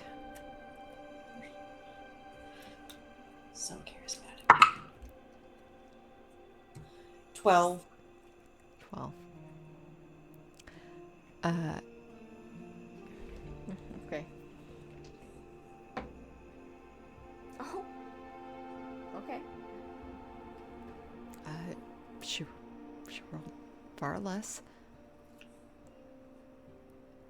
She leans her head against the wall.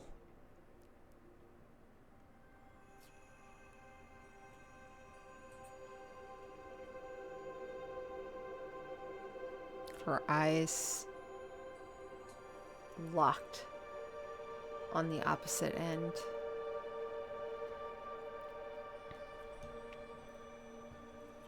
Have you ever heard the term astral trash?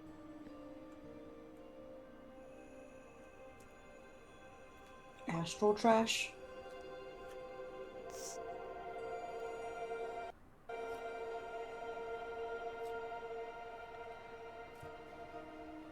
what No. you-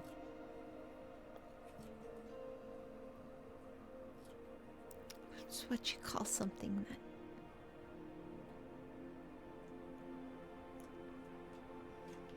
doesn't actually have any value. You just trade it on if it's still needed.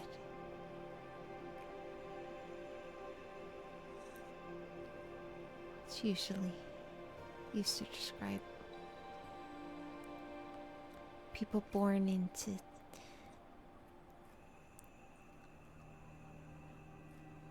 mining prisons or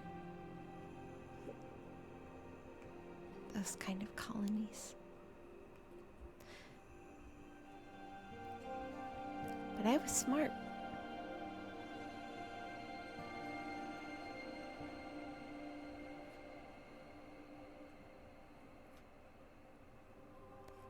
So that bought me a ticket out of the mines of Akron, and me?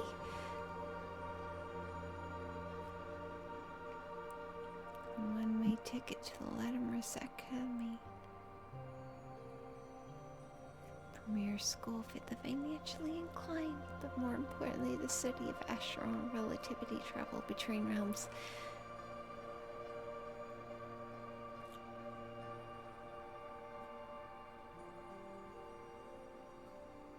Most of my professors failed me. They didn't understand the mathematical structures I was trying to map out.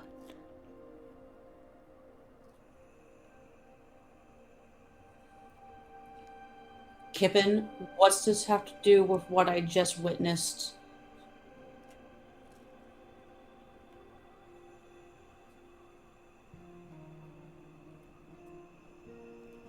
What did you see? You talked in another voice.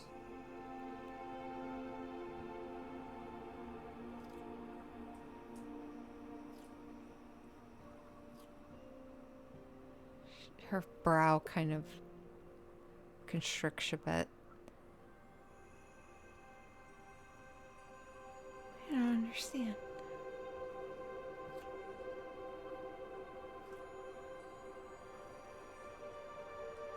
Did you get better or worse after the water Corbett gave you?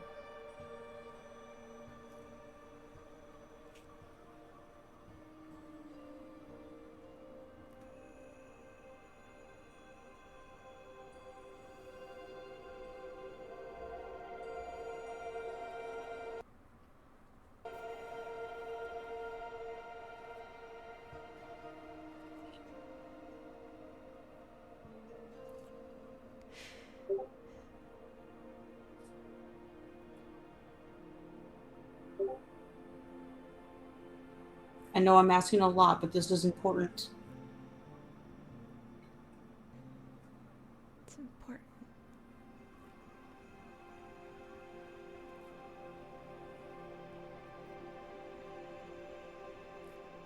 Did To the you. water get better or worse?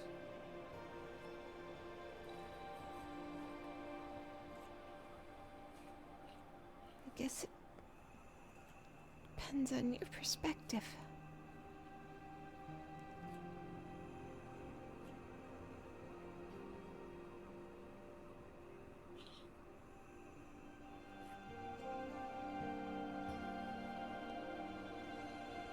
It's not my perspective, it's yours.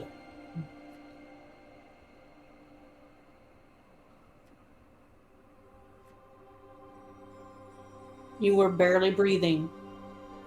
Did it cause that? Or were you already there?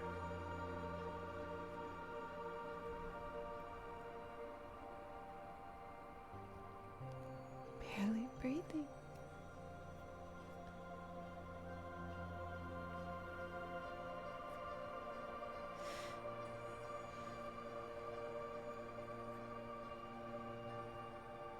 Do you know what it's like to not breathe?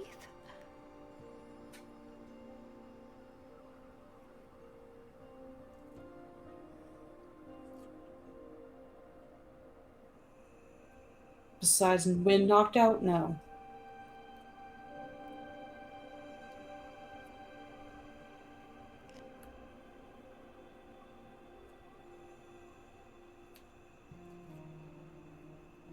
What are you trying to say?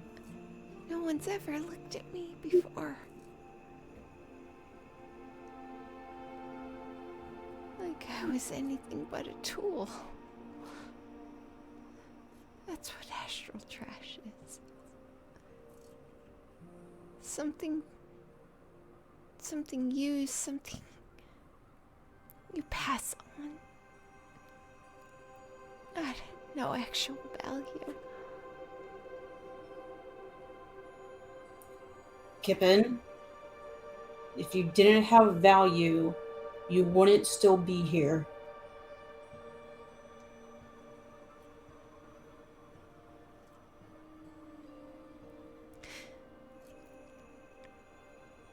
You are still here.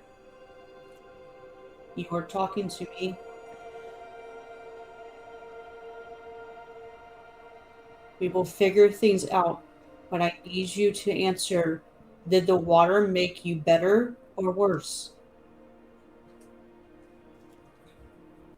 It's fucking water, Rowan.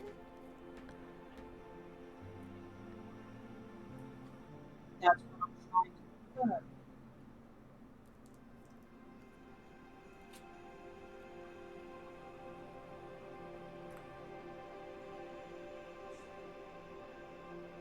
Sometimes you just need to hurt.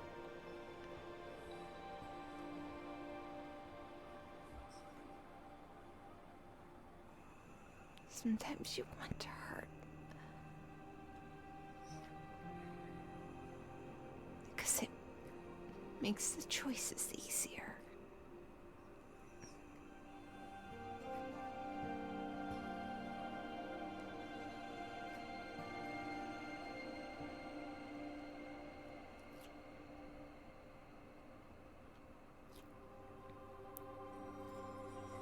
Her eyes kind of drift to the cup of the water overturned.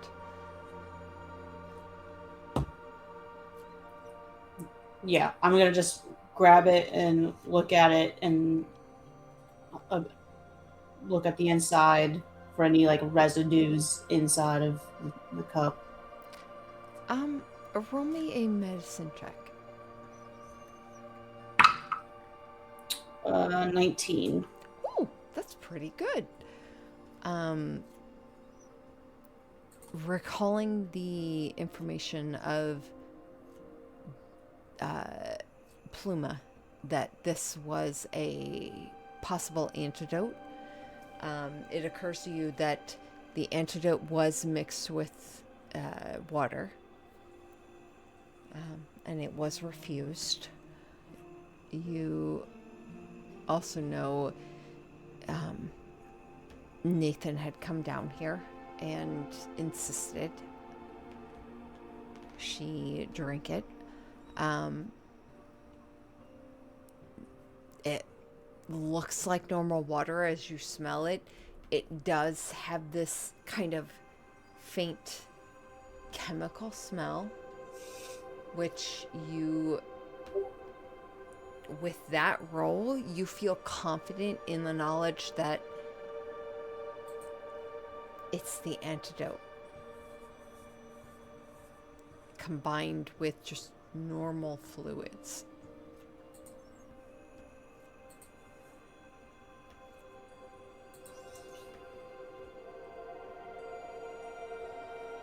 After looking at it,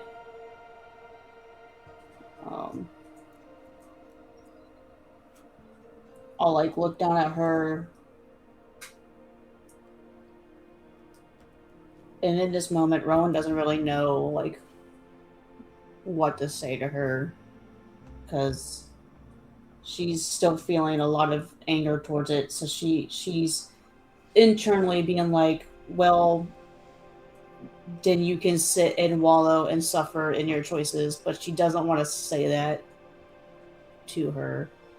So she's like, looks at her in silence, and then I'm just going to get up and leave. And then I'm checking on the other prisoner. Yeah. That's it. You head out the door. Hear the lock automatically click in place. You pull the key from it. Walk over to the other door where you see the prisoner who is sleeping comfortably on their cot. You see a plate with the plate. You imagine, based on the leftovers, that this plate was full of food. And they had their fill. And this is the leftovers on the plate as they are comfortably resting on the cot, the blanket pulled up and over.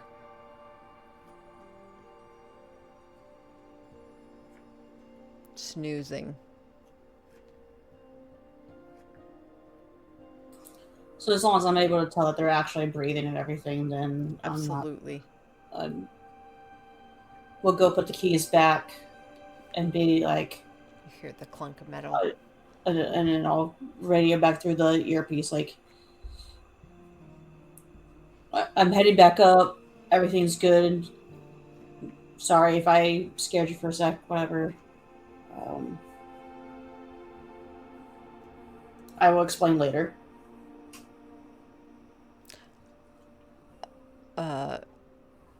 Nina, you're the... No. Chara Oh, Parsons. Chara's the only one. Chara, Parsonus, and Gildred. Yeah. Yeah, Gildred obviously doesn't respond. You hear Parsonus a moment later. I'm happy to hear that. Where are you? Heading back upstairs at the mansion. At the manor. Perfect. What the fuck is below the manor?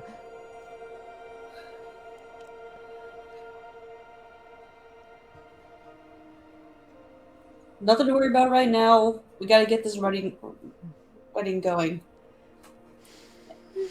And Rowan's gonna refuse to tell him because she is a little bit bitter at him for the snap that he gave her earlier in his room. So she's like, suck it, dude. You get to wallow in not knowing something. Perfect. Okay. Nathan or Nina, anything the two of you wish to do before we end the session and next session we wind up? No. Then I think this is a good place to end for tonight.